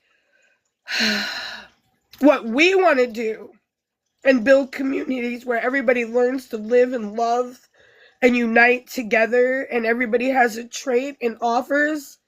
They're getting these communities and they're building them, and they're living in their own, you know, little worlds, and it's completely different. It's total separation, division, and conforming to it, you know? And so I'm so glad you guys are letting me speak tonight, because it's been really heavy on my heart, you know, being the empathetic soul that I am, and being a seer as well, and seeing things, and not, you know, I tell Rick, every time we go by this one house, it's a little brick house, and it sits on the side of the road, and the whole back of it's fallen down, and the front of it is still there, but the screens are off, and you know that this house has been around for so long. And when I go by it, they're sitting on the front porch, you guys, on the end of this land, and they're waving at me. And I'm like, do I pull in here and let them go? Or what am I supposed to do? Because I'm seeing this, and yeah, you remember when I had that mission here, and the guy came out of the woods, the spirit came out of the woods and fell outside my car door. and Yeah. I was told that it was the road that they traded Yeah. on. They got okay, so I literally went down that road 2 days ago. Ouch. The exact Wow. same road. Went to the end of the road where the plantation was. And Rick and I Wow. had a delivery there. And I'm like, Rick, this is the road. This is the road. I see them. I see them coming off of a boat and walking down this road into the other side. You know, I'm like, Oh, what am, wow. you know, am I coming down here and making this delivery to end a door and you know, close and Yeah. seal a door? What am I Yep. doing? You know, and it's That's, like, I saw that. I saw that. And the people that are on the front porch, you saw them and you can send them home. I so was I do told you can need send them home. to stop and pull in the Yeah. yard and let them Yeah. go. Okay. Let them go I home. you know, because this is like the third time, and every time I go by, they wave at me. And I Yeah. tell Rick, they're sitting right there, they're waving at me. I know you can't see them. I said, but I can see them. I see them, honey. I see Yeah. them plain Let as them day. go. They're going like this as I'm going by, and it's like a family, and they're sitting on the porch, and they're sitting on the stairs, and the house goes back Show them. to that timeline. Show them the light. Okay, I knew it. I knew that there was something that I needed to That's do. why you're there. Yeah. I know it's so sad is that whole community, maybe one kind of slightly awakening, but I saw there's no one in there. They're oblivious to this remembrance, this new earth we're on. But they still do have a mission. Their mission is doing exactly what they're doing in pure oblivion. In pure oblivion, absolutely. Like not a care in the world. Yeah. And it hurts my And heart. still lessons are being learned from that. I mean, Yes. you're affected going in there and you're talking about it. And, you know, it ripples. And so it's sad. So next time you go in there, you just shine your light in there. Put them on the brightest light that you can possible, because your presence, just being, is absolute a monument moment, and it's a I gated just heard community. this. You said there might be one or two there, but always light shines through the darkness and they will do their job. There's like it's so hard to explain because we were talking to a young lady here, and the one island that we went on, it's called Dadawa Island. You guys can look these places up and see what they were and understand where I'm coming from when I'm sharing these stories with you. But they took that land, and you know, this is for educational, spiritual purposes only. And I am allegedly saying this because I do not have proof. However, this young lady talked to me and she said they took the headstones, but they didn't take, just like in Poltergeist. Okay? She said Oh, that wow. whole entire island has been disrupted and they're still there. I have a question. Is there an island over there that's showing a big red building where they were cutting down trees and stuff? That brick house. No, this That is red a brick house. logging. Like where you put the tree in and it cuts it up into boards. Oh, Like a logging building. sorry. I don't Because that's see where that. that person is. That's where this one soul is. That person's near a logging company. It's a big red building, because I'm seeing how the tree moves down the ramps. That's where I'm the gonna person look that is. up, but I don't think it could have been on the plantation. Okay, because this was literally called Cherokee Farms. And the one community is Cherokee Farms. The other one was, oh my God, Rick, what was the name of that plantation that we went to that Dadawa Island is off of? And do you remember the name of that plantation? There's like so many plantations I can like see this building. It's huge. around here. It's like a And tree splitting place or something. I don't know about that. I know that you can see them in the trees. A lot of things happen here. This land, the Gullah Geechee, what they went through, the indoctrination of how they feel towards all of us.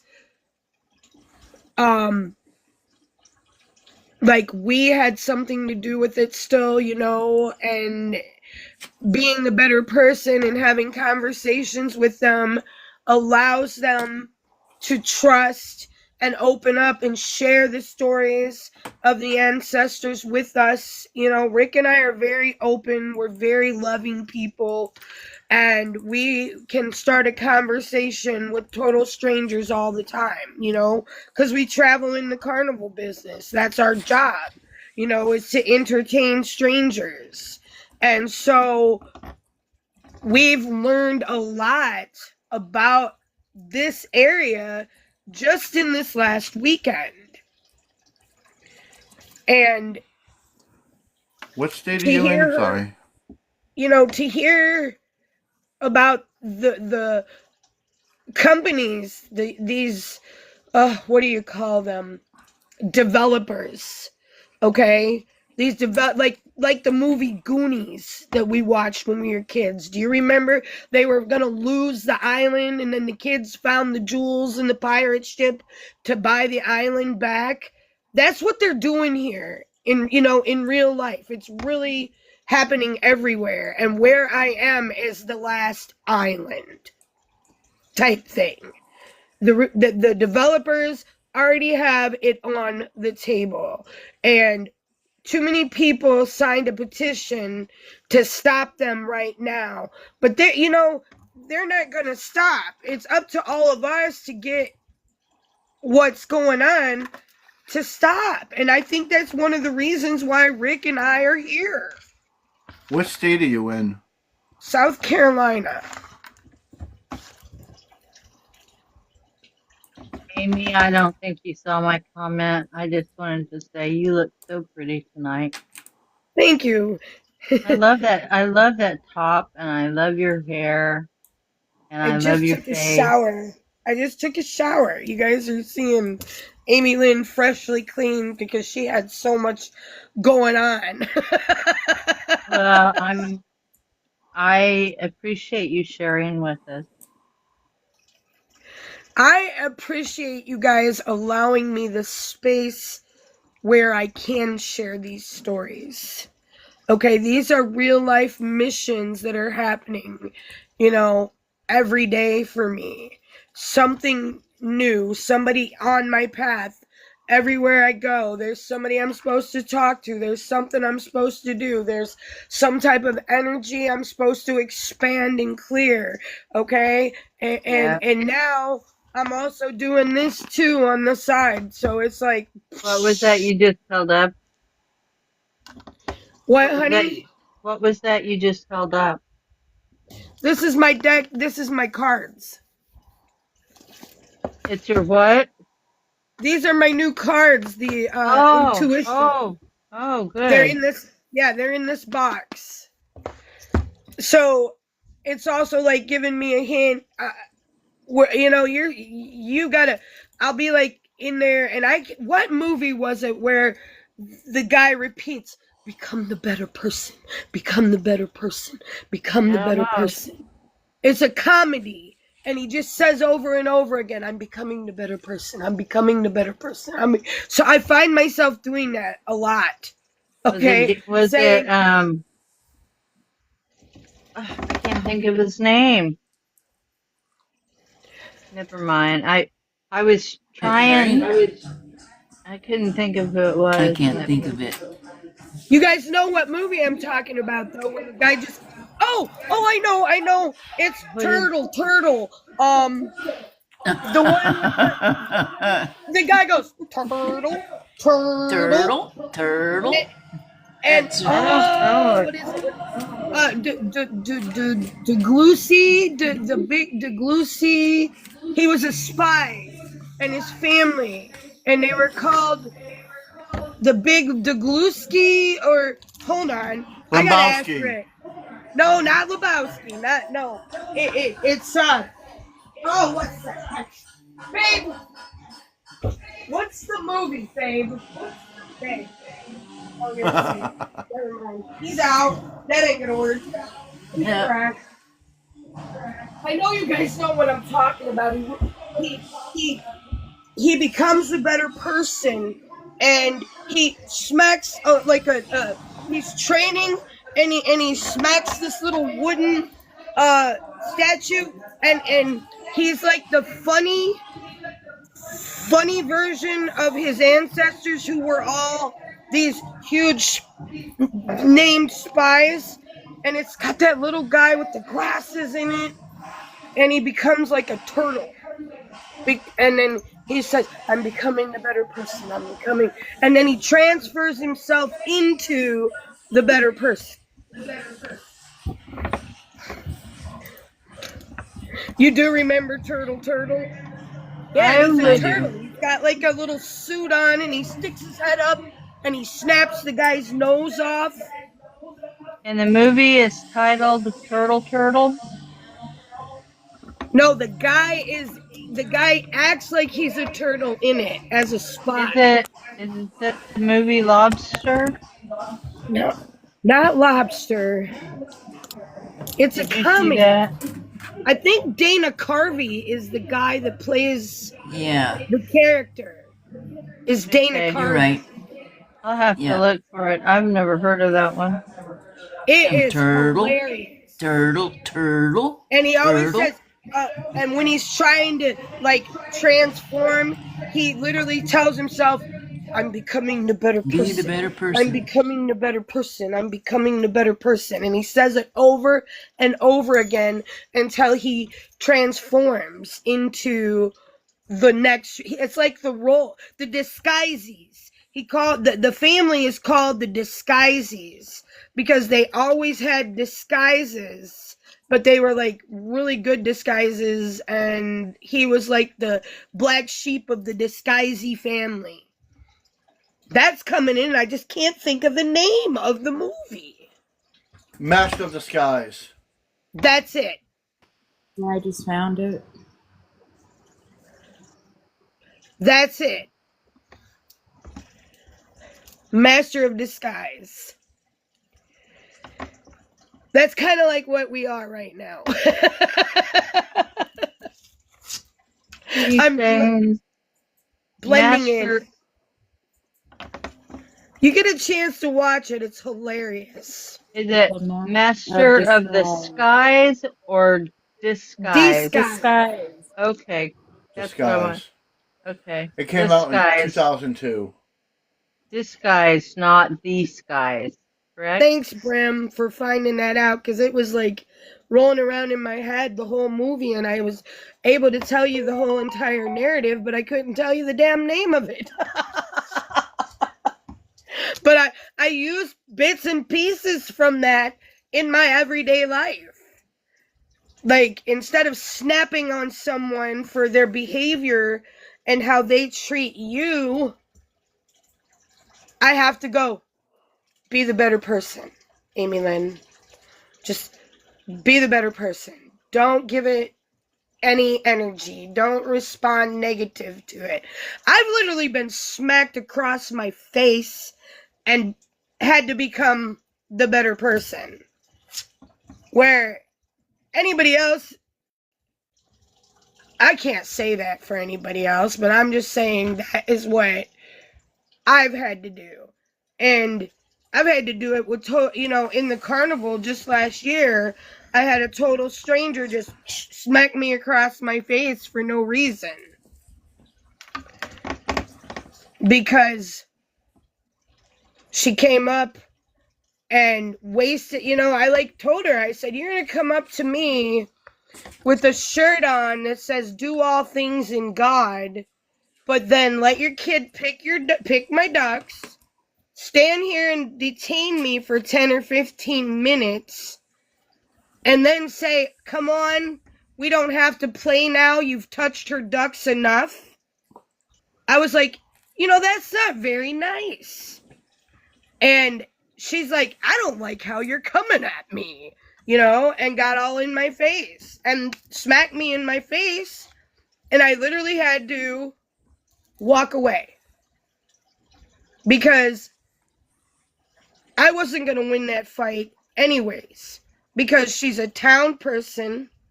I'm there as a stranger in the carnival business. It was already somebody going, oh, I saw everything. You know what I'm saying? So sometimes you have to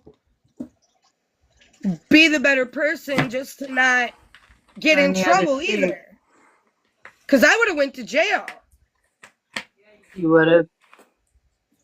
And it wouldn't have been my fault. No, but you would have been the one to suffer for it because exactly. She was connected. And sometimes I get into those situations where I have to see the outcome real quickly before I respond. And I'm grateful that I get that. You know what I'm saying? And I know you well enough from knowing you on TikTok to know that you shine your light on everyone that comes near you and you lift them up.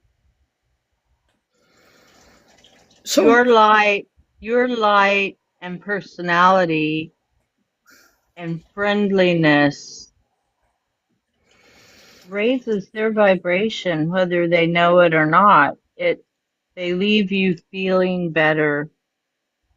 Now, maybe not the chick that slapped you, No. That would have been really hard to control yourself at that point in time, because when somebody smacks your face, that zaps you right into your human mind, and you want it's just an instinct to clobber them back.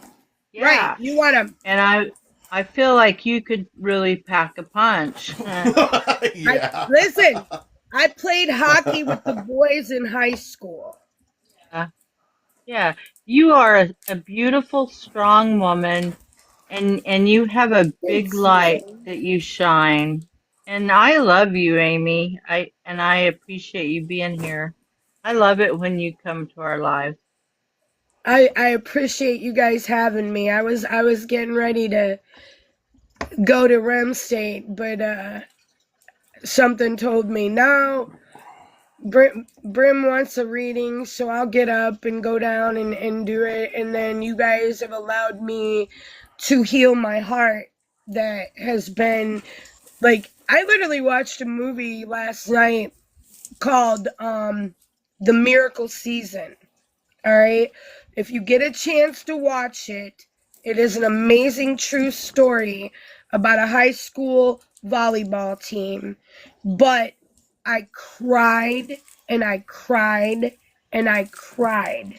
And I knew, I'm like, I needed this. This movie is allowing me this release right now. And I needed this release because when you're driving around and in divine, cosmic council of light that I am here for Operation Freedom Earth mission, okay, and you see the conformatory and you see people repeating and you're up here and you're having to look down and allow and love everything. I mean, you carry that hurt with you when you see it. So you have to be able to release it. You have to, then you need to get into some nature. Oh, I do. You don't need me. Talk to, hold on and talk to, I know that you do. And hold on to talk to trees. And I wish I had your hair. I just wet it and brushed it out. You It know, dried like this. I really love to see you smile. I Thank really you. do. And I think you take joy with you everywhere you go. And, you know, you're a beautiful person. I just love to hear your adventures and know that, you know, you give love to, I think you express love to your customers. You help them have fun. You raise their vibration, and that's a really good thing. I had an amazing connection with a total stranger the other day that I was taking his food to him, and he had 2 drinks. So he met us downstairs, but I said, "Are you sure you don't need me to help you carry those upstairs?" And he says, "No, actually, I do need you to help me. Could you please, you know?" So I went up 3 flights of stairs and had his drinks, and he offered, you know, "Can you put them on the counter in the house for me?" And I did. And he just opened up and started telling me that his wife just destroyed their apartment. They've been together since they were in like junior high school, and he's starting over. And then he goes, "Can I get you a glass of water or something?" I mean, it was like I knew that I was there for this person. And when this person saw me, he knew that everything in his life was going to be better just by me, you know, telling him, you know, "God's got you, man. Everything's going to be good." And he was, you know, and it just, those moments like that, you guys, just those beautiful moments like that are just amazing for me. I've had a few, you know, I'm so used to, you know, I met hundreds of people regularly because of my job. And, you know, I miss that. But recently I've had the experience of, just the other day, a connection I made. Just, I took Paul, mostly for Paul to go shopping, but, you know, I shop some too. And but I have to ride in one of those rider carts because I can't walk that far. And so, you know, I turned a corner and there was an older black man that had just come around the corner, and I stopped. We were facing opposite directions, but facing each other. And we were out of the way of everybody. And we just made the end cap thicker. And, we both goes, you know, we had just both gone around the corner, and I shook my head, and it's like, "Man, those corners are rough." And he laughed, and I said, "Hey, you want to race?" And he said, "You know, that would be really fun. You know, you want to turn around and we can see who wins, get to the end of the aisle." And, you know, he just laughed, and he said, "Yeah, these, you know, we mentioned riding those carts in the grocery store isn't the most fun thing to do, you know." And, That's beautiful. but, you know, he and I just made a real nice connection. And when, you know, we needed to catch up with whoever we were with, you know, he said, "My name's Keith." And I said, "My name's Suzanne." And we shook hands, and he said, "I'm so happy we met." And I said, "Me too. You know, I enjoy talking to you." And he said, "I enjoy talking to you." Well, and the time we went shopping for that. there was a woman looking right where I was looking, and I asked her if she could see it, and she said no.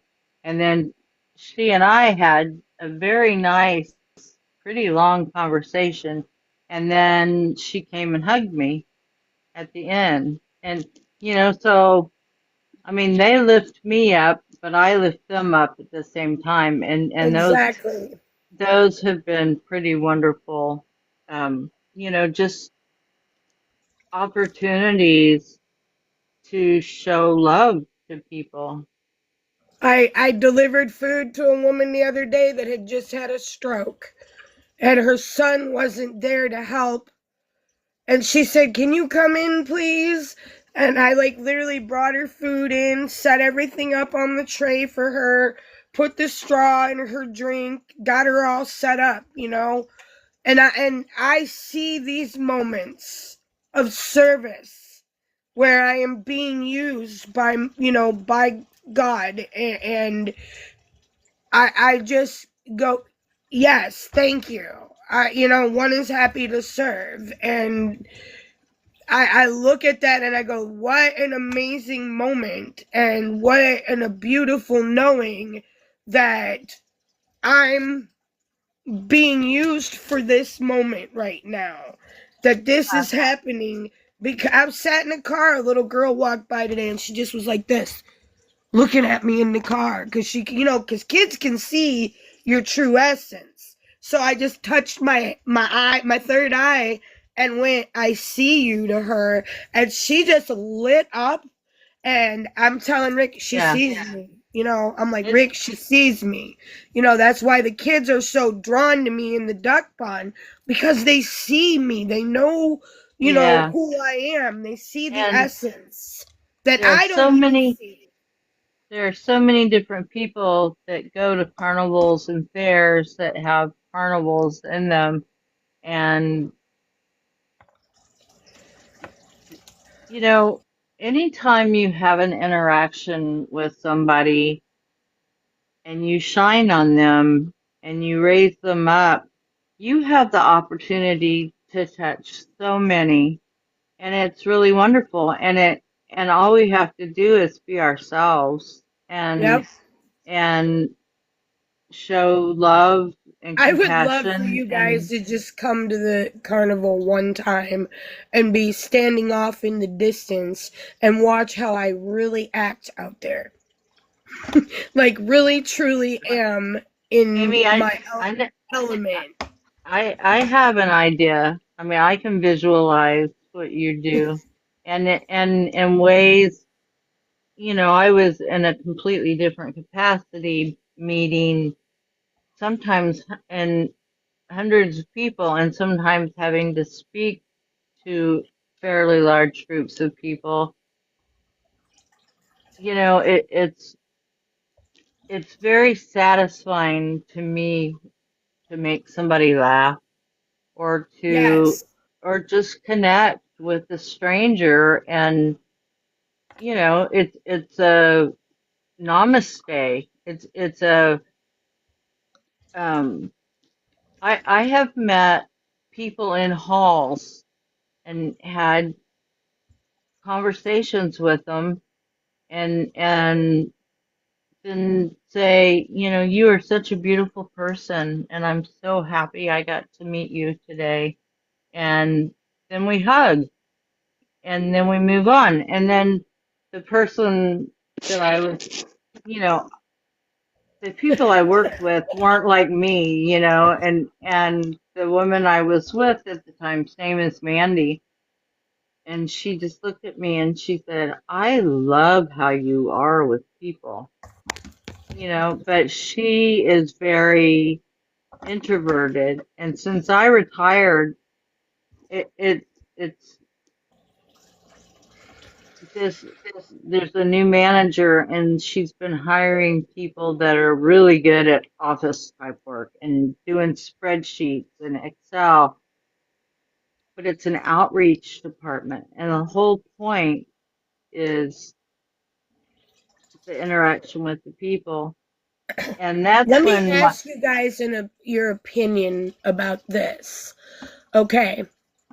an entire narrative came in, okay, and completely changed everything, which we all know about this, okay? It created division, it created fear, it created boundaries, okay? I just want to know, when did a drive-through become more important than the inside of the restaurant? When 15 people are standing together in the front of a KFC today, and all they were doing was clearing the drive-through and leaving the 15 people in the lobby and spinning in circles because they didn't, so it's like prestige has taken over, and the whole thing of being inside and getting waited on takes longer than if you pulled up in your vehicle.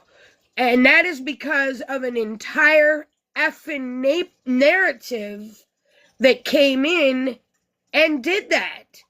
So instead of doing human contact, they want to throw your food out the window at you, or literally sat and watched and observed at the store today how people would walk up to the self-checkout when the cashier's standing there like this, ready to receive and help.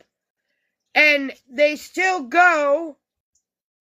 So an entire narrative programmed an entire group of people, if you get where I'm coming from. And it's taken over instead of opening back up. And that's what I'm saying, because when you go to a restaurant and you're inside and all they're worried about is what's coming through the drive-thru, I'm sorry. I've been in the restaurant industry off and on since I was 15 years old, and the drive-thru did not come before customers in the building. It was always in-house first, okay? And it's totally flipped where I'm viewing from. I just want to see what your guys' opinions are on that.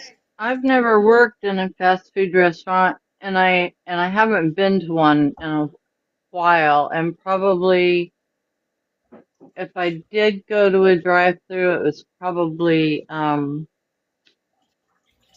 Chick-fil-A, and they Oh, that's have fun too. they have they have it all figured out, and they have the best customer service I've seen anywhere lately. At least the one near my house, they take care of all the people on the inside, and they go to tables and check on them even, and it's a Yes. fast food place. And they have multiple people working the counter for the in-house people, and they have Multiple people out in the outside. drive-thru They have because people I have to go outside. through the drive-thru. It's awesome there.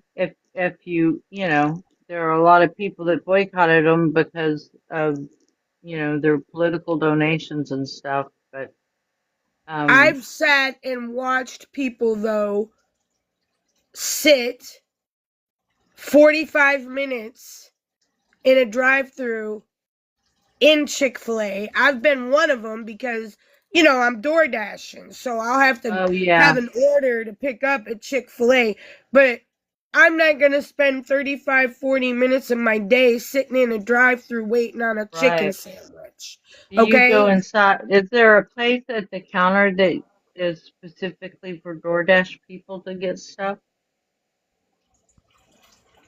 I know my smoothie place has done that. Like the and they have an app. Like I've ordered a smoothie in advance, and then when I go in, it's sitting there. or when I go in to get one, I see a separate refrigerator that is in the lobby, and it's made for the people, like, there's a couple of businesses like the one you're in, DoorDash, but I've seen them Yeah, have you got separate Uber places. Eats, you got Yeah, DoorDash. yeah. I've seen them having people's names and stuff, so that I've seen DoorDash just walk in, grab it out of the fridge, and leave. So I guess it all depends on the fast food place. And I don't have much experience with fast food, but as far as the self checkout, I always feel kind of guilty if there's openings at the self checkout and then you don't, and you go to a cashier instead. And that if there's not, even if I have, 20 or 25 items, I still feel like I need to go through the self service rather than the people. So for whatever reason. I think they should give us a discount for using the self-serve checkout. I personally would rather have the human contact. When I'm calling T-Mobile and asking them questions and waiting to talk to a human being and then being told, oh, by the way, because you had to speak to a customer service rep today, we're going to charge you $5 extra to talk to a human. Really? But that's really what's going on in the world. Yeah, and that sucks. You got any angels with you? Oh, you put that up in your bedroom? I like that. That's the dragon. That's cool. That's so cool. When did you get them? I like the lights. I got them the other day. I was like, where should I do with them? And then I thought about it. I was like, you know what? Too bad the thing wasn't over here. Where did you get them? Cavern. Temu. Like everything else. With credit. Cool. You saw mine. I have one in my bedroom. I love the dragon, dude. That's so you, dude. So you. And then that. Yeah. That is so you, man. I love these things. Now I don't have to have the light on all the time. I didn't even realize it was 2:00 in the morning, you guys. Oh my gosh. Thank you so much for letting me get that off of my chest. Where are you? Oh, you're in South Carolina? Yeah, it's 2:00 in the morning here. Yeah, this girl turned into a pumpkin at midnight, but she got into the shower and got a second dose of energy. Yeah. This one. So what's that one? Well, I'm really glad you came and talked to us tonight, Amy. I'm very grateful that you guys allowed me the space. I am headed off to La La Land now. I'm gonna be doing that myself. I love you all so much. Thank you for listening and allowing me the space to speak. Brem, I love you, bro. No problem. I love you all. Night, guys. Good night. Good night, Amy. Good night, Thanks Amy. for coming. Thanks Love for you. coming in. We love you too. And look at the comments. I know. Coffee I Bean. see. You're. Thank you, Jeff. I love you. And I watched 2 of those videos you sent me too, by the way. Jet, I love you. Lavender, I love you. Did I get everybody? Oh, by the way, not Lavender, but Jeff and Diane are now North Stars, by the way, as well. That was in their cards. And Coffee lives in northern Michigan. So that was very strongly in his card saying you are now a North Star. So be the North Star. I love you guys. Rest well. I love you too, Love you sweetie. too. You rest well. Thanks for coming in. Absolutely. I appreciate you've been coming a lot, and I hope you keep doing that. Well, I'm doing that, and I'm also trying to do my own, and I'm trying not to interflict with all of you. So Yeah, there's and I really like Alien too, Alien T too, and so and I have different friends doing lives. It's really hard. So I've missed a lot of ours, but anyway, love you. It's good to see you. yep. Later, guys. Night night. Later. Have a good night. Good night, sweet.